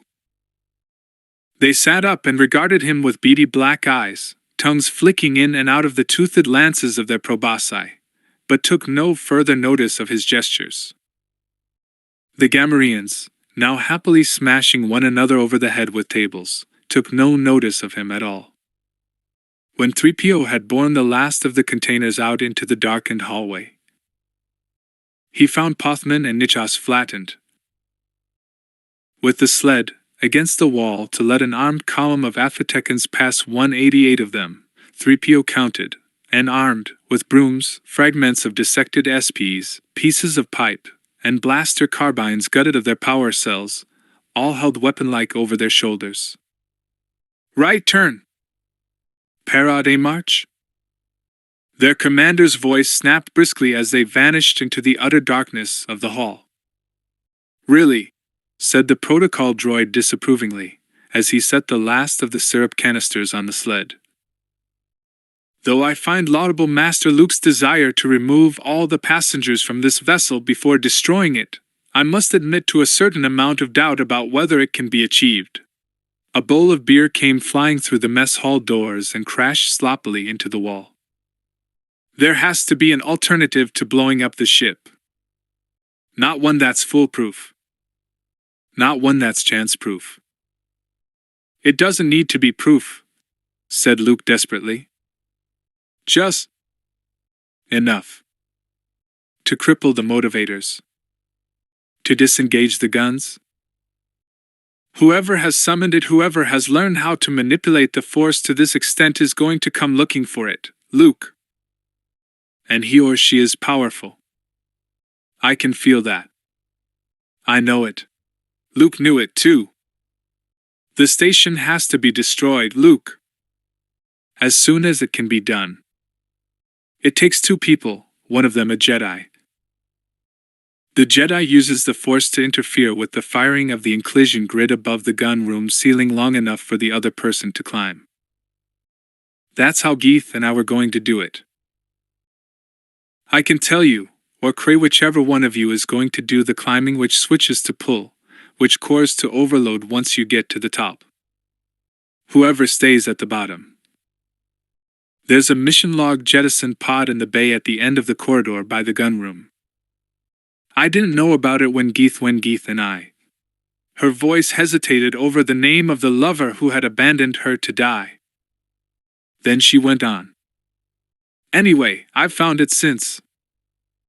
It can be fitted with an oxygen bottle, and the person who stays at the bottom can make it to that tube, if they run. There was silence, shaped by her presence beside him. It has to be that way, Luke. You know it, and I know it. Not right away. Eventually, yes, when I've had time. There is no time. Luke shut his eyes. Everything she said was true. He knew it, and he knew she was aware of it. At last he could only say, "Callista, I love you." Who had he said that to? Leia once, before he'd known. And he loved her still, and in pretty much the same way. This was something he never felt, he'd never known that he could feel. I don't want you to die. Her mouth on his, her arms around his body. The dream had been real, more real than some experiences of the flesh. There had to be a way. Luke, she said gently, I died 30 years ago. I'm glad we had this time. I'm glad I stayed to know you.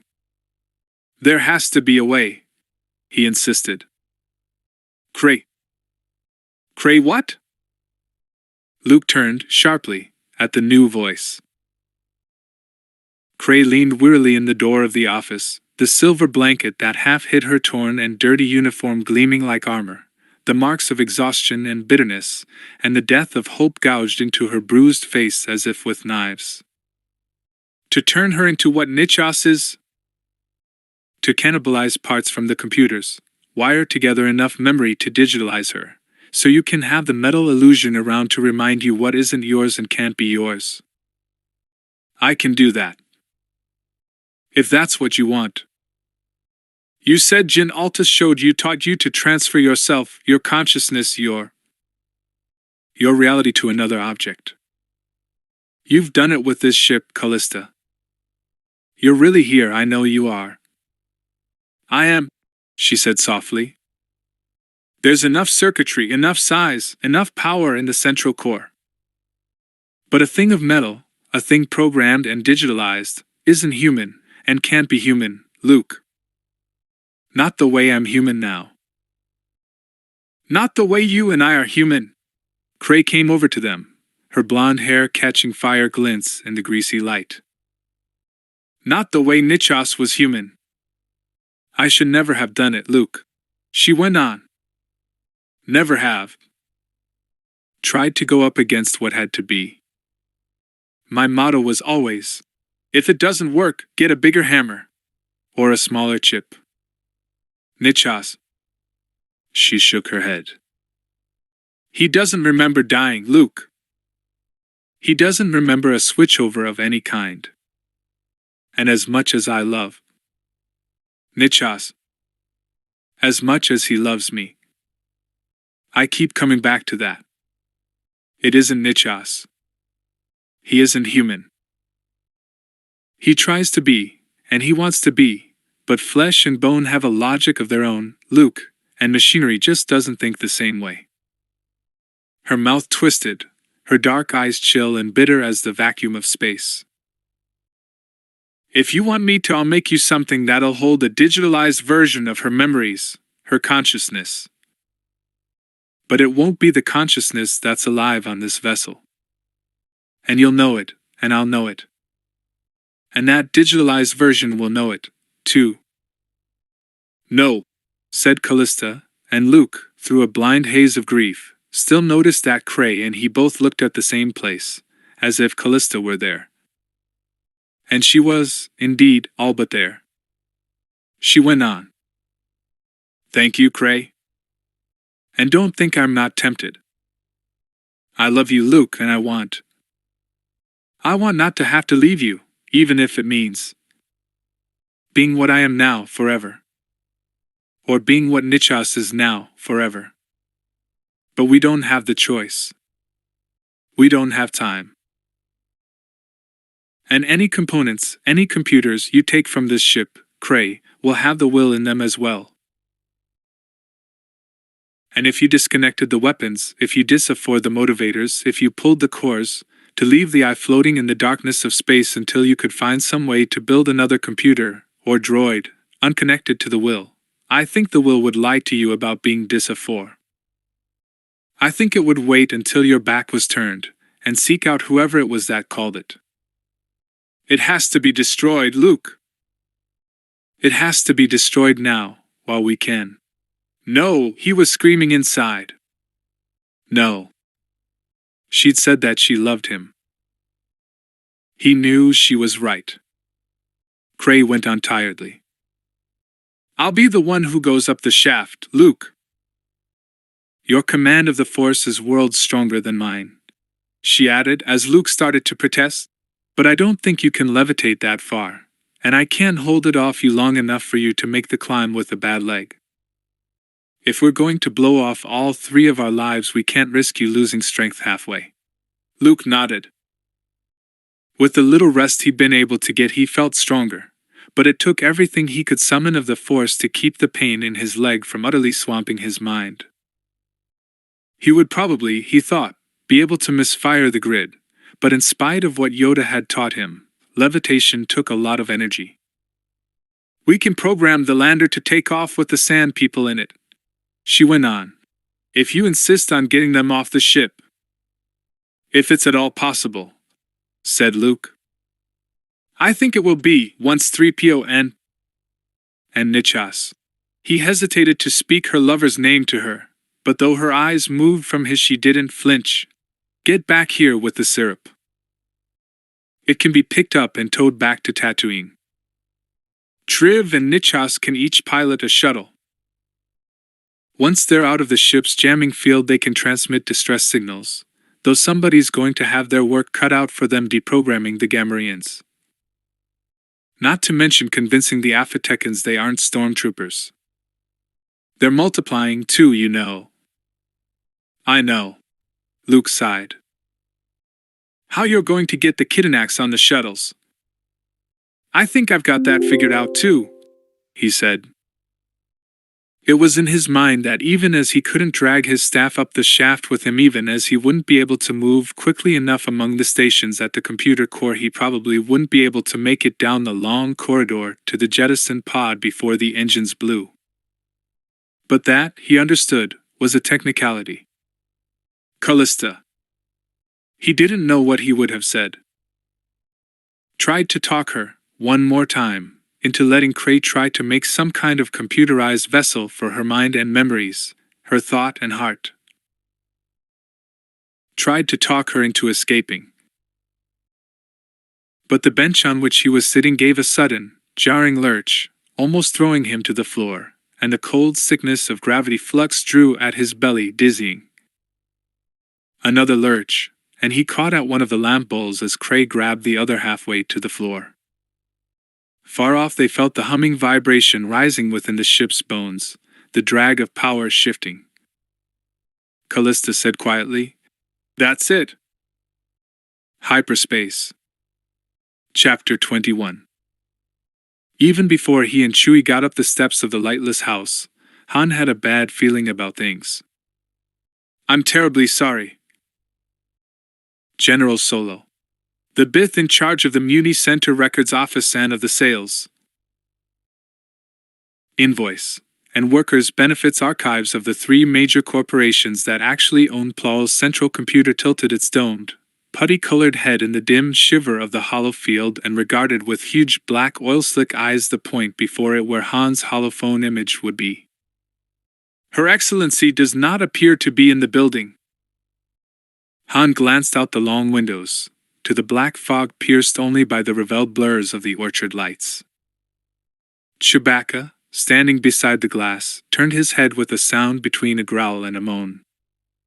"Can you tell me when she left?" It was even possible, thought Han, that she might have stopped at the bubbling mud, which did serve pretty decent meat pies for dinner, though that was something she liked company for. "My apologies," said the Bith politely. "Her Excellency does not appear to have been in the building all day." "What?" "There is no record of her access card in any of the file banks, nor has." "Get me Javax."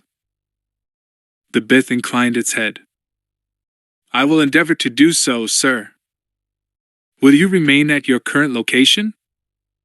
"Yeah, just find him and get him." Thank you," added Han belatedly, remembering Leia's repeated admonitions. "I appreciate it." "I knew it, Chewie," he added as the slight image faded. "I knew she shouldn't have gone out with R2. The Wookiee made a questioning noise and flipped in his paw the restraining bolt they'd found on the table. "Of course she pulled it off him," said Han. "She wouldn't think any harm of that little can of bolts if he... Well, he did try to murder her, damn it." He surged to his feet, paced like a caged Indoran Vethraptor to the table where the bolt had lain beside Chewie's open toolkit. The Wookiee growled again. "I know she stands by her friends. But she..." The hollow phone blipped again, and Han leaped at the pickup switch as if it were the cancel toggle on a planet-wide self-destruct cycle. But instead of the green local light, the blue star of the subspace receiver flickered on. A moment later Mara Jade's slim, leather-clad form appeared in the booth. "Got your coordinates for you." She held up a yellow plastine wafer. "What's your receiving speed?" "Why didn't you tell us you were after Nublik the Slight?" demanded Han roughly. "Because I don't lie to my friends," replied Mara sharply. "And if that's all you've got to say..." "I'm sorry." Han looked away, angry with himself. "But I heard..." "What's the matter, Solo?" She took another look at his face and all the sarcasm sponged away like yesterday's makeup. "Leia's disappeared. She went up to the Muni Center this afternoon, and I just found out she never made it there. She's with Arturita. He went haywire last night and tried to kill us. We had him in a restraining bolt, but it looks like Leia pulled it off him and took him with her." Mara made an extremely unladylike comment and Lando Calrissian appeared behind her shoulder, waxed and combed and dressed in his best purple satin for an evening out. "What is it?" Han told him, adding, "We're waiting on Javax now." She talked about visiting the city repair center, so maybe she took Arto with her to get him checked. But it's after dark already, and there's been too many weird things going on lately. Why'd you ask about Nublik? Asked Mara. Who told you I was after him? I spent all of about 12 hours on that ball of ice, and I don't think I could finger Nublik in a lineup if he picked my pocket. He told his toady the Emperor's hand was after him, said Solo. The Emperor's hand was on the planet, and he had to get out of there before she found him. Nublik disappeared about 7 years ago after you'd said you'd been and gone. I figured you'd come back. He fell silent, just from the change in her eyes. For a moment she said nothing, but even through the medium of the subspace hollow, her rage was tangible, like the shock wave of a thermonuclear blast. When she spoke, her tone was deceptively normal and very calm. That reptile, she said. Her eyes stared out unseeingly, filled with a sudden, vicious, killing hate. That son of a slime crawler. What? Lando stepped quickly back, almost out of range of the hollow. What? He told me I was the only one, said Mara, still in that calm, almost conversational voice. The only hand of the Emperor. His weapon of choice, he said, when he needed a scalpel rather than a sword. His trusted servant. The set of her red-lipped mouth was hard, the settled rage of one whose position had been not only her pride, but her entire life. That lying, drooling, scum-swallowing, superannuated, underhanded, festering, filth-sucking parasite. He had another hand. Her voice sank to a deadly whisper. He had another hand all along. She had not moved from her seat, but the fury that radiated from her was like the pressure drop before a storm. Though it was directed against a dead man, it made Solo very glad he was several hundred parsecs away in another star system entirely. He lied to me. He used me. His trusted servant. Everything he told me was a lie. Everything.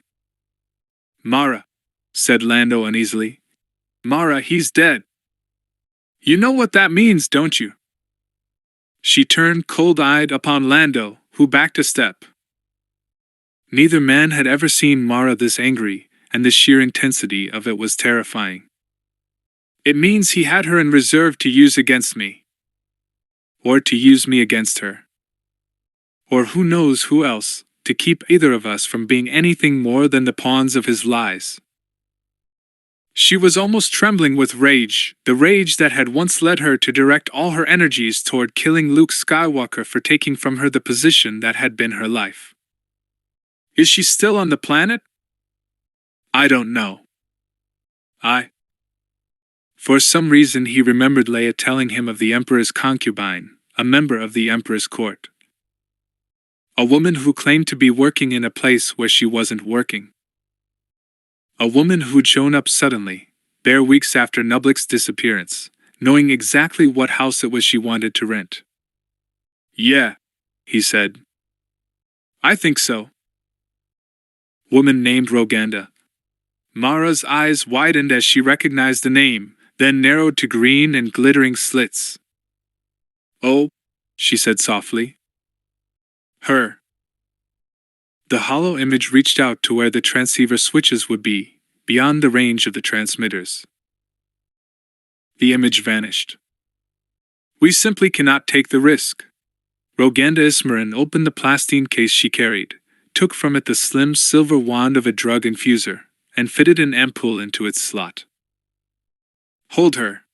Oren Kelder stepped warily toward Leia, who had risen from her chair at the sound of the door lock switching over. She backed to the wall, but Lord Garanon stood in the doorway, stun pistol in hand. Kelder hesitated, though small. Leia was fit, wiry, 30 years younger than he, and quite clearly ready to fight, and Garanon said, If it's risk you're worried about, madam, I'd say using that drug on her is more risk than I like to see. You don't know what it is. I know that it works, retorted the concubine. I know it will keep her quiet while our guests are here. We know that it works sometimes. On some people. In some doses. It's been in those deserted laboratories in the crypts for 30 years at least, maybe twice that. We don't know whether it's deteriorated with time, whether it's become contaminated. That smuggler we used it on 4 or 5 years ago died. He had a weak heart, said Roganda too quickly. Oh, Lord Garanin, she went on, her soft voice pleading. You know how much depends upon those who will be here tonight. You know how desperately we need backing if your cause, our cause, is to succeed. You know Her Highness's reputation. We cannot risk even the chance of her somehow escaping and interfering with the reception of our guests. The Senex Lord's flat, cold eyes rested on Leia. The muzzle of his stun pistol was unwavering. Then he nodded. Kelda stepped forward. He was expecting Leia to duck away, so she sprang into his advance, hooked his ankle, and shoulder-blocked him hard as he fell doubled and darted for the door. She thought the movement would take Garanin at least a little by surprise, enough for his first shot to go wild, to give her a chance to get past him, but it didn't. The stun blast hit her like a blow to the solar plexus, winding her at the same moment that her whole body felt as if it had been pulled inside out. Even on mildest stun the effect was awful, perhaps worse than a heavier blast, because she didn't even lose consciousness. She just collapsed to the floor, her legs twitching with pins and needles, and Kelda and Roganda knelt by her side. Stupid, remarked Kelda as the infuser was pressed to the side of Leia's neck. A blast of cold. She felt her lungs stop. She was submerged, she thought, in an ocean of green glass 1,000 kilometers deep. Because glass is a liquid, it filled her lungs, her veins, her organs. It permeated the tissues of her cells.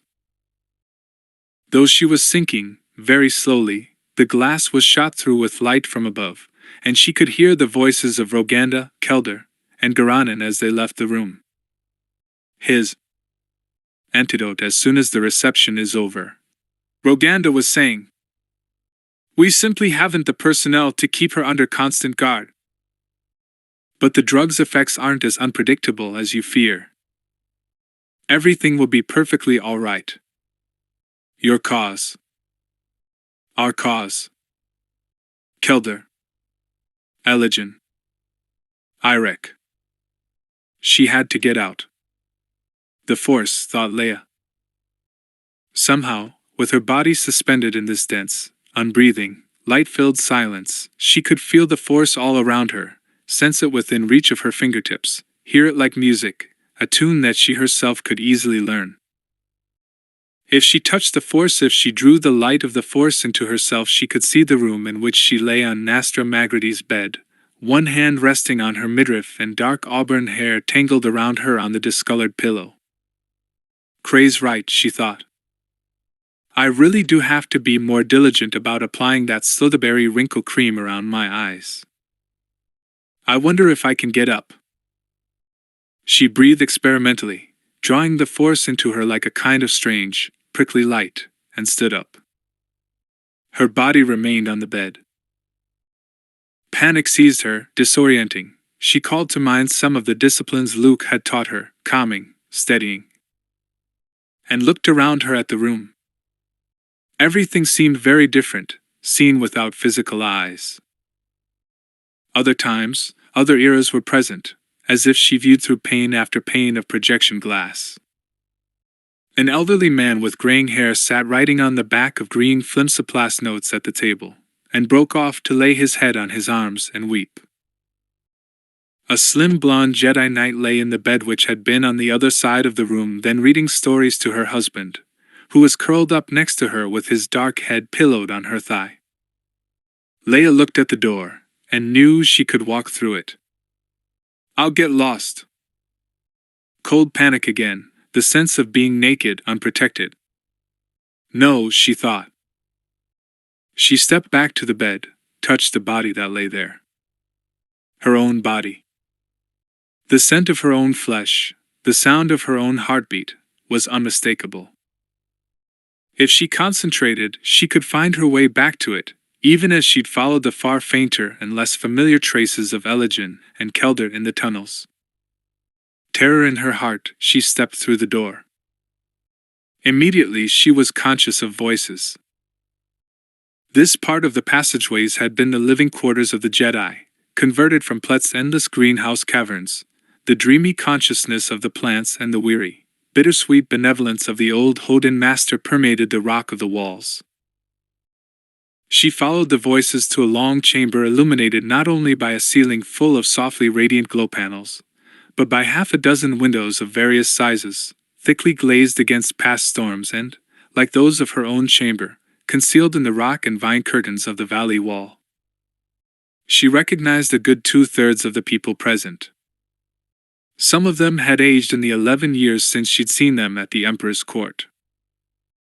Others, like the representatives of the Mikuan Corporation and the president of the board of directors of Sena, were of more recent acquaintance. Lady Dalla Vandren, acknowledged superior among the Senex lords by virtue of heading the oldest and noblest of the ancient houses, had visited the Senate quite recently, to answer charges of inhumanity and planet stripping brought against her by the High Court. She'd seemed surprised that anyone had considered it his business if she let slavers run breeding farms on her homeworld of Carfedian. "Your Highness, they're only Asin and Bilanaka," she'd said, naming those two sentient but low-cultured races as if that placed the matter beyond need of further explanation. A heavy-set, stately woman in her 40s with a blandly superior stubbornness in her blue eyes, she was further expressing her views on the matter to a small group comprised of Roganda, Irek, and Garanan. "It's simply useless to discuss these matters with people in the Senate who refuse to understand local economic conditions." A little Arten unit rolled up to the group with a tray of glasses, and Roganda said, "You must sample the wine, Your Highness. Selenon semi-dry, an exquisite vintage." Ah. Vandren tasted a minute quantity. "Very nice." Leia heard in her mind, and Rouge, "Only spaceport types go in for the semi-dries, my dear. You really must cultivate a more refined taste." Every word of it was compacted into the slight lowering of the painted eyelids and the fractional deepening of the lines around Lady Vandren's mouth. "An Algerine, perhaps?" inquired Garanan. Algerine wines had been her father's favorite vintage, Leia recalled. "Of course." Roganda addressed the Arten. "Decant the Algerine from the cellars, chilled to 50 degrees and the glass to 40. The cellar droid rolled quickly away. "It isn't as if we were kidnapping people from their homes," Lady Vandren went on indignantly. "These creatures are specifically bred for agricultural work. If it weren't for our farming, they wouldn't be born at all, you know. And Carfedian is in the midst of severe economic depression. Not that they care, on Coruscant." Lord Garanan set his own glass down on the sideboard of marble and bronze, a Travian of the best period, one of the few pieces of furniture in the long, stone-floored room. "Which is why, Your Highness," said Roganda in her low, sweet voice, "we must deal with both the warlords and the Senate from a position of strength, rather than one of the hat-in-hand subservience they seem to expect. We will be a power to reckon with." She laid her hand on her son's shoulder, her red lips curving in a proud smile, and Irek modestly cast down his eyes.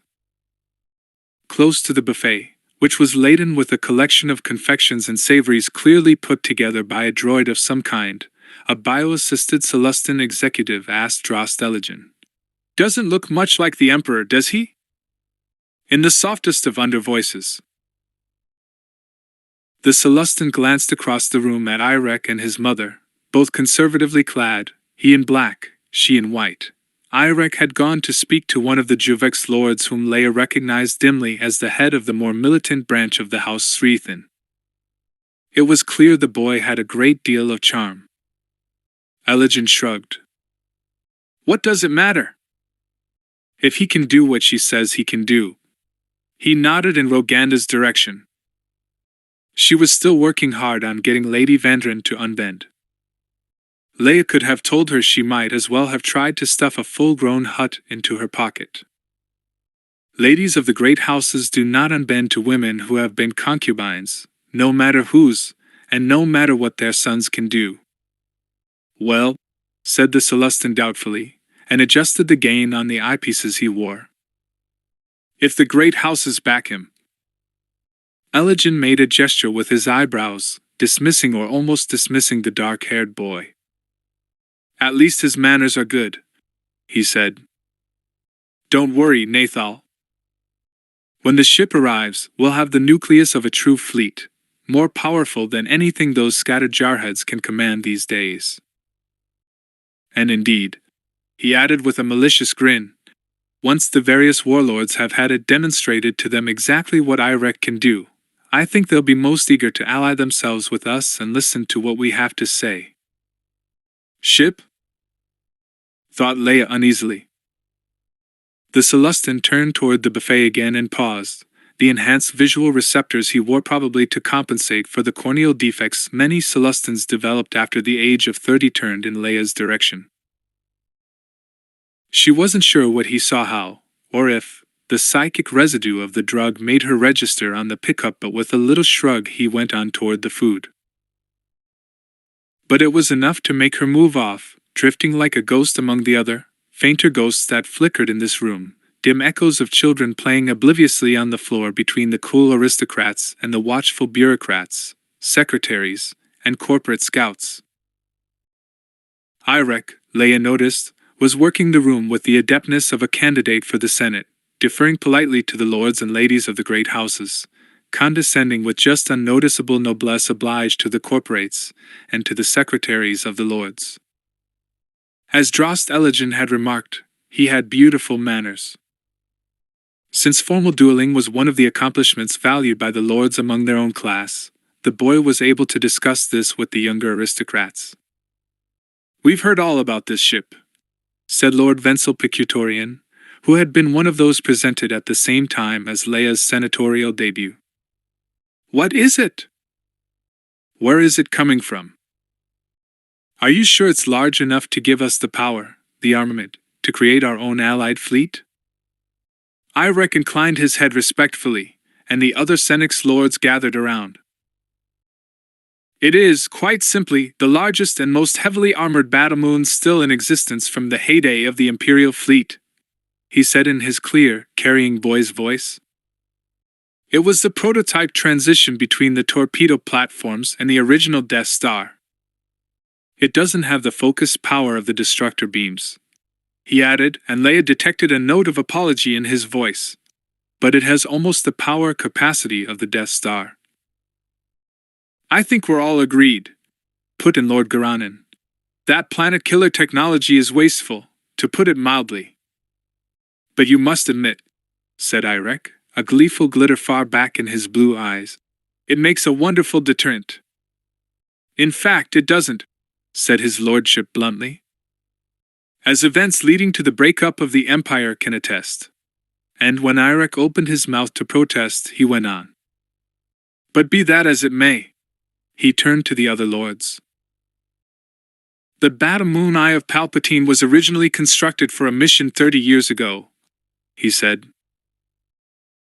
It was built and armed in absolute secrecy, so that when the mission itself was aborted unfulfilled, almost no one knew of the Batamoon itself, and all record of its hiding place in an asteroid field in the Moonflower Nebula. Lost. Careless of them, commented a younger lady, whose tan muscles spoke of a lifetime in the hunting field. Several laughed. Garanin looked annoyed, but Roganda said smoothly, anyone who's dealt with a really large ancestral library will know that one small defect in the computer can result in the disappearance of, for instance, an entire set of wafers, or a good-sized book. And the size ratio between one book and, say, 4 or 5 rooms is much smaller than between even the largest battlemoon and 20 parsecs of the Outer Rim. She would know, thought Leia, remembering Nastra Magridy's despairing words.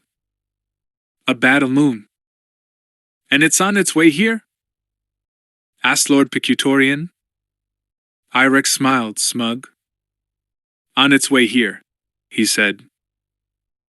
And at our service. Roganda put her hand on his shoulder and smiled again, that proud smile.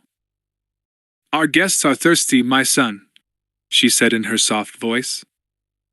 Would you go see what's become of that R10? A nice personal touch, thought Leia, observing the approval on the faces of Lady Vandren and Lord Picutorian. Irex suppressed a wicked grin and said, Certainly, mother. There was a soft murmur at the back of the group about how well brought up and malleable he was as the slender boy strode from the room. Leia followed, uncertain but not quite liking the look in his eyes. The R10 unit was trundling up the corridor, small and square, about a meter tall and rimmed around its flat top with a decorative brass railing. The top itself was black marble electronically charged to grip drinks, glasses, and anything else set on it. Leia had watched almost without consciously noticing the slight rotation with which everyone in the room took up his or her glass from it. She barely noticed herself when she did it back home. It was second nature to anyone with a modern R10. It bore on its surface now the appointed bottle, a 12-year-old Algerine dry, suitably dusty and a frosted glass, solitary tribute to the importance of Lady Vandren, as Roganda intended. Irex folded his arms and stood in the middle of the corridor with that same evil grin. Stop, he said. The R10 whirred to a halt. Pick up the glass. It extruded one of its long, multi-jointed arms with their slightly sticky velvet pads and obligingly picked up the chilled wineglass. Throw it on the floor. The droid froze in motion. Breaking glasses, breaking any sort of dish or utensil. Part of the black box code hardwired into any household droid. Irex's grin widened and he fastened his gaze on the R10. Leia felt the shiver of the Force in the air, reaching into, digging at, the droid's programming, forcing it synapse by synapse to rearrange its actions in spite of multi-layered restraints against it. The droid reacted with great distress. It backed, rocked, turned in a circle. Come on, said Irex softly. Throw it on the floor. While his mind, as Roganda had instructed, no doubt as Magrity had taught him, formed the sub-electronic commands necessary for the implementation of the act. Jerkily, with a flailing movement, the droid hurled the glass down. Then it immediately extruded a brush-tipped arm from its base and a vacuum hose to clean up the broken glass. Not yet. The implement stopped. Now take the bottle and pour it out. The droid rocked with wretchedness, fighting the most absolute of its programming not to ever spill anything. Irex was clearly reveling in its confusion. His blue eyes did not waver, bending his concentration on the Force, channeling it through the implanted chip in its mind. Then his head turned, suddenly, and Leia felt his concentration leave the droid as if the boy had simply dropped a toy he'd been playing with. The droid replaced the wine bottle on its top and bolted for the party as fast as its wheels would carry it, but Irex did not even notice. He was turning his head slowly, scanning the corridor. Listening. Sniffing. You're here, he said softly. You're here somewhere. I can feel you. She felt him gather the strength of the Force around him, like a terrible shadow, saw him with changed eyes, like a wraith of mist and coals. I'll find you. Leia turned and fled. Behind her she was aware of him striding 2 paces to one of the small red wall buttons that were mounted at intervals on the dark stone of the corridor walls, heard him slap it, and then heard the stride of heavy boots and Garanon's voice. What is it, my lord? Get my mother. And fetch the smallest steel ball from the toy room to the princess's prison. Leia bolted down the corridors, twisting, weaving through the maze. She felt Irex's mind invading them, searching for her, reaching like vast wings of smoke to fill the ill-lit passageways with shadows she knew could not be real but which terrified her anyway. It was hard to sense in which direction her body lay, hard to hear the distant heartbeat she followed. She skidded to a stop in horror as the floating black ball of the interrogator droid drifted out from around a corner, lights flashing, flickering. Not real, but even knowing this she turned aside. Down another corridor the huge, heavy, stinking shape of a hut reached for her with a quivering prehensile tongue, copper eyes dilating and contracting with ugly lusts. She turned aside from it, sobbing, trying to find some way around, and in her mind she heard Irek's voice whispering, Irek's shrill boy's laugh. I'll trap you. I'll find you and trap you. You'll never get out. The drug, she thought. The drug they'd given her must have left a psychic residue he could track. She couldn't let him catch her. Couldn't let him overtake her. Blocks and slabs of darkness loomed in front of her, walls of stench overpowering her ability to track where she should go. The smell of kretch, of roses, of filth. Great, howling waves of power jerked and dragged at her, pulling her back, washing her sideways. In the back of her consciousness she was aware of Irek running lightly, skipping and hopping down the corridors with the sheer delight of trying to find her, trying to track her, trying to block her from the room where her body lay. Luke, she thought desperately, Luke, help me. And like a mocking playground echo, Irek mimicked jeeringly, oh, Lukey, help me. There. That corridor there. She knew it, recognized it, flung herself around the corner. And he was standing in front of the door. The towering black shape, the glister of pallid light on the black helmet, the evil gleam of lights within the shadows of his great cloak, and the thick, indrawn breath. Vader. Vader was standing before the door. She swung around in terror. Irek stood in the passageway behind her, the dark radiance that surrounded him seeming to pulse with lightning. In his hand he held one of the steel balls that had so puzzled her in the toy room, but now, with her disembodied consciousness, she saw that there were entrances to it, entrances invisible to eyes limited by the electromagnetic spectrum. Entrances that did not serve as exits. And within the ball itself, maze after maze of concentric, ever tinier labyrinth balls. He smiled. You're here. I can tell you're here. Leia turned. Vader still stood before the door. She could not pass him. She could not. Mother can't stop me, said Irek. She won't even know. He held up the ball, and his mind seemed to reach out into the corridor like a vast net, drawing at her. Leia felt herself dissolving like a smoke wraith, an unskilled illusion, drawn as if by a vacuum toward the steel ball, dissipating into the power of the dark side. There had to be a way to use the Force to protect herself, she thought. To get past the dark terror that stood before the door. But she didn't know what it was. The boy puckered his lips and inhaled, pulling her in with his breath. Irek! Roganda appeared in the corridor behind her son, her white dress gathered up in her hand as if she'd been running. Irek, come at once! He swung around, his concentration broken. The shadow of Vader vanished. Leia flung herself at the door, through the door, hurled herself to the sleeping form on the bed. With human perceptions once again she barely heard the voices through the door, but she recognized, nevertheless, Orin Kelda's voice. Lord Irek, we've picked it up on the scanners. It's here. The Eye of Palpatine. Chapter 22.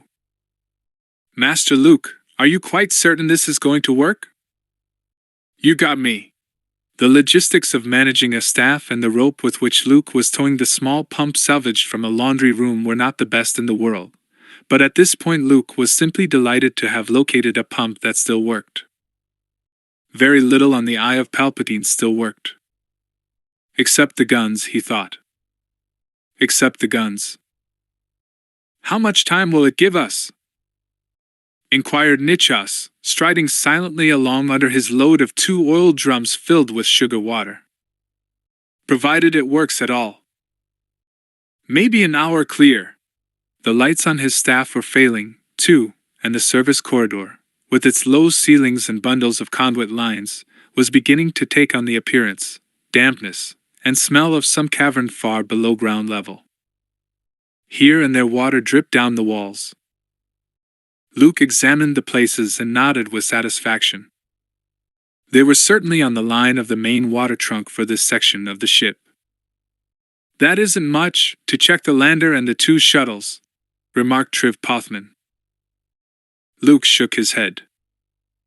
Every step was like having pieces of bone ripped out of his thigh. It'll have to do. The last of the Peregrine was long gone. The Force alone kept him from going into shock, kept the fever of internal infection at bay. Cray, walking behind them with a 5-gallon bucket of sugar water in each hand,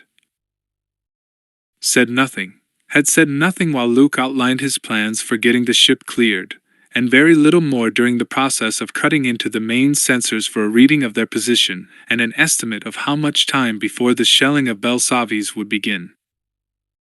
Only when Callista said, "That's too much time," at the display of 12 hours, 30 minutes, had Cray spoken. "It's what the file says. It's what the will says the file says. Don't you see?" Callista had gone on.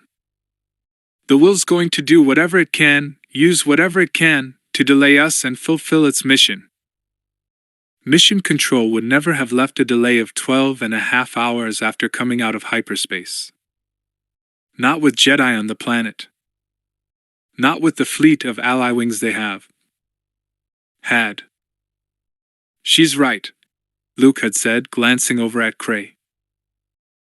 He'd expected an argument, since Cray had never believed that computers could or would lie. But since leaving the security of her laboratory, Cray had been through trial by the will, and her only reaction was a slight, bitter tightening of her lips. She had watched in silence when Luke and the others had mixed the syrup with water to produce a thick, hypersweet mixture, had taken her share of it when the anti-grav sled had proven too large to enter the service corridor vent. She moved as if every step, every intake of breath, was a chore she had to get through, and she would not, Luke saw, meet Nichas's eyes. "Thank the Maker," exulted 3PO, as they turned a corner and dim wick lights gleamed along the ceiling overhead. "I was beginning to fear this quadrant of the ship around the shuttle bays was without power as well. Jawari probably too scared of the Sand People to get close enough to raid it." Luke turned down a side corridor, following the main conduit.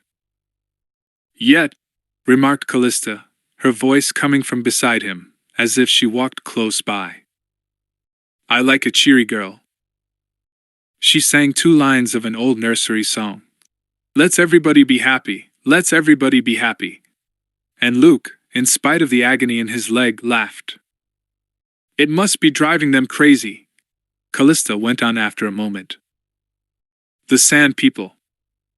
If they're as rigidly bound to tradition as you describe, they must hate the fact that everything is different here, with no day and no night, and only walls and corridors to hunt in. As time goes by, I'm less and less thrilled about it myself." The door to the main pump room was locked. 3PO convinced the lock program that a key had been inserted and the door whooshed open. "Break the mechanism, Nichas," said Luke quietly. "You're right, Callista. I don't trust the will any farther than I can throw this ship, uphill and against the wind." "Funny," said Pothman, looking around him at the oily black root system of pipes and vents, as Luke hooked the small portable pump into the main mechanism.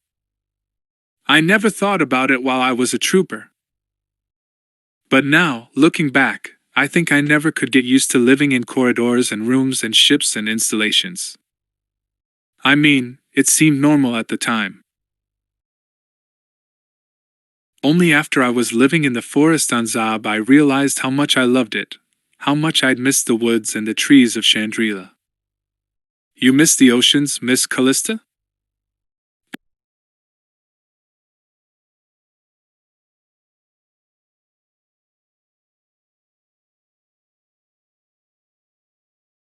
Cray, standing in the doorway, only leaned her forehead against the jamb and said nothing, watching while Luke hooked the makeshift power cables into the main outlets, pressed the switch. The dry, whirring rasp of the motor fired up, small and shrill against the deeper, calmer throb of the main pump that half filled the room before them. Luke breathed a sigh of gratitude and unshipped the small pump's hose. Here goes. He plunged the hose into the first of the sugar water drums, watching the connection between the small pump surge and stiffen with the pressure of the stuff. Then, a moment later, the line between the small pump and the large. Callista called up, softly, to the oblivious sand people inhabiting the regions above the pump room. Here's looking at you, kids! They pumped, in all, close to 20 gallons of concentrated sugar water into the sand people's water supply. Leave it, said Luke, as Nichos turned back from the door to fetch the portable pump or tidy the buckets. We're not coming back. Ah, said Nichos, remembering that everything was going to be ion vapor this time tomorrow, and shook his head deprecatingly. Perhaps a touch too much tidiness programmed in. The next moment he glanced sidelong at Cray, realizing that the jest might have been construed as a criticism or simply as a reminder that he was, in fact, a collection of programs, but she managed a smile, and for the first time met his eyes. I knew I shouldn't have cribbed that part out of one of those SP80 wall washers. They stood looking at each other for a moment, startled and not quite certain how to deal with her admission of having programmed him, of his being a droid. Then she reached out and touched his hand.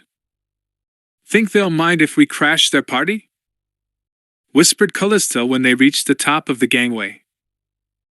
The noise from the shuttle hangar the sand people had taken for their headquarters was tremendous. Groaning, grunting, howling, whoops and clatters as machinery or weapons gaff sticks. Rifles? Were hurled here and there. Every now and then they'd all begin to yell together, hair-raising ululations that rose and fell in volume and pitch, and then died away into raucous shrieks and crashes. Let's sit this one out. Luke leaned back against the wall, aware that he was trembling and that sweat rolled down the sides of his face, glittering in the chill of the corridor lights. He wanted to sit down, but knew that if he did he'd probably never get up. He was burningly aware of Callista beside him, close by him, as if she were merely invisible and would become visible again later. He pushed the thought away. Triv hunkered down, listening but coiled to spring up again, his blaster in his hand. 3PO stood a meter or so away down the corridor to their backs, auditory sensors turned up to highest gain. Awkwardly, Cray and Nichos stood together, as if not certain what to say. Cray asked, "Will you be okay, Luke?" And Luke nodded. "This shouldn't take too long.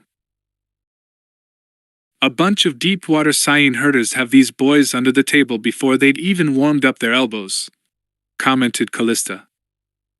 More whoops. "Maybe that's why they killed that storekeeper." The riot subsided. A few broken grunts and shouts, then silence. Someone yelled his opinion about something to his by now oblivious fellow tribesman, and then there was a clatter, as if of a dropped metal drinking vessel. "Right," said Luke. "Let's go. We don't have much time." 3PO, get the talls. "Certainly, Master Luke." The droid creaked off briskly into the darkness. The shuttle hangar was carpeted in somnolent sand people. Sugar water was spilled everywhere, soaking into the dirt-colored robes and head wrappings, and several bore dark, harsh-smelling stains on their robes, as if of ichor or blood. A small, square service hatch on one wall was scratched and dented as if hacked at by maniacs. Gaff sticks and spears strewn like jackstraws all around it amply indicated that someone had thought it a useful target to demonstrate everyone's skill. The wall around the square hatch bore considerably more damage than the hatch itself. "Swell party," commented Luke, and scrambled painfully up the ramp into the first of the shuttlecraft, while Triv and Nichas prudently collected every weapon in sight. The gauges looked all right under Cray's expert cutting. The onboard computer woke up without reference to its passwords and expressed itself ready for action. "Doesn't seem to be hooked into the will at all," she commented. "About time something went our way." "I warn you," said Triv Pothman worriedly from the door. "I was never trained to run one of these things. And those readouts of the surface you're getting aren't making me feel any better about learning. I'll slave this shuttle to the other so Nichas can control them both." Cray settled into the pilot's chair, ran her hands through her hair with the old gesture of tucking aside stray tendrils, and winced a little at the touch of the sawed-off bristle, then called up the core program and began tapping instructions in. The gesture of tidying her hair filled Luke with an odd sense of relief, of gladness. Whatever she'd been through, its darkness in her was lightening. She was returning to herself. "Nichas isn't a hotshot jet jockey like Luke," she went on, "but he can take both, and even through that mess if somebody on the ground can talk him down. A lot of the stabilization's pre-programmed for the planet, of course.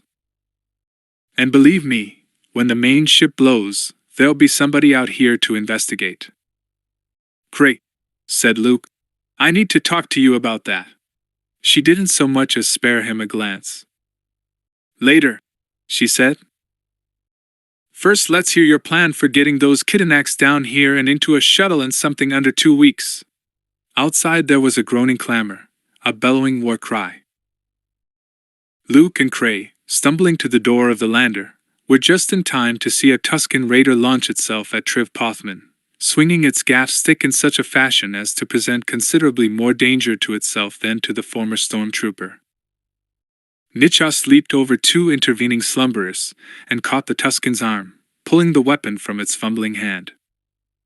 Triv was saying, Hey, my friend, just relax, okay? Have another little shot." The Raider accepted the silver cup half full of sugar water from the trooper's hand, downed it in a gulp, and subsided once again to the floor. "Master Luke." 3PO appeared in the doorway of the hangar, followed by a half-dozen fluffy white talls. "Great!" Luke scrambled down from the shuttlecraft, stumbling as his leg gave under him with a shocking blast of pain. Cray caught his arm, and 3 of the talls were immediately at his side, steadying him and crooning worriedly. "Thank them," said Luke, struggling to control his breath, to fight off the pain that threatened to blot his consciousness. "Thank you," he added, speaking directly to the tall creatures, as 3PO produced a succession of hoons and hums. "Tell them that without their help I could not possibly hope to save all those here who need to be saved." 3PO relayed Luke's message to the talls, who replied with snufflings, hoots, and heavy, patting hugs. Then without further ado the talls began to pick up sand people and carry them out of the hold, heading for the lander on Deck 10. "You know that even with my reprogramming that lander won't do anything but head out a couple of kilometers and hang there," Cray said, watching them go. "It can't be steered." "That'll do," said Luke. "I'll leave instructions with Triv and 3PO that nobody's supposed to open the thing till it gets to Tatooine anyway. You really think anybody'll tow it to safety, once they know what's inside?" She put one fist on her hip, turned to look at him sidelong, weary and bitter. "I don't know," said Luke quietly. "If I make it out." He hesitated. "Or if you make it out, please see to it that someone does." Her face softened with the wisp of a smile. "You never give up," she said. "Do you, Luke?" He shook his head. "Funny," Cray said, as they walked up the ramp into the second shuttle. "You'd think that since we appeared in this sector somebody'd be out from Belsavi's to check on who we are anyway. But there's not a thing. I've never seen anything like it." Javax flicked through another series of screens, the two technicians, another Mluki and a glum-looking Durosian leaning over his shoulders. None of the three looked up as Han and Chewbacca thrust their way through the door and into the port's central control. The Durosian shook his head. "It has to be a malfunction somewhere in the slave relay to the bay gates themselves," he said. "The program tests positive. All the gates couldn't malfunction mechanically at the same time." His earth-colored brow furrowed down over opalescent orange eyes, and he rubbed the hard beak of his mouth. "What's going on?" Javax looked up, seeing Solo and the Wookiee for the first time, and got to his feet.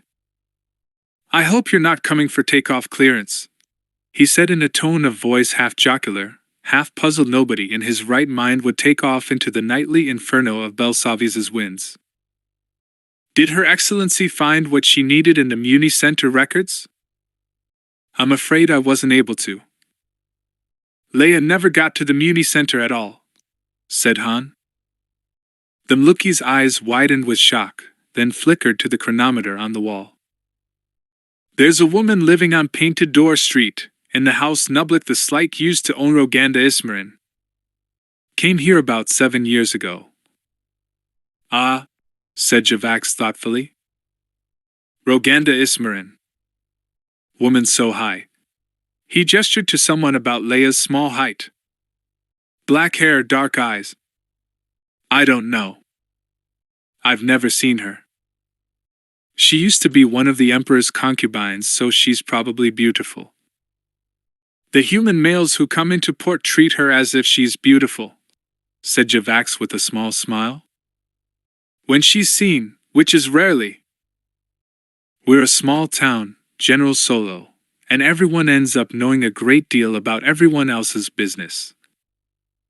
And though it's none of my business, I admit I have always nursed a deep curiosity about Roganda Ismarin.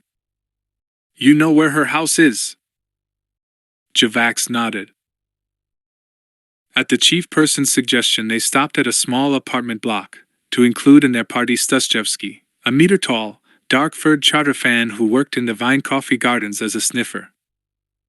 "Some things you just can't explain to supervisors," sighed the little creature as he bid a quick goodbye to the group of convivial friends who'd gathered in his apartment for a wine and grooming party. He trotted down the outside stair at Javax's side, big, clawed hands making quick work of the complicated latches on the silk vest he was donning. "The new girl keeps asking why the beans shouldn't be harvested yet. They're the right color, she says. Right color, my left ear." As if called upon for corroborative evidence, his left ear twitched. "They're more or less the right color outside, but they smell green inside." "Well, she'll learn. What can I do for you, Chief?" Black fog shut them in, huge moths and glowbugs dancing around the blurred yellow wool of street lamps and windows. Overhead, the lights on the hanging gardens twinkled dimly through the mists, like alien galaxies of flowering stars. Javax gave him a swift and Baudelarized version of the problem, ending with, "We have reason to believe the house itself is wired with alarms. Before we go and before we tip anyone off as to our presence, we'd like to know whether anyone's home or not. Can you do that? Humans?" The charter fan's huge ears cocked forward, and he glanced from Han to Chewie. Javax nodded. Stusjevsky gave him the circle finger sign universal among those races with opposable thumbs, no problem. They turned to cross the market square, all lights retreating into dim smudges in the hot, eerie dark. "So what's this I hear about the landing silos being locked up?" The chief person gestured helplessly. "We think it's a malfunction in the programming of the central servo between the computer and the doors over the silos. It looks like it fired and locked at once, and ground the main gear to pieces. Chewie turned his head sharply, with a long, rumbling growl. "We don't know," said Javax. "That's what's driving the tech crew crazy. It shouldn't have happened. None of the cutouts operated. They're going to have to go in and pull the whole mechanism and open the gates manually, which means I hope you like the food here, General Solo, because it'll be at least 24 hours. Wait a minute," said Solo, pausing at the foot of the steep slope of Painted Door Street. "You're telling me that there's been another case of a fairly complicated freak malfunction? Like our astromech droid trying to murder us? That's 2 in 24 hours. Javax's snowy brow ridge folded upward in the middle as he considered the matter in that light. Then he said, 3. The comm system's down again. But that happens so often. There was momentary silence as they regarded each other in the heavy gloom. Then Solo said softly, "I've got a bad feeling about this." In swift silence, they felt their way from pillar to pillar of the foundations of an old building, following the course of the street. It was a neighborhood of ancient houses, prefabs rising out of the bomb damage like white ships stranded on high rocks. Vines growing over the old lava blocks rustled wetly as the party passed along them, and somewhere a warm spring welling up from an old foundation bubbled in the dark. The higher altitude, on the bench beneath the citadel ruins, thinned the fog a little, and when they stopped at the turning at the top of the street, Solo could even see the house Javax pointed out. Han felt a cold snake of uneasiness corkscrew down his backbone. If Roganda Ismarin was the Emperor's hand, it meant she was force strong. Not something he wanted to go up against. But if she'd hurt so much as a hair on Leia's head, he'd... "That's hers." Javax looked down at Stusjevsky. "Anyone home?" The chowder fan closed his huge dark eyes, flared his 4 large nostrils, and stood, breathing and listening to the night. Solo couldn't see how the little creature could be sifting out the odors of a single house from all others, for the night was redolent of greenery, wet stone, the faintly sulphurous pong of the hot springs, and the overpowering sweetness that hung in the air near the packing plants. But Stusjevsky opened his eyes after a moment and said, "Nobody home, Chief." Chewie grumbled a little and checked the pockets of his utility belt for his wire bridging kit, preparatory to making an assault on whatever security system the house might have. "I'll tell you this, though," said the chowder fan.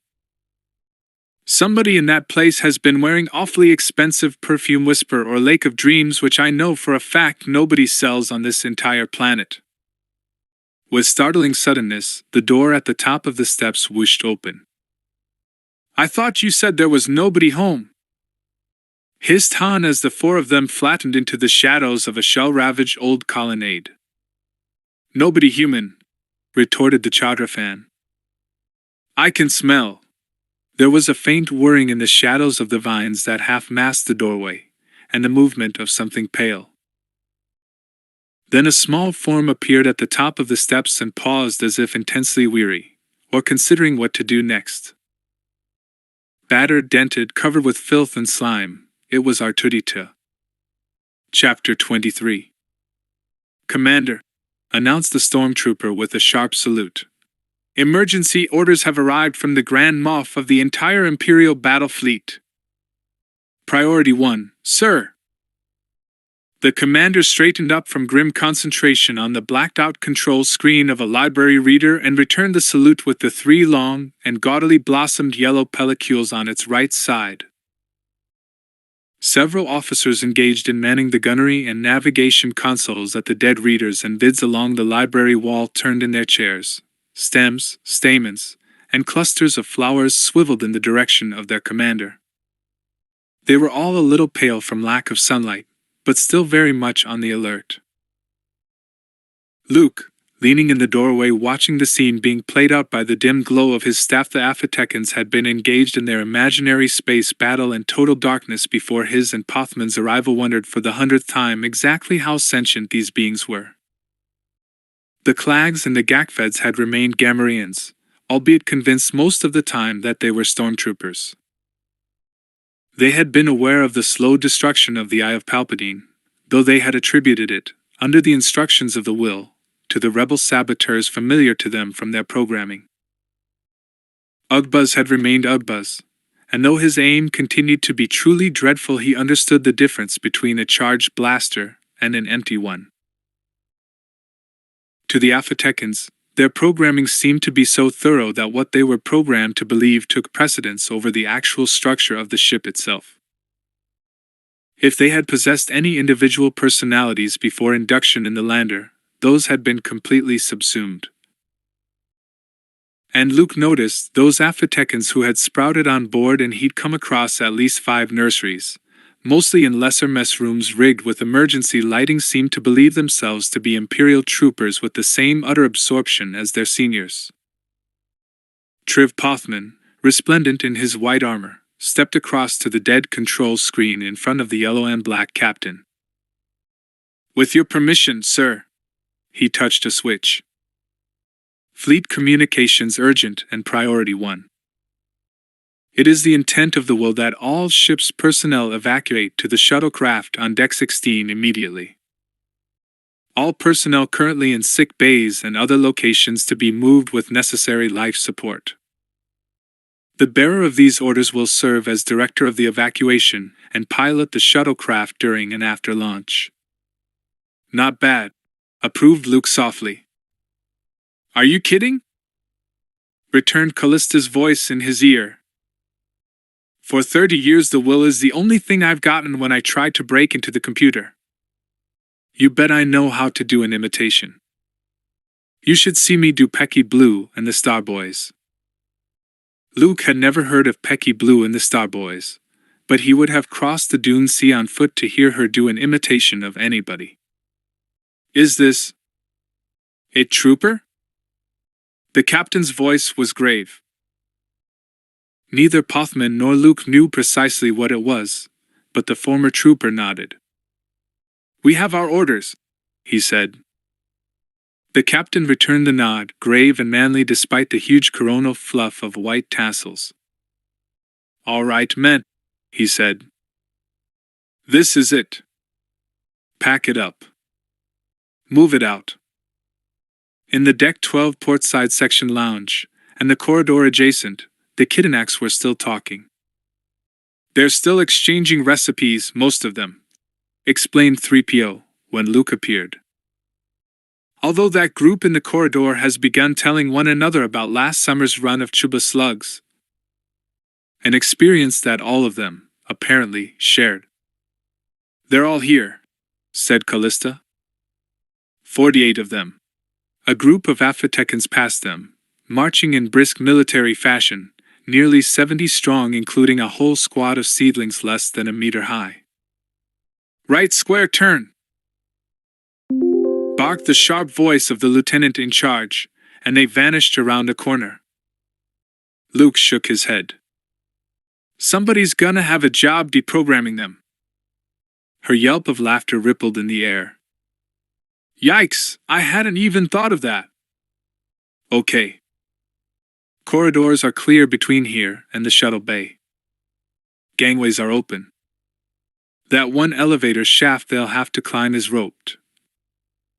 "Can they climb an elevator shaft?" "Oh, yes." Luke took a deep breath. He was achingly conscious of the fact that every fragment of his strength that he expended on other matters meant that much less for the final effort, the final exertion. 3PO, you ready?" "I believe my grasp of the Kidinak language to be sufficient for the needs of the moment." "Yeah," said Luke, "but you better get out of that doorway." The droid stepped hastily aside. He knew what was coming. "Okay," said Luke. "Here goes nothing. Closing his eyes, he concentrated on the heat sensors of the fire prevention system of the lounge and the corridors around it. It was the simplest of all Jedi powers directed against the most basic system in the ship, and the result was utterly galvanic. The sprinkler system burst into gushing life. A rainstorm of water poured down over Luke, 3PO, and every squatty, mushroom-shaped, putty-colored Kittinak in the section. "Deck 16!" cried 3PO in the Kittinak tongue. "Deck 16! The water is in the shuttlecraft." And he sprang back, dragging his master to safety as the thundering tide of Kittinaks not only slammed through the door, but broke down the walls on either side of the entryway and went lumbering and slipping up the corridor in the direction of the shuttle decks. Luke cast his mind ahead, visualizing every carefully memorized foot of the corridors, gangway, elevator shaft between the portside section lounge and the Deck 16 shuttle hangar, superheating the thin layer of air at the top of the hallways to fire the sprinklers along the way. Kittinaks mate in water. Rain, to them, is the trigger for startling and enthusiastic speed. "You think Cray and Nichos'll be able to handle getting them in the shuttle?" "Should be no problem," said CALLISTA. "I'll go along, but I don't think it's anything a well-bred person should see. I'll be back with you by the time we need to convince the Clags and the Gakfeds to go on board." "I can't do it," thought Luke, watching the ghostly flicker in the whirling rain retreat along the corridor in the wake of the lubricated and lust-crazed mob. "I can't. Not save her." He stood with the water coursing down his hair and face, trying not to think about not ever speaking with her again. "Master Luke?" 3PO's voice was diffident. With an almost physical effort he shook himself free of that grief, the sense that there was nothing in him, body or soul, that did not consist entirely of blinding pain. "First things first." "Yeah," he said softly. "Let's go get the Jawas and move the tripods out." Roganda and her son were forging an alliance with the Senix lords. Leia struggled, trying desperately to return to consciousness, but her mind felt as if she had been frozen in that gelid green ocean. She was aware of the room around her, still dimly aware of the shadows of others who had occupied that room, but could neither sink back into her original coma nor rise to wakefulness. And she had to wake up. She had to get out. They were creating a power base to give them position with the warlords Harsk and Teradoc and the other remaining branches of the Imperial fleet. And around that power base, the Imperial fleet might very well coalesce once more. And that coalition would be armed with the wealth of the Senix lords, and the massive weaponry of the Eye of Palpatine, drawn from the darkness of the past by a 15-year-old boy whose powers could cripple the Republic's unprepared defenses. To gain the Eye and Irek as secret weapons, a man like High Admiral Harsk might surrender power that he would not have given over to a child's regent a few years ago. She had to get out. Or get a message out, even if it cost her her life. Han Solo. Itha. Time of meeting. Once he'd stumbled onto some cache of Irex Yarrick hidden in the tunnels, once his mind had been cleared a little by the counterreaction of the drug, Drub had done everything in his power to warn his friend. To help the Republic that he knew was Han's new allegiance. He, too, knew they had to be warned. She wondered at what point they'd gotten rid of Nastra Magrity. Probably as soon as Irek was capable of controlling and directing his ability to influence mechanicals. Magrity knew far too much to be allowed to live. Like his pupil, she thought. She remembered the report of Stinadrizing Shah's murder. Her room had been gone through, her papers destroyed. Magrity must have worked on the initial phases of the implanted brain chip with her, or talked to her about them.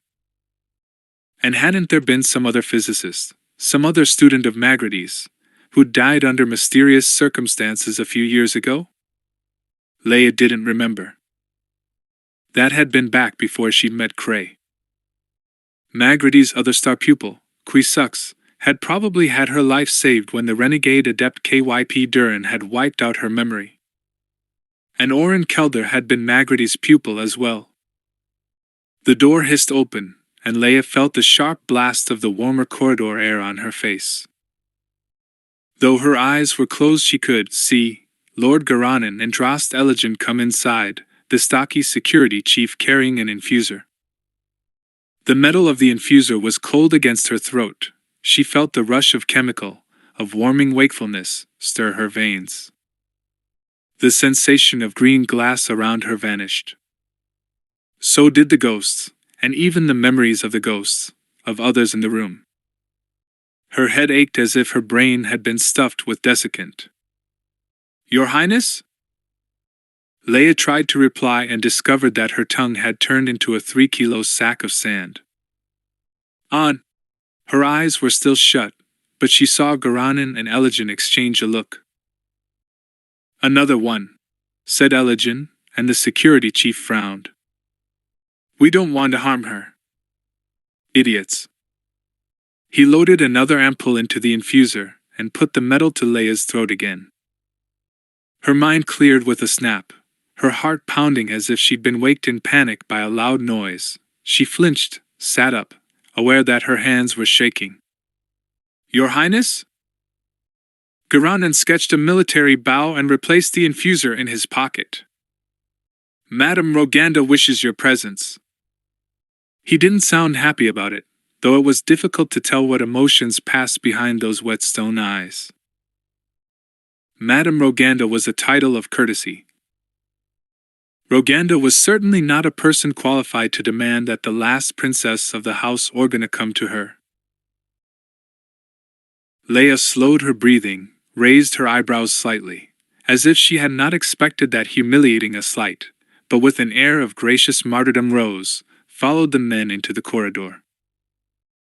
She had to call on all the physical training of the Jedi not to stumble, but managed to walk with what her aunts would have called queenly grace, like Palpatine. The men of the ancient houses preferred resigned obedience to defiance, and until she found some way in which to actively escape, Leia guessed her best course would be to rack up all the points with these people she could. They were quite heavily armed, with stun guns as well as blasters. She still felt shaky, strange, and a little dizzy, though moving helped. Having no desire for a guaranteed 3 hours' worth of headaches and nausea, Leia decided to bide her time. Roganda, Irek, and Oren Kelder occupied a small chamber 1 level up, cold despite the heating unit placed discreetly in a corner. The walls were draped with black. Leia had the momentary impression of the sort of meditation chamber used by some Dathomir sects, which used silence, dimness, and a single-point source of firelight to concentrate the mind. A cluster of candles was grouped on the polished wooden table at which Irek and his mother sat. With such discretion as to constitute almost an apology, a quarto-sized terminal was set up on a bench just within the range of Irek's peripheral vision, where Oren Kelder was keying rapidly through a series of calculations and what looked like sensor reports. There were 4 glass balls of the type Leia had seen in several places in the crypts, set on stands in the corners of the room so that Irek's chair was directly where lines drawn between them would cross. Irek raised his head, stared at her with arrogant, furious blue eyes. "I've had enough trouble from you," he said, his juvenile voice cold, and Leia was aware of Lord Garanan's angry frown at the rudeness and lacement jest. "Now you will tell me. Why wouldn't your droid obey me in the crypts? What had you done to it?" "You're dismissed," said Roganda quickly, signing to Garanan, and Elegant Leia saw the look that passed between them as they left. True, Roganda was in a hurry, but as a child Leia had had it impressed upon her that no person of breeding was ever in such a hurry as to speak brusquely to a social superior. Inferiors, of course, and those whom circumstance had placed in the power of a lord were jolly well on their own. She turned to face Roganda, her eyes cold. "What guarantees can you give me that I'll be returned to Coruscant safe and sound?" "You dare ask for guarantees?" yelled Irek, slamming his fist on the table, and Roganda held up her hand. "I can guarantee you that unless you tell us what you did to your droid that ain't for it to escape my son's influence," she said, with quiet viciousness. You're going to be blasted out of existence in very short order, along with every living thing in Plowell.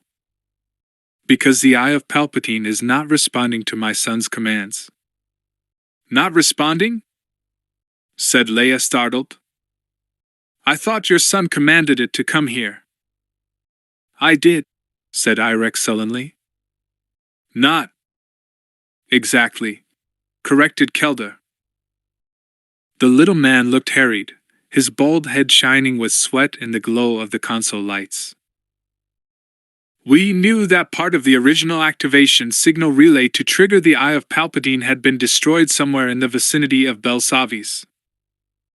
By tapping into the strength of the Force, Lord Irek was able to reactivate the relay and bring the Battle Moon here, where it will be close enough for him to control its onboard programming directly. He cleared his throat uneasily, and avoided both Roganda's eyes and Leia's. The thing is, Princess, the Eye of Palpatine, a fully automated ship, one of the few designed with a completely automatic mission control in order to obviate security leaks. Originally programmed to destroy all life on the planet Belsavis. Shell out of existence anything that resembled a settlement. Because the Jedi were here, said Leia steadily. Kelda's eyes avoided hers. The Emperor took whatever steps he felt necessary to reduce the risk of civil war. Whatever else can be said about them, the Jedi were potential insurgents who he felt could not be trusted with power. And he could be, I suppose? Leia looked across at Roganda. You were one of the children here, weren't you? She asked. It was your family they were attacking. We changed with the times, Princess. Roganda folded her delicate hands, the topaz of her ring a sulphurous star in the candle's light. Away from her chief of staff, and the Senex lords whom she sought to impress, all semblance of that shy defenselessness was gone. In its place was a cool vituperative scorn, the power-loving contempt that Leia guessed sprang from envy of those who had looked down on her, and desire to get her own back. If I'd followed the strictest traditions of my family, I'd have been destroyed, as they and my older brother Lagan were destroyed. As it was, I adapted those traditions. You followed the dark side, you mean? That stung her. The wing-like brows lifted. What is the dark side, Princess? There was a good deal of Irek in her chilly voice. Here was another one, thought Leia, who could not conceive of the possibility of being wrong. Some of us think that fanatic adherence to every jot and quibble of an antiquated code is, if not dark precisely, at least stupid. And from all I've heard, the dark side seems to be anything that disagrees with the hidebound, divisive, every tree and bush's sacred teachings that shackled the Jedi gifts and shackled every political body that had anything to do with the Jedi, whether they agreed with them or not, like an iron chain. She gestured, with the small hand that had never done any work in the woman's life, as if summoning the spirit of the clammy old man in the black robe whose pale eyes still sometimes stared at Leia in her dreams. Palpatine was a pragmatist. As am I. And you don't think that pragmatism, as you call that form of selfishness, isn't exactly what the dark side is? Madam, said Kel, believing it unstated whom he was addressing. It's strictly pragmatic. We have very little time. The Eye of Palpatine will be in range of this rift, its principal target, in a matter of 40 minutes. His cold, colorless eyes fastened on Leia's face, gauging her. Like Moff Tarkin, she thought, trying to figure out what would cause her to break. Now, it's very possible that you will escape the destruction by virtue of concealment in these tunnels. But I assure you, and that flicker of spitefulness crept into her voice again, everyone in the valley will die. That presumably includes your husband. And in every other valley on this planet. What did you do to your droid? I didn't do anything, said Leia quietly. After his attempt on our lives last night, he had to be rewired. You changed its schematic. Irek was shocked. But a droid can't run if you change its schematic. He looked in horror from his mother to Kelder, as if for confirmation of this fact. Old Man Magrity said that every droid has a standard schematic and… Professor Magrity, said Leia, obviously didn't hang around much with spaceport mechanics. But that can't be the reason. Irek slewed in his chair to face Kelda again. Nobody rewired the eye. That we know about. The chubby little man glanced once more at his sensor screen, and in the shadowy fragments of light his face looked suddenly fallen in, as if someone had let the air out of him. Leia could almost hear his battle against panic in his voice. But the fact is, my Lord Irek, we don't know if the damage to the activation relays was the only reason the Eye of Palpatine didn't rendezvous with the assault wing here 30 years ago. It's just possible that enemies of the New Order did learn what the relays were supposed to summon, and did get a saboteur on board. If part of the computer core was damaged, for instance, in an attempt to overload the reactors. Can you fix it? Roganda put a hand on her son's wrist, to forestall whatever he was getting ready to say with his Intican breath. Take a ship up there and disable the mission command center? Kelda's eyes shifted.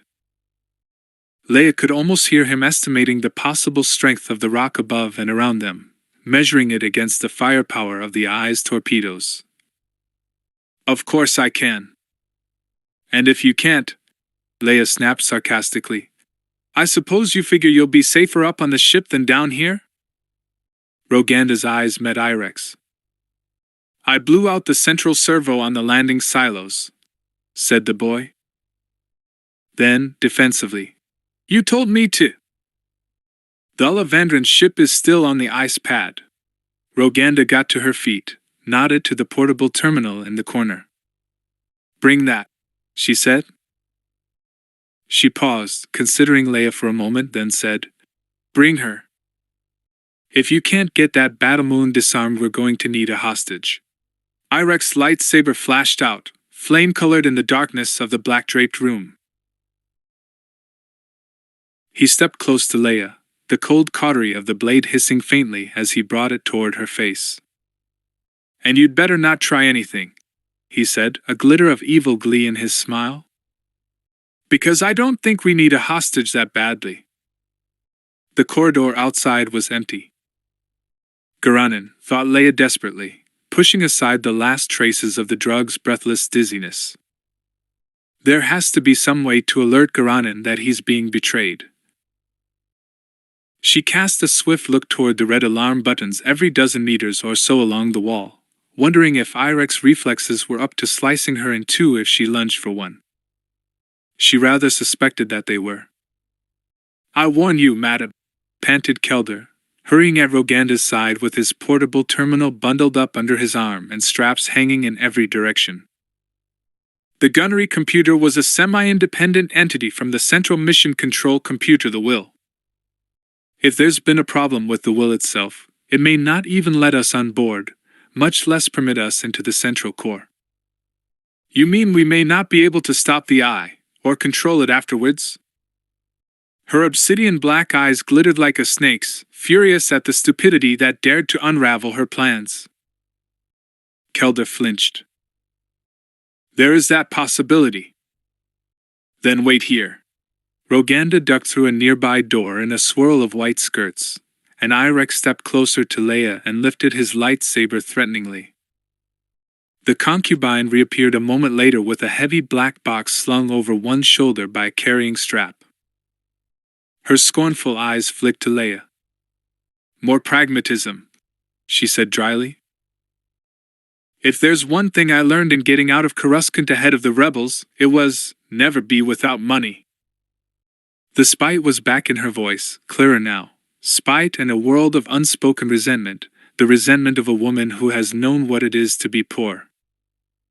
Just as if, thought Leia, she herself hadn't run ragged through the stars with a price on her head. But Roganda wasn't seeing that. Roganda was seeing the Emperor's levy, too, seeing the last princess of Alderaan, privileged and pampered, whose aunts wouldn't deign to speak to her, the scion of all those ancient houses who looked down their noses at her choice of wine. And Leia raised her head in just the attitude she herself had hated in every spoiled rich brat she'd gone to school with, and summoned every ounce of their whiny jeers into her voice. "You'll need it," she sneered, "if your witless incompetence at this stage gets the heads of all the ancient houses killed." Roganda slapped her.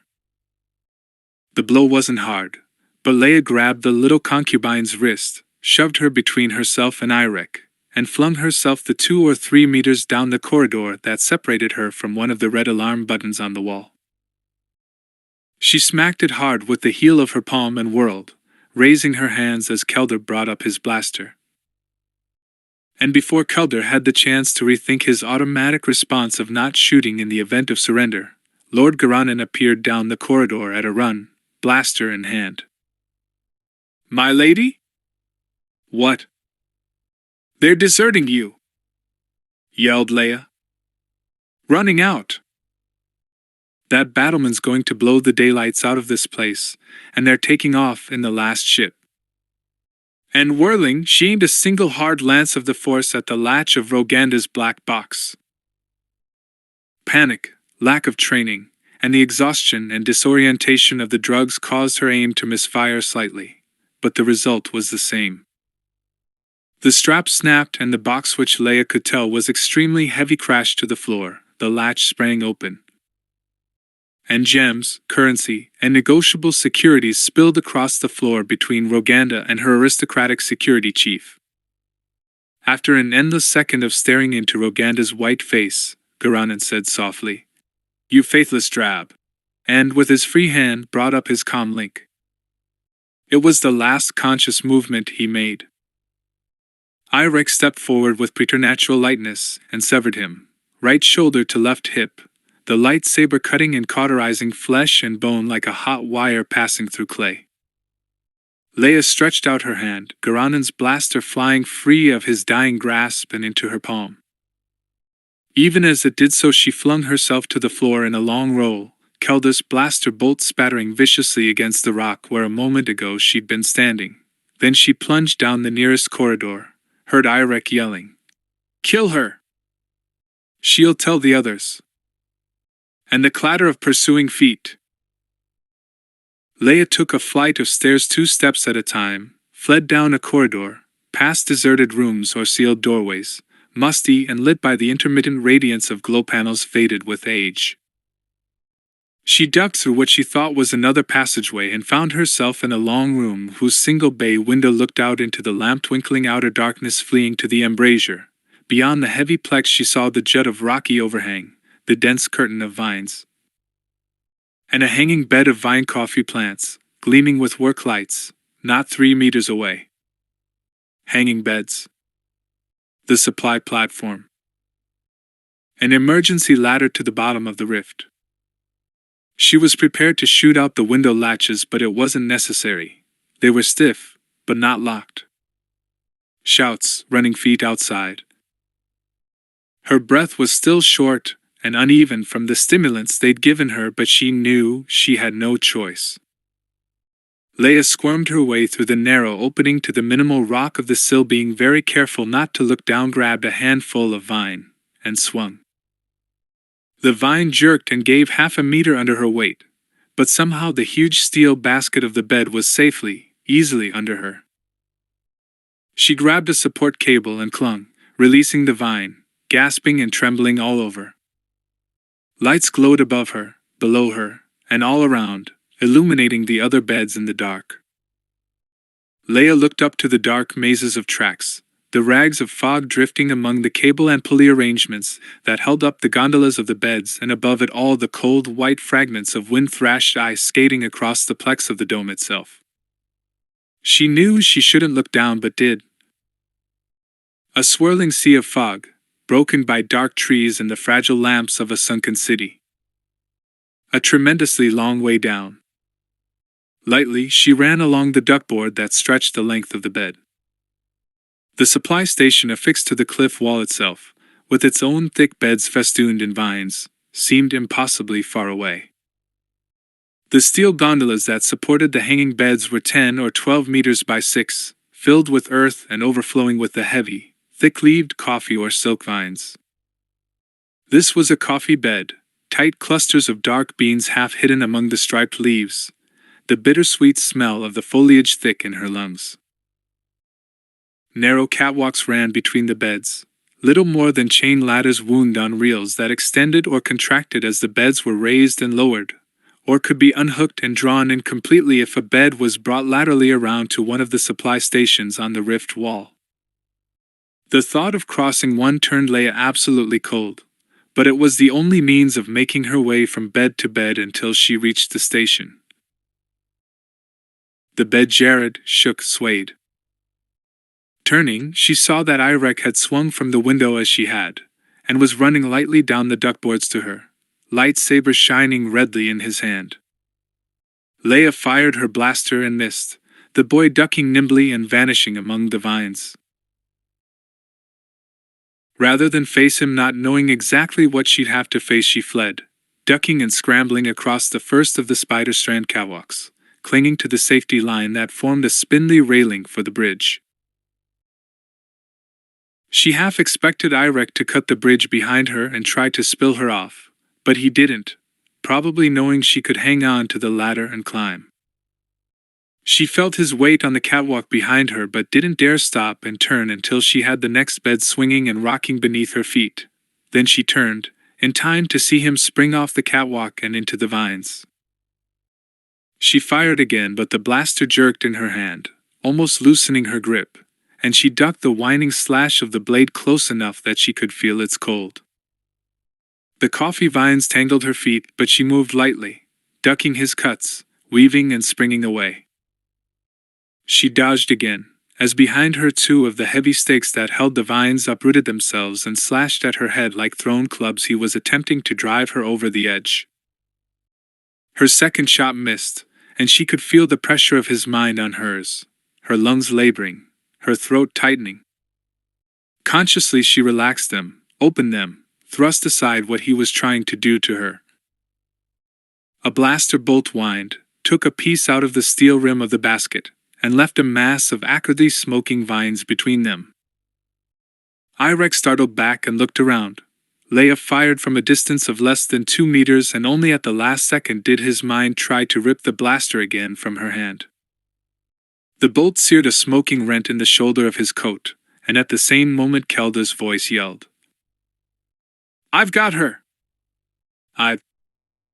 Irek lunged at Leia in response, driving her toward the edge, and then there was a shattering crack from the plex overhead and the pane cracked, frigid air pouring down through the hole the blaster had made and turning instantly to a swirling column of fog in which snow fragments sparkled viciously in the starry lights. Leia ducked through the momentary screen of the fog to the next catwalk, raced and scrambled along it headfirst, though it was pointing slightly downward to a silk bed a few meters below and nearly 10 meters away. This time Irek did cut the catwalk. Leia dropped the blaster and grabbed hard and tight as the chain ladder plunged sickeningly down. The lurch, the jerk of it reaching the bottom of its arc was terrifying, jolting her belly and freezing her heart. The ladder jerked and swung, and it took all her courage to release her death grip enough to begin climbing, but she knew she was a sitting target. A bolt burned the ends of the vines to her left. "I've got her!" She heard Kelda yell again. Leia dragged herself over the edge of the steel cage and fell into the fusty-smelling masses of the vines. She tore up one of the heavy vine stakes, knowing it would be almost useless against either lightsaber or blaster, but it was the only weapon to hand. At the same moment the bed lurched and began to move, rumbling along its track on the ceiling, swaying with the momentum of its speed. Leia flattened, digging her hands hard into the vines as the bed lurched and jerked against the other catwalks that connected it to the beds around it, then swayed sickeningly as the thin steel ladders broke off. "Don't look down," she told herself grimly, but looking up saw where the tracks crossed. Another bed swept down the crossing track out of nowhere, vines trailing, whizzing along like an out-of-control freighter. Leia crushed herself flat again, and the gondola slashed by 1/2 meter over her head, cables whining as the whole bed dipped toward her in an attempt to sweep her off. Then the bed she was on was moving faster and faster, swaying wildly as it swooped around corners, raising and lowering another searing whine of the blaster, as a whipping turn brought her clear of the pouring fog and into what Kelda considered his range. Here! Over here! The moving bed lurched, stopped, and reversed its direction. She could see Irek standing up on another bed, slightly above her, backlit in the swirling fog, lightsaber burning like amber flame in his hands. Fog was everywhere, spewing streams of it mixed with snow as the cold air poured down through the crack in the dome. Another silk bed swept toward her on a collision course. Leia gauged the possibility of a jump to that one but lost her nerve, ducked flat, and clung as it slammed heavily into the side of her bed, nearly hurling her out, then swept away as it had come. One instant she was swaying over a sickening view of trees and clouds and tiny lights below, the next lost in dark swirls of mist through which the lights on her bed glowed like jewels.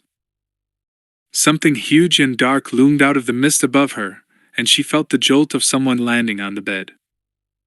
A heavy rustle of feet in the vines then. "Don't move, princess. I'm not very good with this, but at this range I'm not going to miss again." The silk bed lurched out of the fog. Oren Kelder, blaster in hand, stood at the other end. The bed slowed, but continued a constant, even course back to the bed where Irek stood like a slender black god. In a sudden squeal of cables, another garden rose from below them, missing them by less than a meter, and from its rim Han Solo launched himself into the vines at Kelda's side. At the same moment, both that bed and the one Han had ridden over to them swung in another direction, heading along the track toward the vine-festooned supply station on the rift wall, where Leia could see Javax and Chewbacca standing at the controls. Irek yelled, "No!" And Han, who had twisted the blaster out of the astonished Kelda's fist, shouted, "Run for it, Leia!" Instead, she strode over through the vines and delivered a smashing blow with the vine stake to the back of Kelda's head as he struggled with Han on the edge of the bed. Kelda staggered, reeling. Han jerked him back from the edge and thrust him toward the leading end of the bed, which was now closing in on the supply station. Javax waded through the deep vines, reaching out with a long pole to steady the incoming bed. Irek shouted something else. Leia didn't hear exactly what. And the pulleys that held the bed to the trolley overhead let go with a snap. Leia flung herself at the hanging jungle of the supply station's vines, Han leaping after. She thought he wouldn't make it, reached out with the force, but didn't afterward know whether it was his own agility, or some added energy of hers that let him grab the bottom ends of that trailing green beard. But in any case, Oren Kelder, architect of the Death Star and sole surviving technician of the Eye of Palpatine, had neither the force nor the trained muscle of a rough-and-tumble smuggler to help him.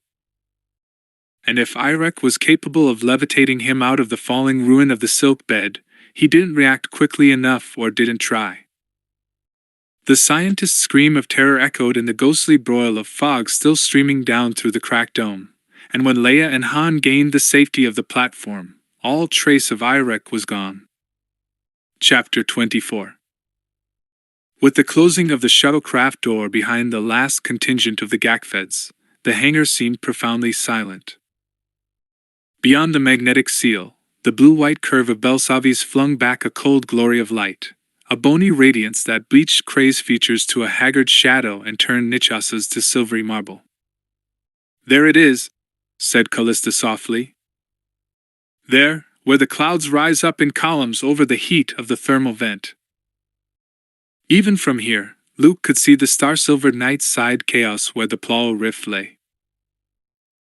Leaning like a tired old man on his staff, he remembered the young Jedi who'd come to him a year ago, bringing the tall, elegant blonde woman Dash, the most brilliant AI programmer at the Magrity Institute and strong in the Force as well.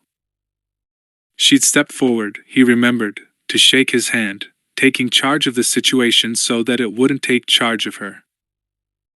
"I'm sorry," he wanted to say to them, not knowing quite why. "For life. For this. For everything.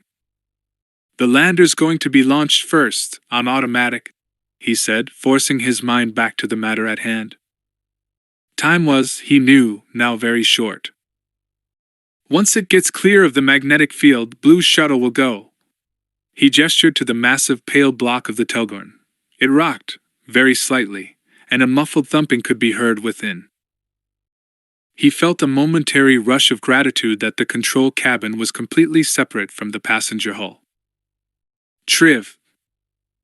The elderly stormtrooper stepped forward from the shadows where he'd been standing with 3PO. He'd shed his white armor, and wore again the faded, flower-embroidered makeshifts he'd had on when he'd come on board. His dark face was calm, but there was an infinity of sorrow in his eyes. "I'm putting you in charge of Blue Shuttle in case there are any problems, but the controls are slaved to Red Shuttle's console. Nichas will pilot both crafts from there." Luke drew a deep, shaky breath. "Great." She raised her eyes. Silence had been growing around her, like a sea creature manufacturing a shell of its armor, a double shell, this time, enfolding them both. It was the first time he'd seen Krei and Nichas so comfortable together, so close, since the days on Yavin before Nichas's hands had started to go numb, his vision to blur. With the various small camouflages gone, the steel mesh and the ornamental housings covering wrist joints and neck, he was more than ever a droid. But something in the way they stood, something in their silence, was as if the past 8 nightmare months had not taken place. "There's an escape pod at the end of the corridor outside the gunnery deck," he said quietly. "Once I make it to the top of the shaft, I'll yell down to you and you get to that pod and get the hell out of here. I think there'll be time." "I thought I was the one," said Krei softly. "Who was going up the shaft?" He shook his head. "I could never make it to the pod. I've rested." It wasn't much of a lie, he reflected. "I can use the Force to help misfire the grid, and I think I have the strength to levitate to the top. Once I'm in the central core."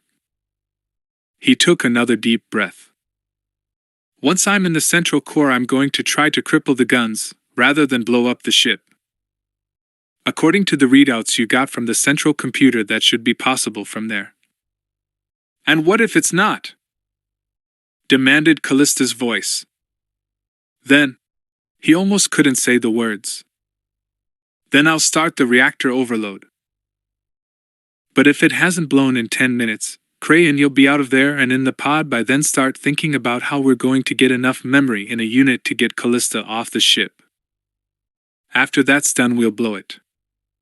"No," said Callista. "Callista, I can't." "No." He could see her, almost standing in front of him, her features set and white and her smoke-colored eyes grim, as they had been in the other hangar 30 years ago. "Luke, we can't risk it." "You can't risk it. Say you're right, you find a way to cripple the guns, really cripple them, not have the eye lie to you and say they're crippled. That leaves the eye in orbit until you can scrape up enough units of memory, enough circuits and synapses. You're never going to find that kind of thing on Belsavis. From what you've told me, they're just an agricultural station, and a small one at that.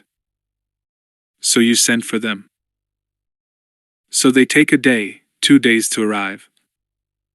And meanwhile, whoever sent for the Eye of Palpatine comes along. And every Imperial Admiral who picks up word of it. You think the Republic's going to be able to fight off the pack of them? With a station like this one for the prize?" Luke was silent, unable to argue. Unable to tell himself that the dark flower of knowledge, the cold dread of his dream, had been illusions. Something had sent for the eye. Something was waiting for it. and it had it almost within its grasp. "Blow the reactors, Luke." Her voice was low, barely to be heard in the deep silence of the shuttle deck. None of the others spoke, but Luke was conscious of Cray's eyes on his face, knowing in a way that none of the others did what he was going through. Knowing that his decision to be the one in the shaft was based partly on the knowledge that if he destroyed the ship, if he destroyed Callista, he would be in her heart when the end came. "Don't let the will deceive you," Callista continued softly. "Because believe me, it knows how badly you want to deceive yourself." "I know." He doubted any of the others heard his words, but knew that Callista heard. "I know. I love you, Callista," she whispered, "and I love you. Thank you for bringing me back this far." He straightened up, as if some terrible burden had fallen from him. "Nichas 3PO Triv. Get ready for launch." "Cray, I still want you to be the one who stays below, the one who gets out of here." He turned, in time to see her take a stun gun from the holster at her side. He realized, thought of everything but that. The will is going to do anything. Use anything. He threw himself sideways and rolled as best he could. But the killing grind of exhaustion and pain had slowed his reactions and blunted any chance he had of using the force, and the stun blast smote him like the blow of a club, hurling him into darkness. Who the hell was that? Leia dragged Han up the final half-meter or so onto the platform, Javax and Chewie reaching down beside her to pull him to safety. Cold wind whipped and tangled her hair, fog swirled around them one moment, ice crystals stinging her cheeks, then whipped away to reveal the tossing soft lake of the rift below. Dimly, from the open window beneath the vines away along the cliff, she could hear the clamor of alarms. "Javax, can you get us back there?" "There, under that ledge. And sound the alarms in the valley. All over the planet, whatever other settlements you can reach. The whole planet's going to be shelled, bombed from space. I don't know how soon, minutes maybe." "Who was that?" demanded Han. "And who killed that guy in the passageway?" "R2 led us back through to the crypts, then up an elevator. What happened to the Guardians in the tunnels?" "Bombed?" demanded Javax, horrified. "Now! Go! Get everyone under shelter, into the old smuggler tunnels. Use the spaceport silos for safety. It won't have been a target. It wasn't built 30 years ago." Chewie ducked back into the supply shack, emerged with a controller in his paws. A moment later, a vine coffee bed approached them like a slow, splendid, flower caparisoned barge along its ceiling tracks. "That supership Mara told us about, the other half of the assault on Belsavis. It's on its way." Irek summoned Itroganda's son Irek. "That kid? He's trained in the Force, he can influence mechanicals. He'll make hash out of our fleet." She sprang down from the platform into the thick vines of the bed. After the sickening whiplash drop on the slashed catwalk, and springing from the falling bed to the thin tangle of vines, the short jump down to something securely anchored bothered her not in the slightest. Han swore and jumped, catching the cables for support. Chewie dropped down after. "Warn them!" yelled Leia back, as the Wookiee swiveled the joystick on his controller. The coffee bed swung ponderously along the track, breasting through a banner of fog toward the distant overhang of the cliff, and the gaping window beneath. "Get everyone under cover!" Javax was already swarming onto the little service elevator that would take him down the cliffside. Drost Eligen, Lady Dala Vandren, and a motley and vociferating gang of private guards, secretaries, and corporate representatives were assembled in the room from which Leia had jumped to the first of the vine beds. They rushed to the window at the sight of the approaching bed, but though several were armed, Leia heard Lady Vandren snap, "Don't fire, you idiots, they could have escaped," as the bed drew near. Chewie flung out a coil of ladder. Half a dozen hands caught it, anchored it for Han, Leia, and the Wookiee to cross. R2-D2 was between Lady Vandren and one of Roganda's thugs, rocking back and forth and tweeping excitedly.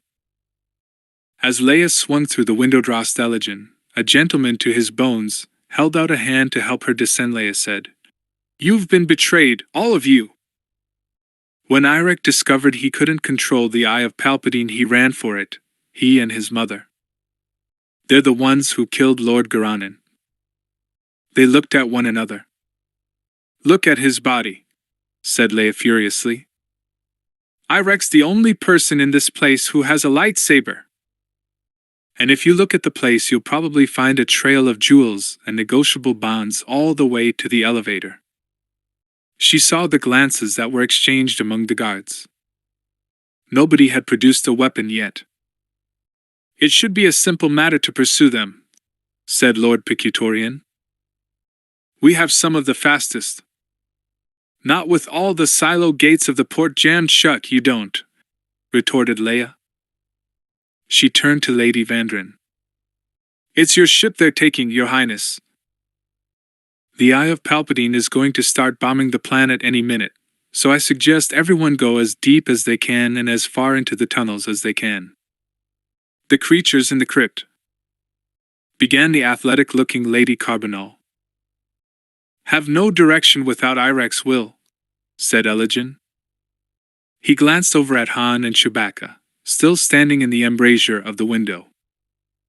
"As I dare say you found out on your way in." He whipped his blaster from his side. "After you, Your Highness." "We may still be able to catch them before they take off." They encountered, in fact, 2 or 3 of the wretched ex-smugglers and ex-hustlers wandering the passageways farther from the inhabited areas, where the thermal vent ran out under the ice.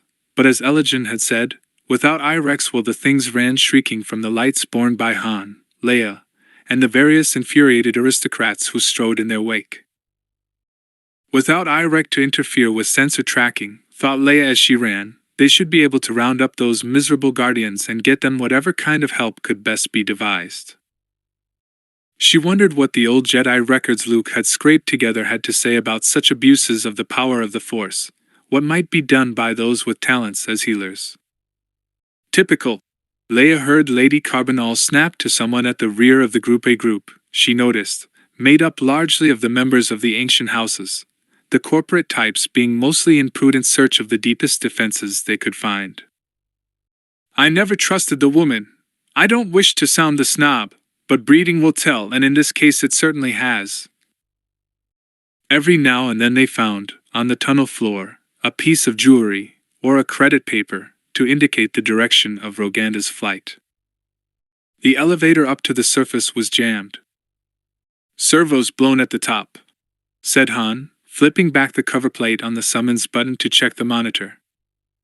"He did that on the central servo that controls the landing silos," said Leia. "I don't know at what distance his power can operate, but it's not something I'd want to have happen if I were in an X-Wing going in." "Bat. Is there a stair?" she asked Drost Elijah, who nodded. It was, in fact, a circular ramp, since the old smugglers had to get cargo down it.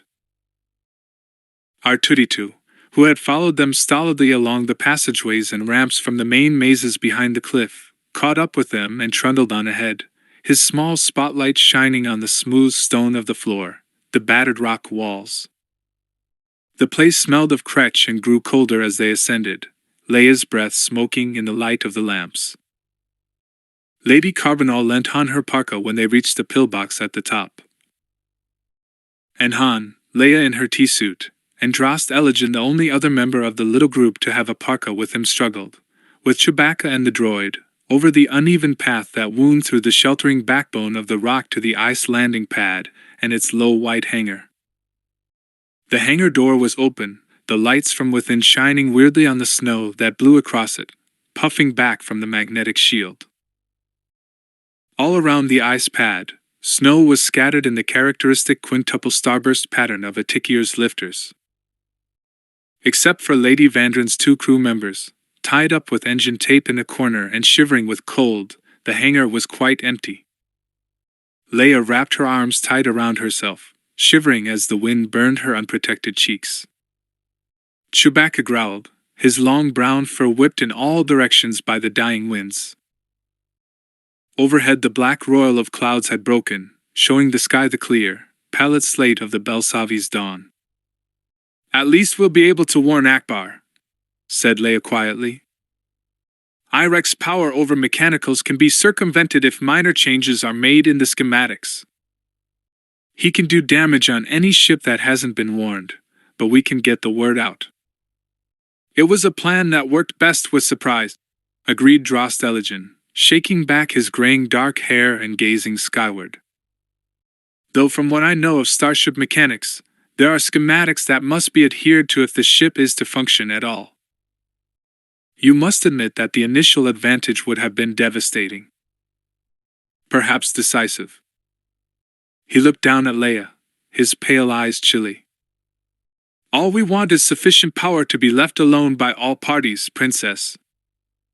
We are perhaps repaid for our greediness in thinking that a scheming trollop and her brat could provide it for us." He turned and moved off along the path heading back for the ramp head that would take him to the safety of underground. Han stepped forward, to encircle Leia with his arms. "You know she was the Emperor's hand." "His other hand," he added, as Leia looked quickly up, a protest on her lips. "And Mara's fried as a fish about it. It explains how she could do things like kidnap Nastra Magrity, and use Imperial funds," said Leia. "She must have been planning to develop Irek's powers since she first knew he had them. Maybe since before he was born. They're out there, and they're still a danger." She sighed, suddenly very tired, and looked, as Elegen had, into the leaden sky, as if she could see the track of the vanished spacecraft fleeing the place that had been her first, and last, true home. "We'd better get under cover," said Han softly. "If that ship Mara talked about is going to try and finish up its mission, we don't know how far around the rift it was programmed to bomb. Let's just hope the caves are deep enough." A burning pinpoint of white light flared suddenly in the dim sky, faded, then swelled suddenly to a monstrous glare. Han flinched, covering his eyes with his arm. Leia turned her face aside and saw their shadows, man, woman, Wookiee, droid, momentarily etched black against the blue-white meringue of the drifts among which they stood. Han said, "What the?" "I don't know," said Leia. "But that was way too big for a Tikier. It has to have been the eye. Luke, forgive me." He rolled over, body aching from the effects of the stun gun's blast. There were soft hootings in the semi-dark, and a white, fluffy enormity came and bent over him, urging him down with padded black paws. Talls. They clustered around the emergency bunk where he lay, and the whole dark space of the shuttle hold smelled of their fur. Someone was singing. "Pillaging villages one by one." Luke sat up, and was immediately sorry. "Forgive me," said Callista's voice as he lay down again. Somewhere close by the Jawas chattered, yellow eyes glowing in the dark. Over the heads of the Talls he could see one end of the shuttlecraft jammed with old droid parts and stormtrooper helmets used as buckets to hold scrap metal, wire, and power cells. He remembered Callista had told both groups of Gamorreans, in her pseudo-messages from the Will, that it was the intent of the Will that they leave all their weapons outside their respective shuttlecraft. The voice was tinny small. Turning his head, he saw the player sat next to him on the thin mattress of the bunk. The hollow of her face appeared dimly above it, no more substantial than the audio. She looked exhausted, as she had in his dream vision of her in the gun room, her brown hair straggling from the loose braid she'd put it in, her gray eyes at peace. "It was my idea, mine and Cray's. I was afraid we were both afraid that at the last minute you tried to settle for less than complete destruction of the Eye of Palpatine. That you tried to play for time, to take me off the ship. I'm sorry that I made your decision for you. Her image faded out, and Craze appeared, weary and stretched looking, but with that same exhausted peace in her eyes. With me in the gun room using the force against the inclusion grid, I figure it's just possible for a droid to make it up the shaft. And a droid could take a few hits and still be able to function. Nichas agreed to this. The pale, still features of the Jedi who for a year had been Luke's pupil appeared beside hers, oddly detached looking in front of the metal of the cranial cowling. The precise duplicate of Nichas's hand rested on Cray's shoulder, and she reached to touch the fingers that had been programmed to human warmth. Luke, you know I was never more than a substitute, a droid programmed to think, and remember, and act like someone Cray wanted very much to keep. And that might have suited me, if I hadn't loved her, truly loved her as well. But I'm not the living Nichas, and I know I never can be. I would always be something less, something that was not. Nichas is on the other side, Luke, said Cray softly. I know it, and Nichas. She half smiled. And this Nichas knows it. Remember us. Their images faded. No image replaced it, but CALLISTA's voice said again, Forgive me, Luke. I love you. And I will love you, always. From the starboard portholes came a blazing burst of white. No! Luke flung himself to his feet. He thrust through the talls, through the Jawas clustering around the ports, the gentle tripods crowding up against the massive piles of the Jawas junk, fell against the wall to stare out in time to see the huge white flare on the far side of the drifting asteroid fade. Tiny it was, hanging in the distance. No! Then the explosion, like the shattering destruction of the world. Chapter 25. Mara Jade picked them up in the Hunter's Luck very shortly after that. I came out of hyperspace almost on top of that tickier, she said as she and Leia helped Luke along the short, prehensile templock from the red shuttle's lock to the Lux. Behind them in the shuttle, Chewbacca was snarling furiously at the assorted Gamorreans and Jawas seeking to follow, so loudly that he could be heard in the thin almost vacuum. C-3PO, who'd more or less piloted both shuttles away from the spreading cloud of ruin that had been the Eye of Palpatine, had remained with the Wookiee to translate, explaining in a number of languages that everything was under control and they'd all be taken care of. It was heading up the corridor like it had a pack of void demons on its tail. If I'd known who it was, I'd have taken a shot at them, but they were going so fast I probably wouldn't have got a hit. You be all right, Skywalker? She keyed the entry to the Lux main lock, and regarded Luke worriedly as the air cycled in. Luke nodded. There seemed no point in saying anything. He'd heal, he supposed, inwardly as well as physically. He knew that people did. The black gulf of nothingness inside him wouldn't always be the only thing he could see. Now he just wanted to sleep. Leia put her arm around his waist, and he felt the touch of her mind on his. Tell me later, she said. Leia, he thought, would have liked Callista. Mara would have, too, in her cold, cautious way. I'll be fine, he said, knowing it was a lie. There's a pretty good company med center in Plal, Mara was saying as she eased Luke down the short corridor to one of the small cabins. The Hunter's Luck was a rich kid's yacht that had fallen to pirates years before, but some of the old amenities still remained, including a self-conforming bed in a niche with a small monitor screen onto the bridge.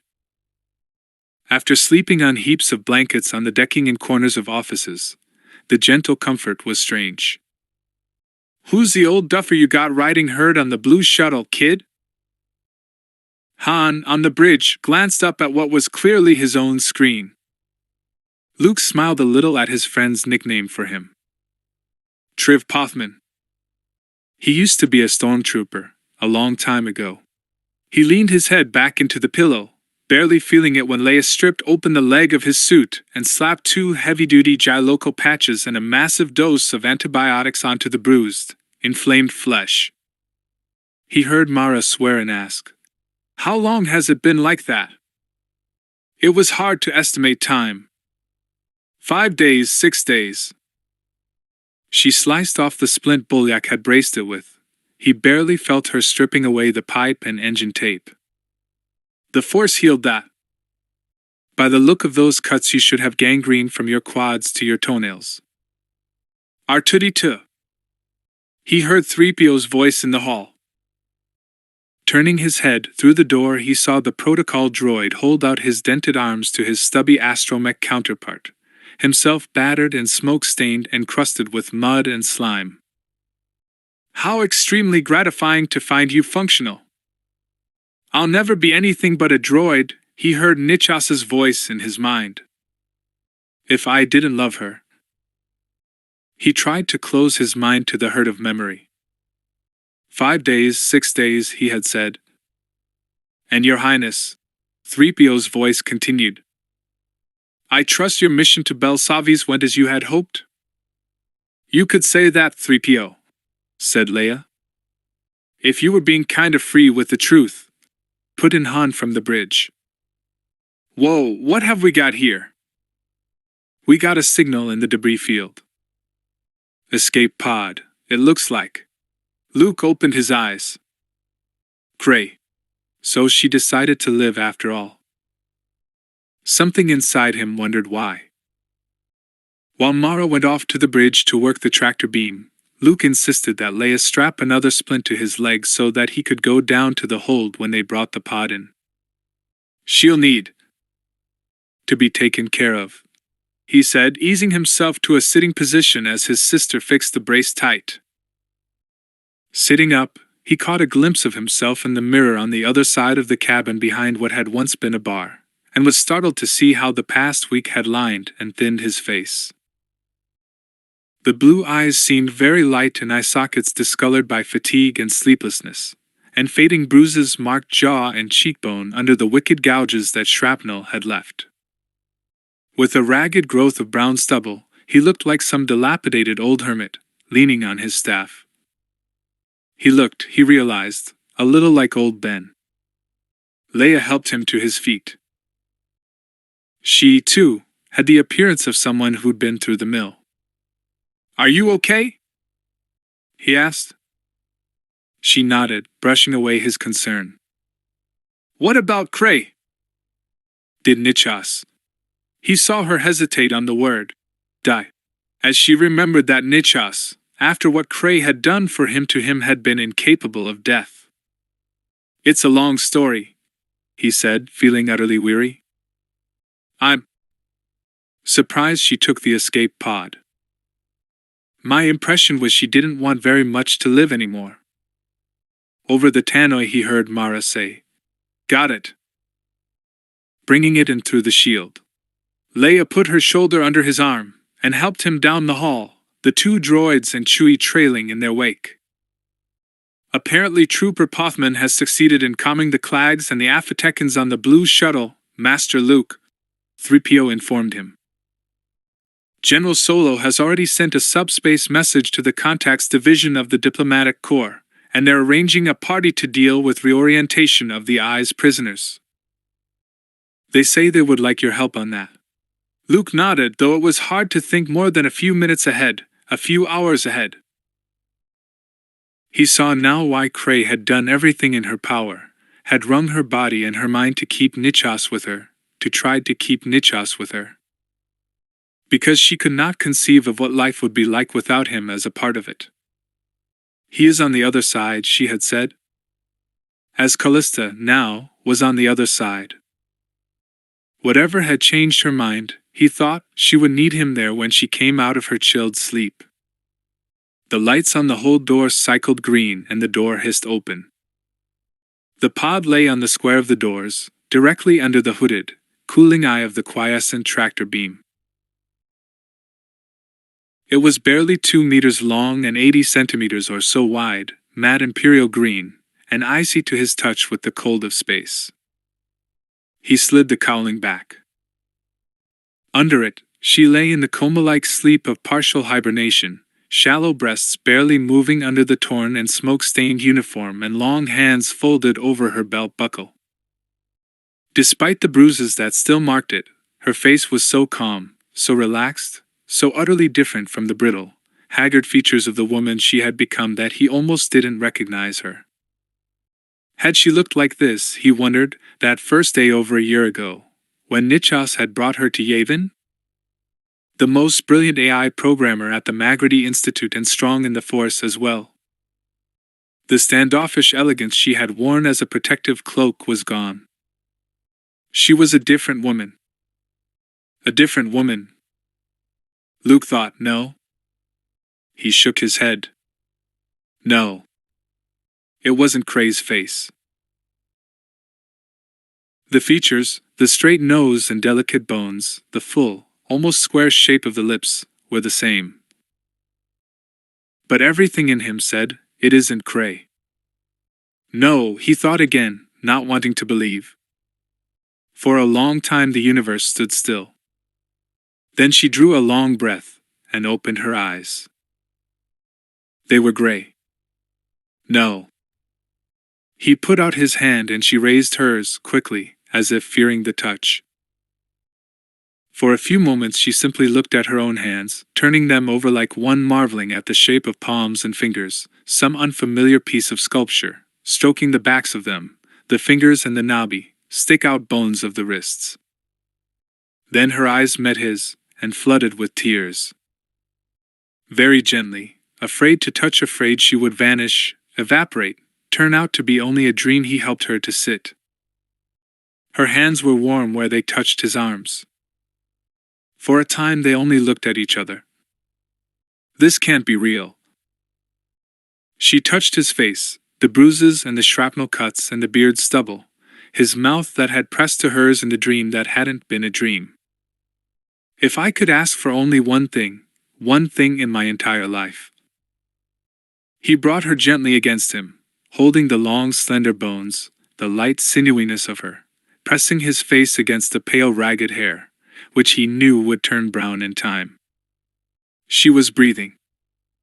He could feel it against his cheek, under his hands, next to his heart.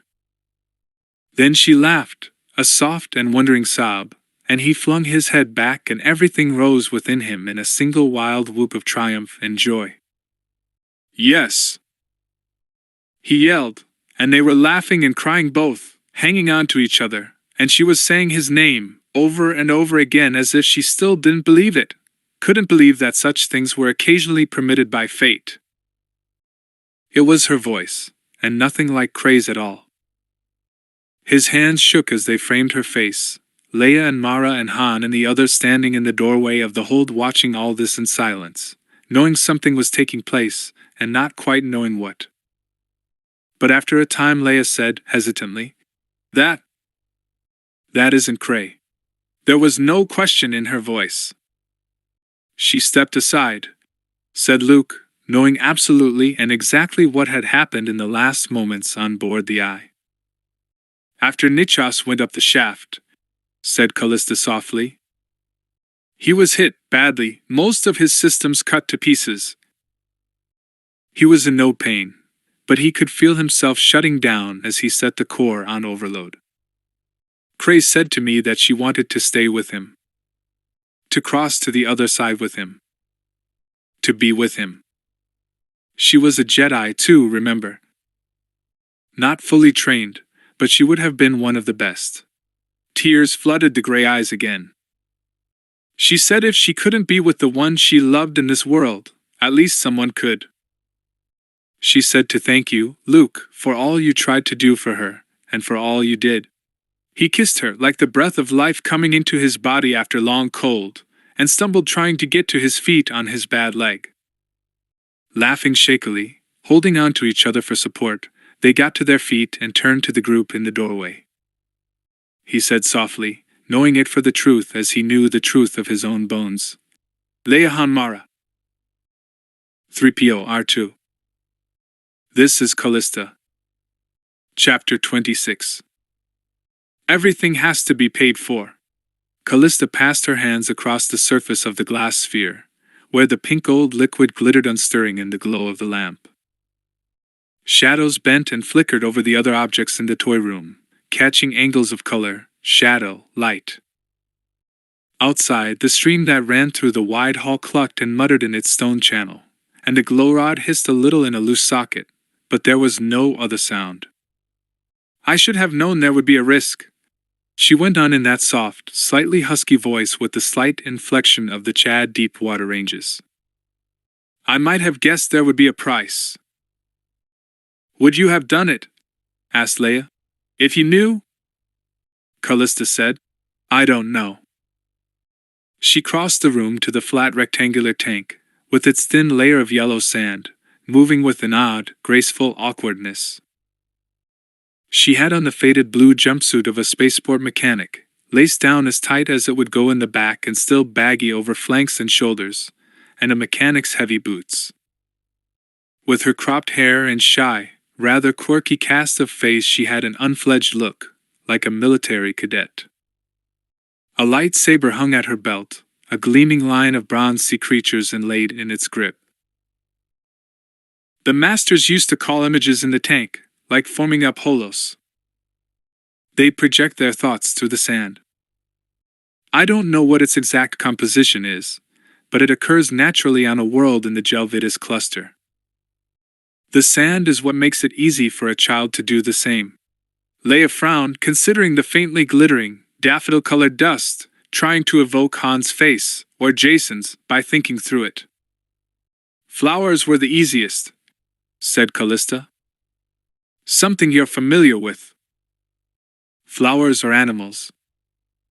Make them come up out of the sand. There was silence again. Leia perched on the bench in front of the tank, relaxing and focusing her mind as Luke had taught her, seeing in every detail the little candy-pink pitten that had once played with the end of her braids. Thinking through the sand. And in some fashion she couldn't define, the images went through the sand and appeared in the tank, not bit by bit, but with an odd sort of abrupt gradualness. At AV, rolling on her back to bat at star blossom petals, as if she hadn't been dead for 11 years. Oh, pretty, said Callista. Is she yours? Was, said Leia. A long time ago. The Masters always had a problem with the children born Jedi to non-Jedi parents, you know, Callista went on, after a silence in which Leia let the image fade. Because it's usually passed on in families, but not always. And it often manifests spontaneously, in people who had no experience with it, and no way of knowing how to deal with children who had it. The Masters tried to catch those as early as they could, because those were the ones at the most risk from the dark side. Those, she went on. And the children born of Jedi parents who were only a little Force strong, who had only a tiny bit of what their brothers and sisters and playmates had full strength. Some of those were the most dangerous of all. She stopped, and there was a very awkward pause. Then, quickly, Callista turned away. This is a mental maze. She tapped one of the metal spheres in their rack on the wall. Leia shrank back from it as Callista took it down, remembering Irek holding it out for her, reaching out to suck her spirit into it, to be trapped forever. Most people didn't go into them really, said the taller woman. Not with their whole being, whole spirit. And they're easy to get out of once you know how. The big ones are the simplest, and they get more complicated the smaller they get, mazes within mazes within mazes. The juniors used to make them for fun, and try to confuse and trap each other, the way kids do. She set the sphere on the table, spun it with her fingers, the light gleaming wetly off its whirling sides. I wish I could show you. It had been last night, when Leia, Han, and Callista had come down to the toy room, that they'd discovered that Callista was no longer able to use or touch the Force. Luke had been taken to the Brathlin Corporation's med center, to spend most of the night in the glass tank of viscous bacta fluid. It had occurred to Leia that this young woman who, despite her strong superficial physical resemblance to Cray, now seemed no more like her than some distant cousin, would know the nature and uses of the toys in their room in the vaults beneath Plett's house. Armed with tranquilizers, stun guns, and massive restraints, Javax and Mara Jade had led parties of searchers to round up the remaining insane guardians of the crypts, so it was fairly safe to enter through the tunnels from Roganda's house on Painted Door Street. At the sight of them, Mara's cold anger was revived. Many of them were people she knew. In addition to the team from Diplomatic, a group of psychologists and healers was due to arrive tomorrow from Ether to help deal with rehabilitation, using the techniques that Tom Mael had informed Leia over subspace, seemed at last to be working on Drub McCum. The two shuttlecraft and the lander had been brought in safely, and their occupants, with the exception of the Sand People, who were drugged and under firm restraint, were in protective custody, to be reoriented, deprogrammed, and returned to their home planets. Both Clags and Gakfeds had adamantly refused reorientation and were currently negotiating with Drost Elegant to be taken on as a bodyguard. Only when Callista had attempted the first, most simple demonstrations of the toys separating the colored fluids within the sphere, setting to motion the delicately poised levers and wheels of the dynamitron, had the truth become clear. She had lost all ability to use the Force. "It wasn't something I even thought about," she said now, turning one of the mind mazes over in her hands. She did not meet Leia's eyes, shy with her and a little hesitant, not because she was the chief of state of the New Republic, Leia guessed, but because she was Luke's sister. Cray had the Force in her very strongly. If she hadn't, she wouldn't have been able to leave her body the way she did. To guide me into it. To give it to me. She glanced up, her rain-colored eyes anxious. "You were her friend, weren't you?" Leia nodded, remembering that cool, stylish, intellectual young woman whose height and natural elegance she'd so envied. "We weren't close," she said. "But yes, we were friends." She reached out and put her hand briefly over Callista's. "Close enough for me to guess months ago that she didn't want to live without Nichas." Callista gave her fingers a quick squeeze. "He was sweet. Kind," she said. "I don't want you to be angry that I'm me, and not her. She was the one who offered. Whose idea it was. We didn't even know it would work." Leia gave a quick shake of her head. "No. It's all right. I'm glad it did. The Force is something that's been in me, a part of me, since I was small. Jin, my old master, said." She hesitated, and looked away again, suddenly silent about what it was her master had said to her, unwilling to pass it on. "Well, anyway," she took up a moment later, "I never thought there would be a time when it wouldn't be part of me."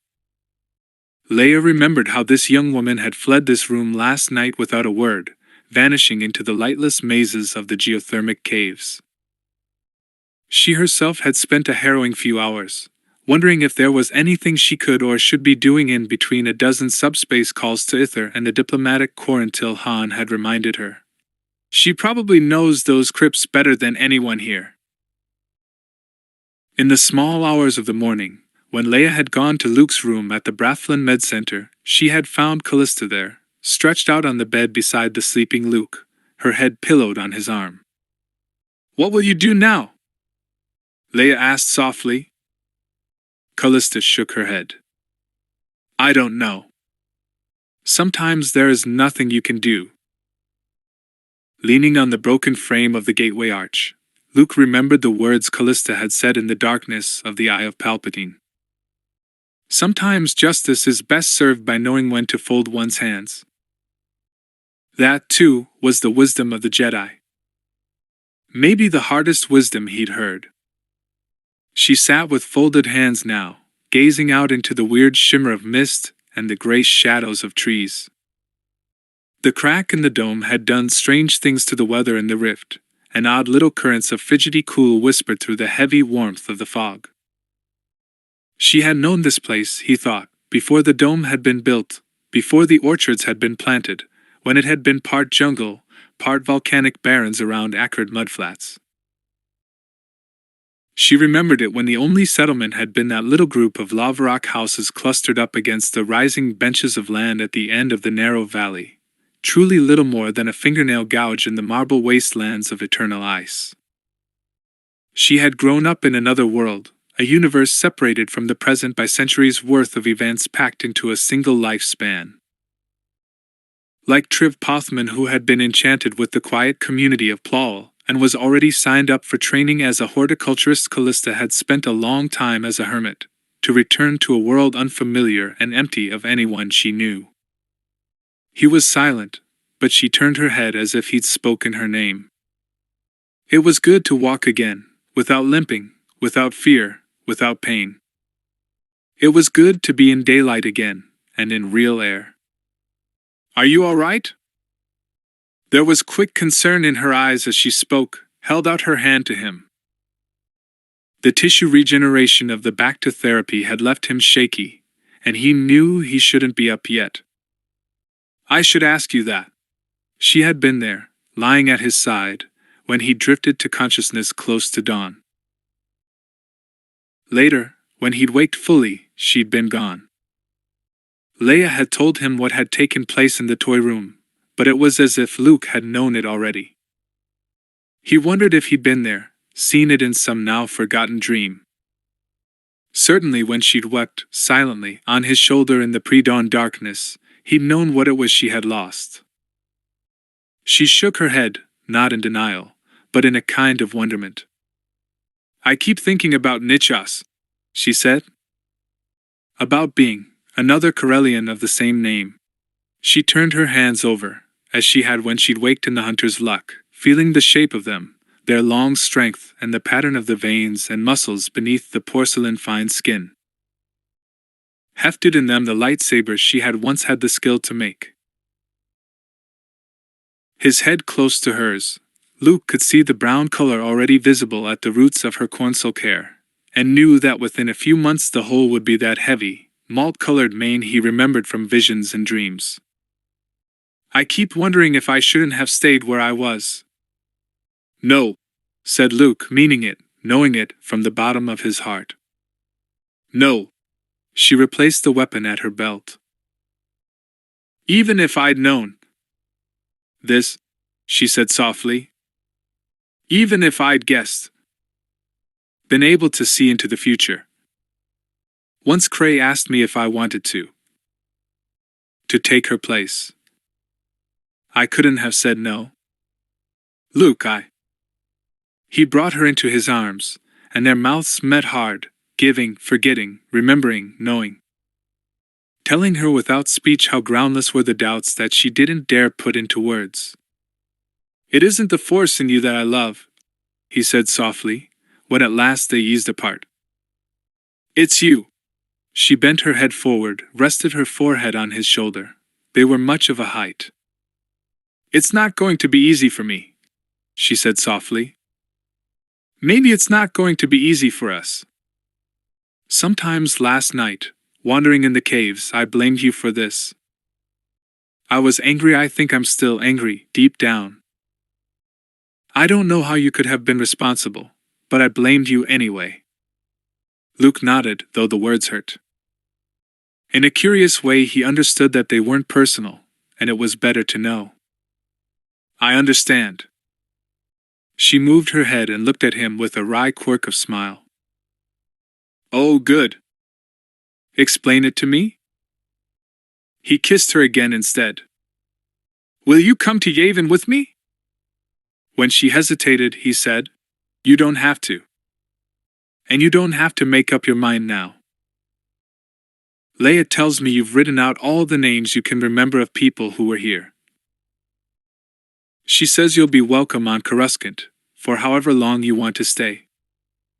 And I know it won't be easy to be around students, adepts in the Force. But your knowledge of the old methods of teaching, the old ways of training, would help me. His voice fumbled with the words, and in the stillness of her face he saw her effort not to trouble him with her own pain, her own uncertainty. Oh, the hell with it. I need you, he said softly. I love you, and I want you with me. Forever, if we can manage it. Her mouth moved in a smile. Forever. The gray eyes met his, darker than the fog around them, but equally suffused with light. I love you, Luke, but it's not going to be easy. But I feel that we're going to be in each other's lives for a long time. We have time, he said. There's no hurry. But there is, and there always will be, my love for you. They were still clenched tight in each other's arms, cheeks resting on each other's shoulders, when Han and Leia, Chewie, 3PO, and R2 appeared in the broken gateway. Leia said softly, "Let them be for a while." "He can kiss her on the ship," said Han good-naturedly. "Javax has finally got the landing silos repaired, and we've got those gizmos from the toy room loaded up, and I for one want to get off this rock before something else happens." "This would be advisable, Your Excellency," added 3PO. "Admiral Akbar did mention concentrations of Grand Admiral Harsk's troops in the Atrevis sector, and we have no idea where or with whom Roganda and her son have taken refuge. Given the necessity of implementing small but significant changes in the schematic of every ship in the fleet, or of finding adequate shielding where schematic change is impracticable, it would perhaps be expedient to get underway as soon as we can." "You're right." Leia looked around her for a last time at Plett's house, or the ruin that the Empire had left of it: broken walls, shattered arches, the metal slab replaced over the well. The echoes of its ancient peace filled her, covering the pain and ruin as the exuberance of the rift's ubiquitous vines covered the scars of that ancient shelling. Somewhere she seemed to hear children's voices again, singing that old song about the forgotten queen and her magic birds. Callista had given her a partial list of names, all she could remember, though she herself had only visited the place briefly and didn't know most of the Jedi there. But it was a start. And she had something of those forgotten children, something of the old Jedi who had lived here, who had offered them refuge. Movement flickered in the corner of her vision. A ghost? She thought. Or the echo of a memory? The shadows of two tiny children chased each other over the thick olive-tinted grass, and faded into a stray drift of fog. Nichas? She wondered. Roganda? One running toward the light, the other toward the dark? Someone whose name she did not yet know. Or were they shadows from the future, not the children who had been there, but the children who were to come? "Hey, kid!" yelled Han, and Leia poked him in the ribs. "Come on," she said. "Luke deserves a break." It had been, for him, a long, long time. The couple on the bench turned their heads. "We're blowing out of this jerkwater rock," called out Han. "Can we drop you any place?" They looked at each other, their faces reflecting a curious kinship, for a moment more like brother and sister than lovers, people who have known each other for lifetimes past. Then Callista said, "Yavin. If it's on your way." Han grinned. "I think we can manage that." Luke and Callista crossed the grass to them hand in hand.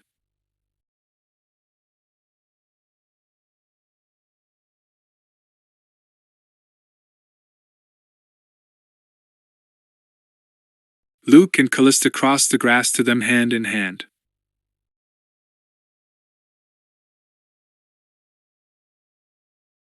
End of Star Wars: Children of the Jedi by Barbara Hambly.